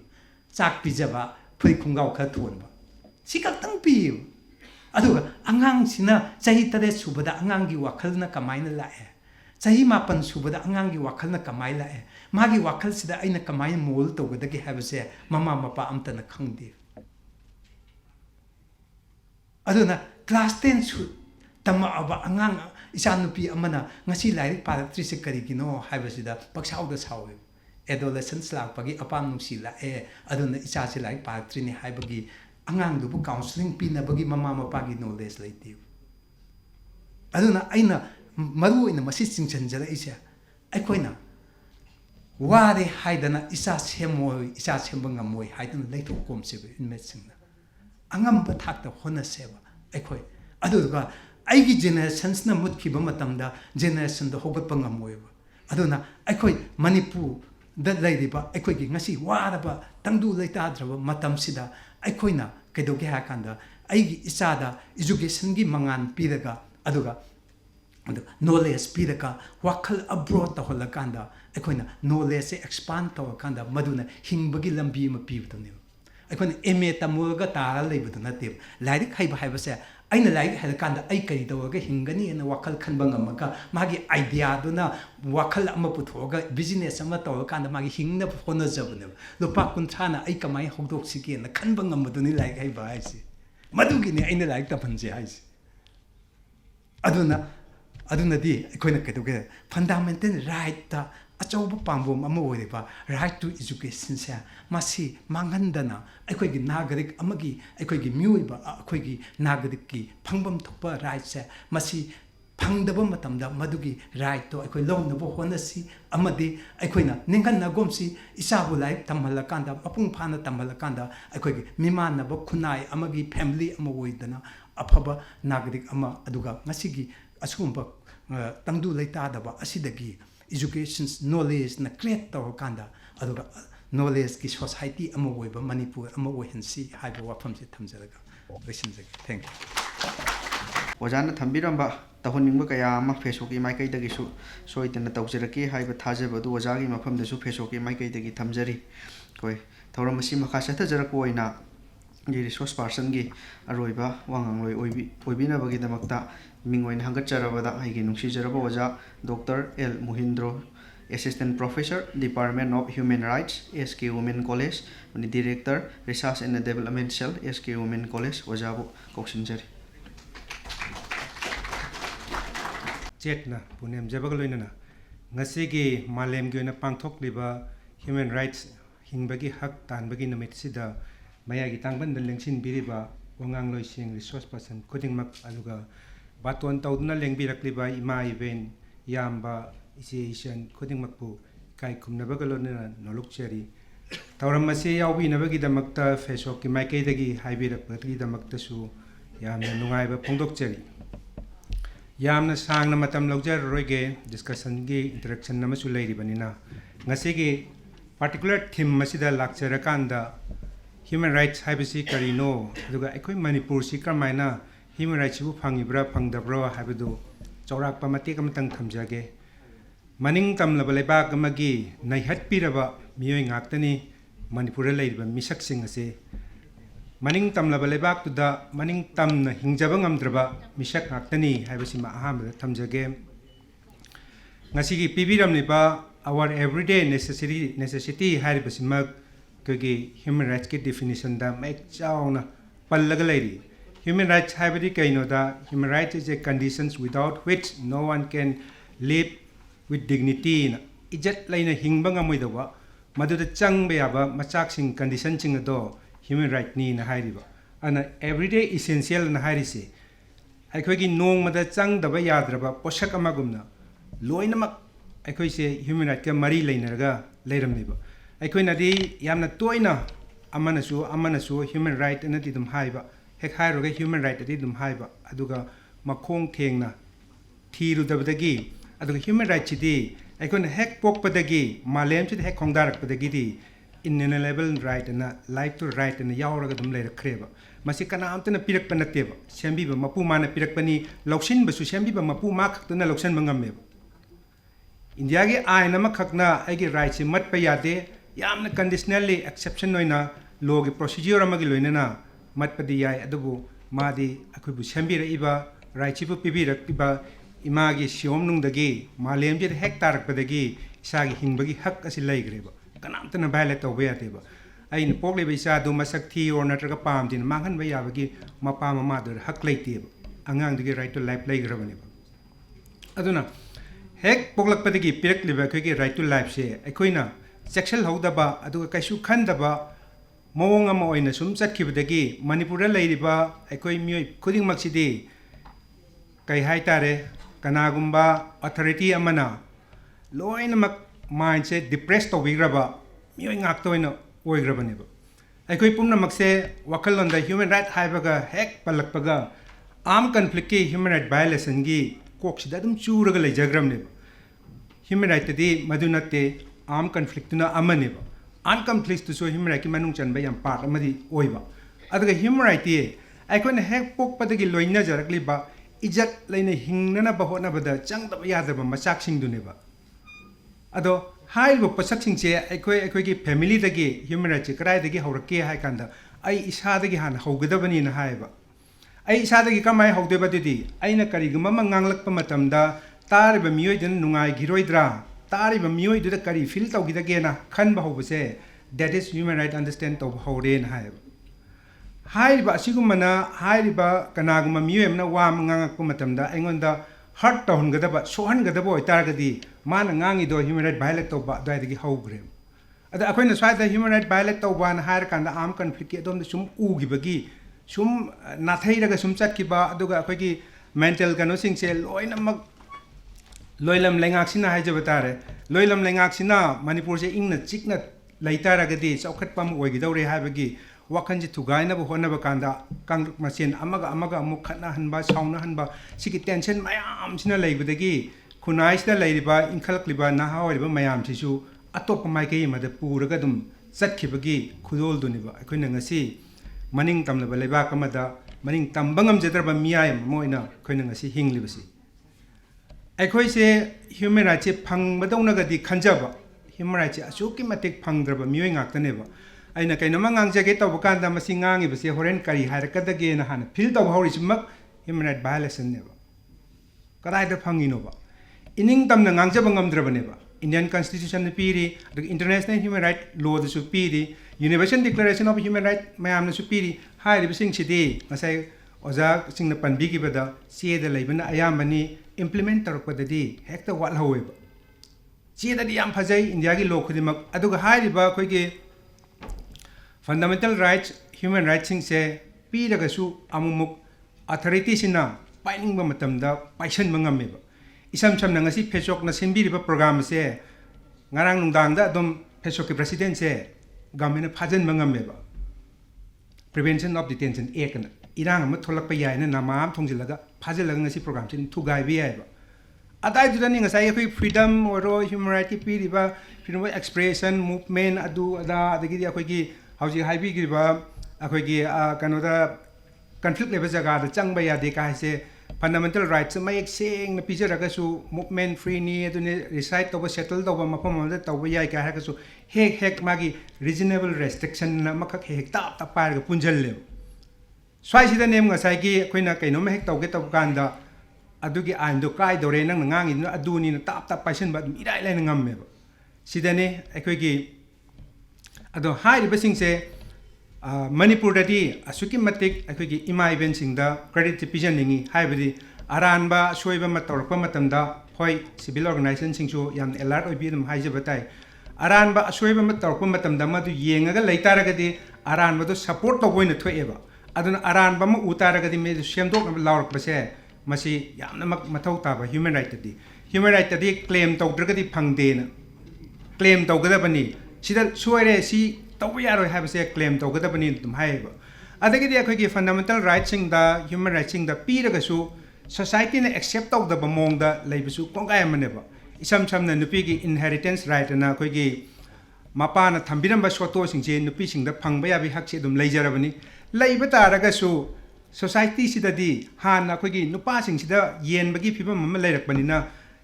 macha nupi gi piu haiba da khitang ot oi badawna yam tawba ngamboina thok badawna खन्नबदगी मपुंग फाना इम्प्लीमेंट तौबा दुम यादबा मदु हाइरबा नुपीदुना याम तौंगम बोइनगा हे खनबा अदना लोदा आइन द पीरगसु सोसाइटी द एक्सेप्ट तौ फातबा खितंग ओट ओबा अदुम मयामसु ओरिदना इसम समना ngसागी फ्रीडम ऑफ रिलीजन चटनिंग धर्म चटपा याय दुकनाग माइगी इमानबमना क्रिश्चियन धर्म चटपदो मागिदि राइट नेबा कॉन्स्टिट्यूशन पीरिबा अदु अरगसु सोसाइटी दि खितंग ओट ओबा नुआइतबा मदि दुम feel तहलिना सुमाइन तौदना ngसागी right ta lejaraga su hack claim to the mong ta daba aduga khoi isa se human rights se yam mamut ta na khangriba aduga handaki piriba thim sina su human rights se na khoi khanga kan na khoi gi thangna basing da su rights gi maram da wari sabiu khangalu ngasai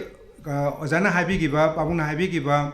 1948 ki universal declaration human rights iram basing no ngasi so dum lengna dum leiri mapung bhawa chat pangam na ngasi thim sibyak ta bo our everyday essential na akhoi khuding makki dum human rights che chang da ba yadraba dum thadok na ba yadraba posak ni ha bje khangal lu ha ba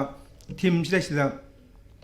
mafam khuding makta sila ibane ba ado mafam khuding makta silak pa kanda hauji hai ba dumaina mamang da mc maitei na habiramba mafam kaya da chatla kanda awareness program sinbiu yan tahalu wakhan tahalu the wakhan tahalu haiba matamda khoi manipur da di ya matamda human right ki wase hek ngang boga am conflict ki kano si laibanina kok ta hana loin churaga laigimnina akhoi ne human right tamjara pa kanda first generation haiba ma second generation haiba ma third generation haiba ma laiba ado hairi singje aina mamang da haija gi bad maina aina ngang ga da wase kana gumba ta ga da sokida saugidra na mi amana amabu respect tawiraba amaduna su mi khuding pu respect to witaragadi human right violate to bose tho oi haibase theoretical kanu mayam na sudum hairaga lebirame ado akhoi khuding maksi adum yengbiu akhoi na human right che phangaboi ningjaba horen che kari tholakadage media da kenom lawrakpa matamda akhoi gi mindset che hector blur chatkidoini e adu tawdore ada tawdore na handak 2023 gi irang da adum tampak lamsida yam sathiba rimerang khak tawdana khoi commando marakta kuki myam yoksila thoklei khongka akano tawraga thoklei kainaga sandorakpatki hekina dana ngasagi mai yum daga tumna daga hekta aki tu jungum phawdana tawnagi myam do ado sigum base khudak ki oiba adagi di hojikti yam sathiba khoi digitalize adagi di technology myam je high kanonina rumor macham cha chandokda miyobagi mindset che hekta jar hekta tempo omne lehengiba ngamba aduna yam wakhan ta howa yam chexel hodragadi akhoi che phaireng nana aduga inkhalak liba naha singna su human rights che yamna wakhan ta driba yamna kanu taw dribanina khantha hodabadagi seranana social media da kaida chatkibada thingba ngamogdarna adugi khudong thiba thirak pa yabagi achouba lambi mayam su leiba aduna hairiba mayam singa se koina ngakthok nabagi damaktani ngasi malem gi oina pangthok liba human right dss da our everyday essential na piribase why kharasi thamjaraga engon thengnaba experience ani khatang share tawjaramge human right ta sengna human right pangdiba mafam khara haitar 2012 ta ise University of Mauritius ta thatharuki postdoctoral government of India thabi bani mafam jida ai se pung ngakhi human rights mafam de chap chana leram hojike ina haijari be maina aina ngang gadoi wase mana ta gadoi mani saura kadra kai se aingon da hairak pada mokhogi prajam na hairak pada yam khanja jaraga saugi tra kaina ga pakhat chana ga hai ai kai no ne mai mong si bo kaina ada aina tumi ba guest house yam chawe moigi laisang ne guest house si da muindro India na te thong hang do tumu ka hai ko inu ni India na te thong hang do tumu ai nga ure ba am lam bang de ba India na te thong hang do tummi kai ram ge da India to no huram blai ta bani free ni kanam tan nong ni attack tor hai oilem human right to dai do oileram adu ga moi gi lam gi masa du na India da la kan da moi gi huram ba lai ta ba lam ni na yamna free on briefcase ka do railway station na tak ka thamma sai bok cha cha kan da di mai briefcase to dum pura dum sakren Asagi my mind chet na di huram ba le je da ma pham ni thok se rak ban do som da huram na yo ma le ma pham ni do ana koi lak ko India na te no ana to mo thong hang do tum ha pungau ngau ro de asukematic democracy se election tawi aina chacha bu su election study gi chacha bani India ga Mauritius ga election competitive study to bu asukematic democracy se nana le hogre sina example ma khangni ani sube example ma khagna karmai tawge da ikui kuidri andakta South Korea da chatpa matam da thengna ko experience ni taxi da tongba matam da makoi ki taxi je CCTV camera loi yaw driver sing se masagi license loi theli gari manung da magi license loi theli mobile ani theli ain hek thauba hobege magi meter se char ga paisa ngang na de sat tar ko zum pi doini aina kumtha ba kanda thong ate amta hangdok pa yade accept thong ama khak natana sorok menung lai ta thong ama takno hangdok pa natana kumtha ba yade thongno hangdok pa di thong hangdok pa di esidum dan chat ni manung da hek sang gi baga isa sida nuksa ti ba amat ta phawan de adune ba human right lai dis secure ohen mam phaw bu do feel ta hon ba do at paisa kya tare hangna de meter ta tak tor ga dum lawi kaim ngang na di hek lora ga hal ka na Delhi ro kan da kamai tawi Delhi da taxi un phar tong kan nga se maman ju haira roi horen jora haira ge haira ni yora kan kai ke no ko ra ga thawra ne de dik la seran turan mayam je dum taw ram ni na akhoi ji bu kai pu du chan ka khangal lak mam yaw khale ne secure orak ta bu do sai se human right pom chai chai lem adang mi gi lam ja ti asukematic nana human right to lay ha ba se tak ne ba aduna ai khoi je ngai re hauji IDP sing handak mayum mayum da kar halale na nan media report ta dum haire yum da di halle to bu da bu nungdang tumba ngam din hui ma go khong ko kan da kai da yum no khalle ba chumme ba moi do Indian Army na central security na protect taw na ban nga ine ba central security to thaja de ba natra ma thaja de ba central security to kai da ro pa ya je masa da thaja bangam de ba that means secure oi de human rights supang phang dre sini ba Manipur da di kainom to ba kainom adum nang namjan be yai ba hore nung dang sin nang la ga kainom ek ta phar maran pi ra ga hek ta pha bangam me ba yam bol di law bangam de ba adabu ai ki imai ben sing adu civil organization sing na thokla ga hek move to wi se asi asukematic kana ba asukematic human right di claim to da ba ya de ba claim to da ga di phang de ba nangi human right violate to re ha se claim to ga hairak ga di violate to ne law de ba aduna khoi khuding mak se human right se khang na ba khoi gi Fesok na su changjan bi re ba handak ti ahan boina observation ho bi re ba matang tawrakini ha ba asa se thamjage wapum khara che thamjara tension jage lingbirak leba khwaipum namak singi mafam dagi amadi IDP singi mafam dagi short interaction program matam adu laujage koi senja langjari be singna maningda adum microphone adum pi na ba thorang to biu hojik matam adu hogjarage kanang ba wahang hangbin be singna adum khoi gi kaino dagi lobi microphone lobi ra kan da wahang khoi gi resource person oina linkin bi re boja singi mafam da hangbi rang na ba nolong na ning singjari put na yam sao ba so box amne hainingai na din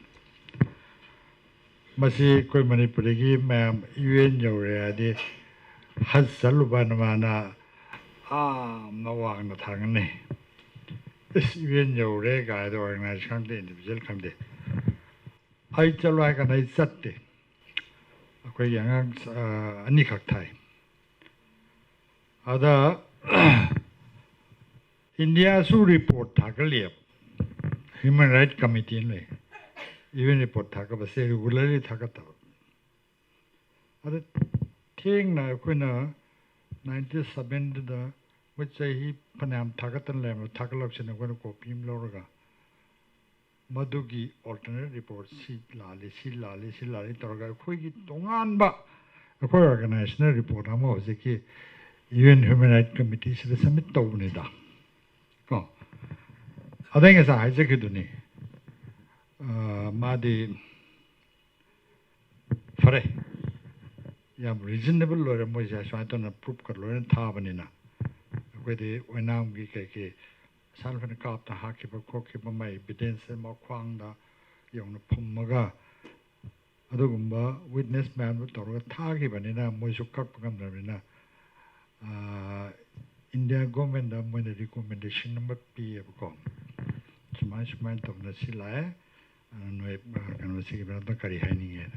adune na adugi matung da ne mo na National Human Rights Commission kan siam gris ko yeng che ke kan ha ga so adubo se mi tawi me official ki channel kangon kai dan ma kha tawi aduga sida ka pa de dum lepte adun violation de lepte ko UN gi Human Rights Committee la ga ga thing de moi right su leite mapandagi organization Amnesty International gumba ka human rights organization mayam London nag live ko se la mi moi de aduga moi de report collect tawraga documentation report saraga paisa tana bo na le me as mada koi human rights koi committee on human rights ke aramba mami dai mi khara song thok ka document yo le ndra ba koi de gi report loraga so aina have sum up to jabda haja ga se akoi UN da ka su thajaba thabiru no ko masing alling ge sei kun thamang de gi akoi organization angang sina tomo modu da di mayam gi space ha pi ra kanu maram de hoji UN je lai dong khali mayam che aduna aina do hairo kari akai bla ka de aina pare masi su mayam gi opinion se respect to ada ko na ngai policy ko hana sum up to ni aidi masi kanar rejecti matam natre adubu mayam ang de specific say re color aduna hojik amuk yo na hunu na ga di UN haiba body sa is useless yengo America na nampu da Iraq to land do di miam hat pangam bom le khulai le na changi do leram ra leram de handoro da na adu UN ke dong mi ko thai ne ki kariba akan mana sing ba si ba sa bra adu film dum le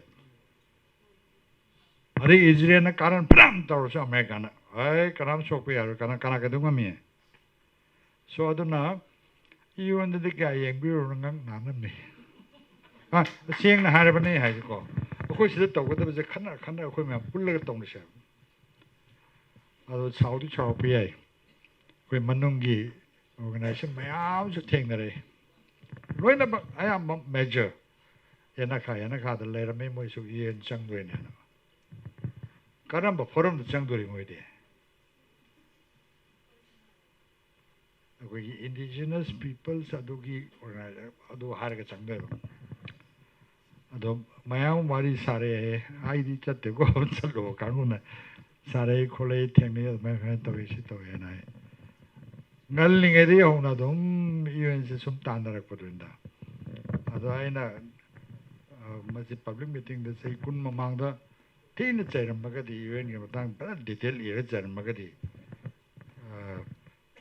hoi chairam ba ga di haibani na ujup de charu dharmina dum challi so aduna akoi nan hangi ba kanu me am do India ki report tha ba da sei khuding tha ga do mai sei kan tum tha do ko na du gi alternate report mi hi madu khoina ibnate ai sing mayam ma khanaraga drabam tawthoga ma si haraga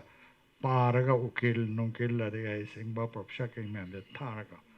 moi paraga tham se da comment pibiro kami hapsige kaina neinaraga corner organize toraga compile tawibani aduga event da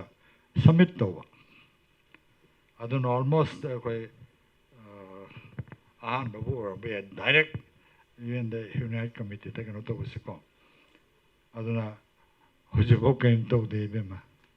aduna kain da wa na pasham tingi jene ba sab se ko ai di kana den kal adu we ni me ang opinion to pole mbi ko okay thank you Kagachari pamong atay maka uhang hangbining ba.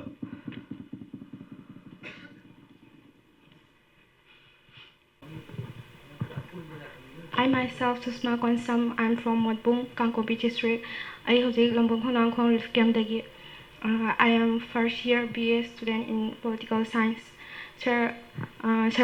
education, rights of education ki matang na panbi ki bado aiso adum rights of education ki da hagi tawa.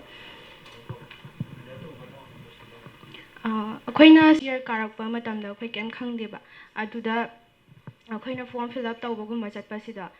government Manipur government adi school amadi college ki form fill up natara fee ki matangda loi free oigadabane haiba aduga akoina college ki form fill up tawba chatpasida form fill up ki paisa je laweba ado aina agi rights oina IDP ki rights oina ai proof oeba proof laye ai IDP degi ni haraga saktak tik se ulle saktak se ullaba matungda su moina dum college tagi form fill up se paisa se laweba aina kaigino sir kaigino ma'am sumaina paisa lawrijibo college na ai sagi right oibagi hangjabane ba adu bawda aina receive tawda ai form fill up ki paisa di dum lawi na hariba ado shi gi matang je kan direct akhoi college ko ina satpada masi form fill up ki paisa leiti hana mama ahum mari kappadagi ai tawse aina khaina raga mai pijamba ai ngasai wari lijagre taseng na harakanda akhoi gi ngasai aina haijabdo akhoi gi se chinda hai pigi ba radio da hai gi ba ko aduga tampak te yo tabdo school gi principal da paisa do pirak taba moi IDP mi ke ano metric thaga da mi ke ano moi gi paisa do kano tawro na koi law nu akhoi government na paisa pirani haibdo paisa do yo taba aduna principal do na noi dei paisa lawda di paika do simbanga moi taba aduna minimum price da piu na moi na demand to noina paisa pitragadi paikha than ba koi ngamoi kai na da paikha du ki che legani ade extra paper legani adugi invigilator gi paisa pi gani adu pi ga do mayam do principal gi phekau de gi IDP tada gi paisa putho ha ba ma ju putho ning da ba government na di pi ga ba government na di free da pi da ni law thok ba aduga law thok ga madugi paisa do khudak ta commissioner na tawga college da noida IDP ke yawi moi paisa pi ga no moigi kaiguma laik tambagi paisa je aikoina noida piri sini form fill up ki paisa noida pirabani sida pirabani haidana piraga harauna laik tamanga dabdo moigi phikau to changi saiwaida aduna na khoida paisa yoktaba aduna neba aduna aikoina aina haijaning base kaino hakanda ngasai expert mayam na jo haigi ko aikoigi kano sida soil sida ngasai mayam so hainagi bdo soil sida ꯑꯩꯈꯣꯏꯒꯤ ꯃꯃꯥꯡꯉꯩꯗꯗꯤ ꯑꯣꯖꯥꯗꯒꯤ retire ꯑꯣꯏꯔꯛꯑꯒ ꯄꯩꯁꯥ ꯑꯃ ꯄꯥꯏꯗꯕ ꯑꯣꯖꯥꯗꯨꯅ ꯈꯣꯏꯔꯝꯃꯒ vote ꯀꯥꯏꯑꯕ ꯑꯐꯕ ꯇꯧꯔꯛꯑꯦꯕ ꯈꯤꯇꯪꯗꯤ ꯊꯕꯛ ꯍꯥꯞꯄꯤꯔꯛꯑꯦꯕ ꯑꯗꯣ ꯍꯧꯖꯤꯛꯇꯤ ꯊꯤꯀꯥꯗꯥꯔ ꯃꯌꯥꯝꯁꯤꯅ ꯂꯣꯏ ꯑꯣꯏꯔꯕꯅꯤꯅꯅꯦ ꯃꯣꯏꯗꯤ ꯄꯩꯁꯥ ꯂꯧꯕꯗꯅꯦꯕ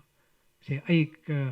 ꯗꯥꯛꯇꯔ ꯈꯨꯗꯤꯡꯃꯛꯄꯨ ꯆꯩꯕ ꯅꯠꯇꯦ ꯑꯗꯣ ꯗꯥꯛꯇꯔꯁꯦ ꯂꯥꯏꯔꯕ ꯑꯍꯜ ꯑꯃꯅ ꯊꯛ ꯅꯦꯛꯑꯒ ꯇꯔꯥ ꯆꯞꯄꯤ ꯑꯃꯟꯕ ꯉꯥꯛꯇ ꯂꯥꯛꯑꯒ ꯁꯨꯃꯥꯏꯅ ꯄꯤꯕꯗ ꯑꯩ 250 ꯂꯧꯔꯦ ꯁꯨꯗ꯭ꯔꯤꯅ ꯂꯧꯕ ꯉꯝꯃꯦꯕ ꯑꯗꯨꯃꯥꯏꯅ ꯇꯧꯅ ꯁꯔꯀꯥꯔꯁꯦ ꯂꯥꯏꯔꯕ ꯑꯩꯈꯣꯏ ꯄꯩꯁꯥꯁꯦ ꯂꯣꯏ ꯍꯥꯞꯆꯟꯕꯗ ꯌꯥꯝ ꯍꯔꯥꯎꯕ ꯑꯗꯨꯝꯕ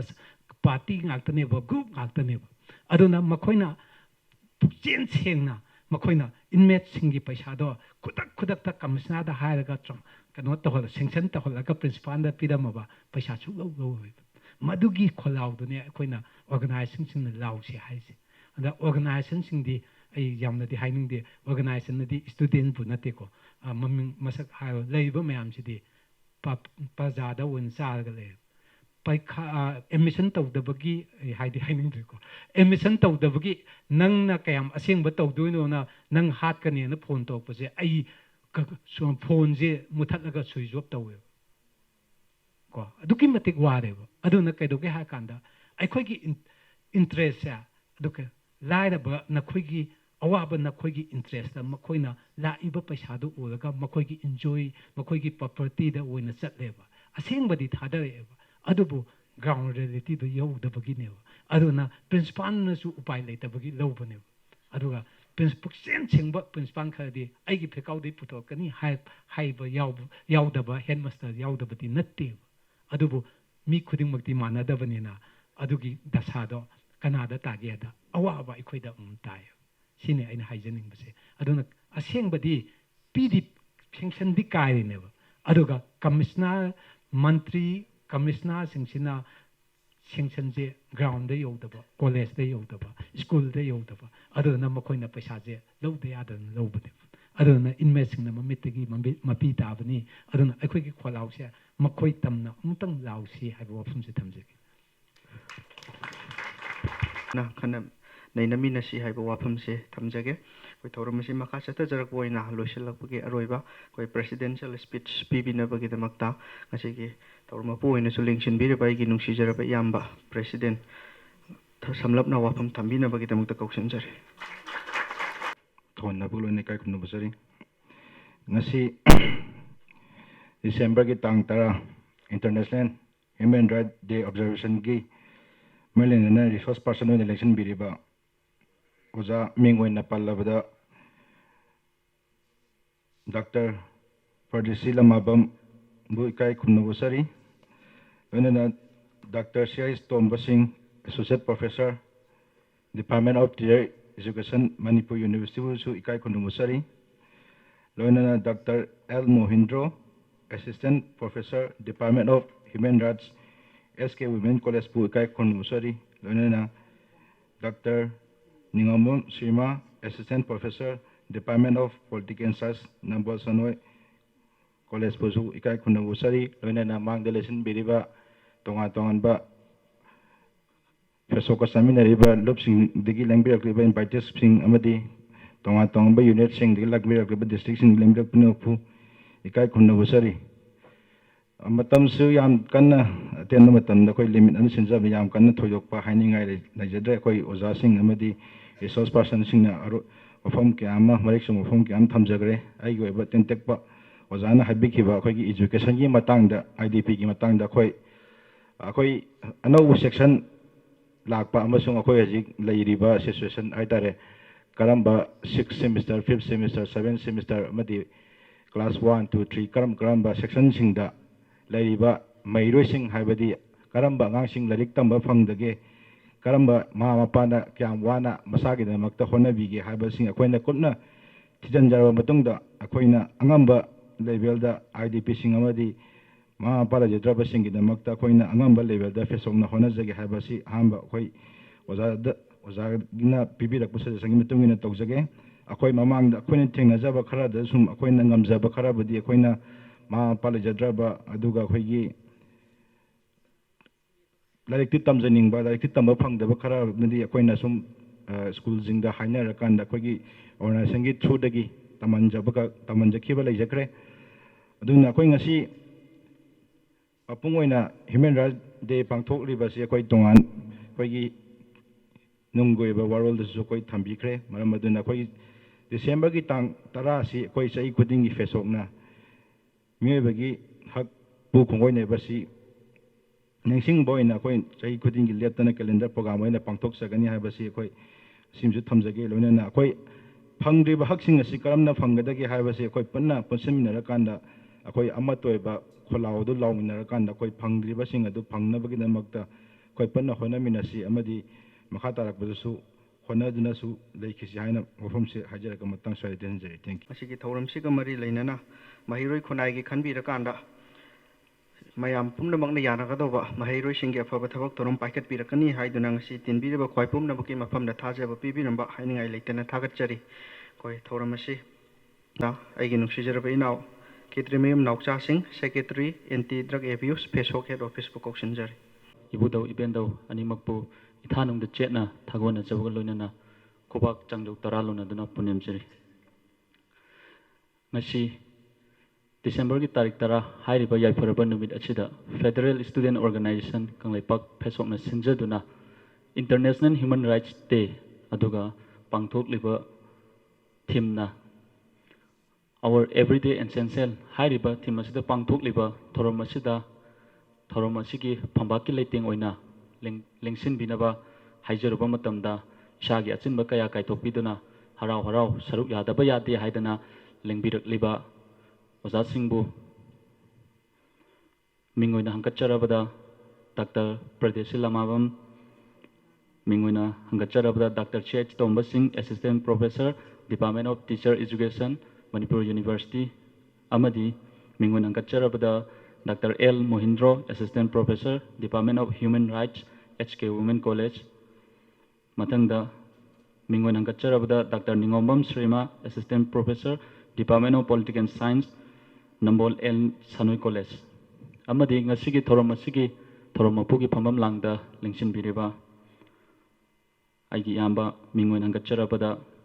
Amarjit Kangujam hairiba phambak takta lengkat biriba Oza Singh Madam yamba amadi khwai tarabo ngasigi thorom asibo hobudagina loibaba saruk yabibagi Federal Student Organization gi maikaidagi hainingai leitana thagatpa phongdukchari loinana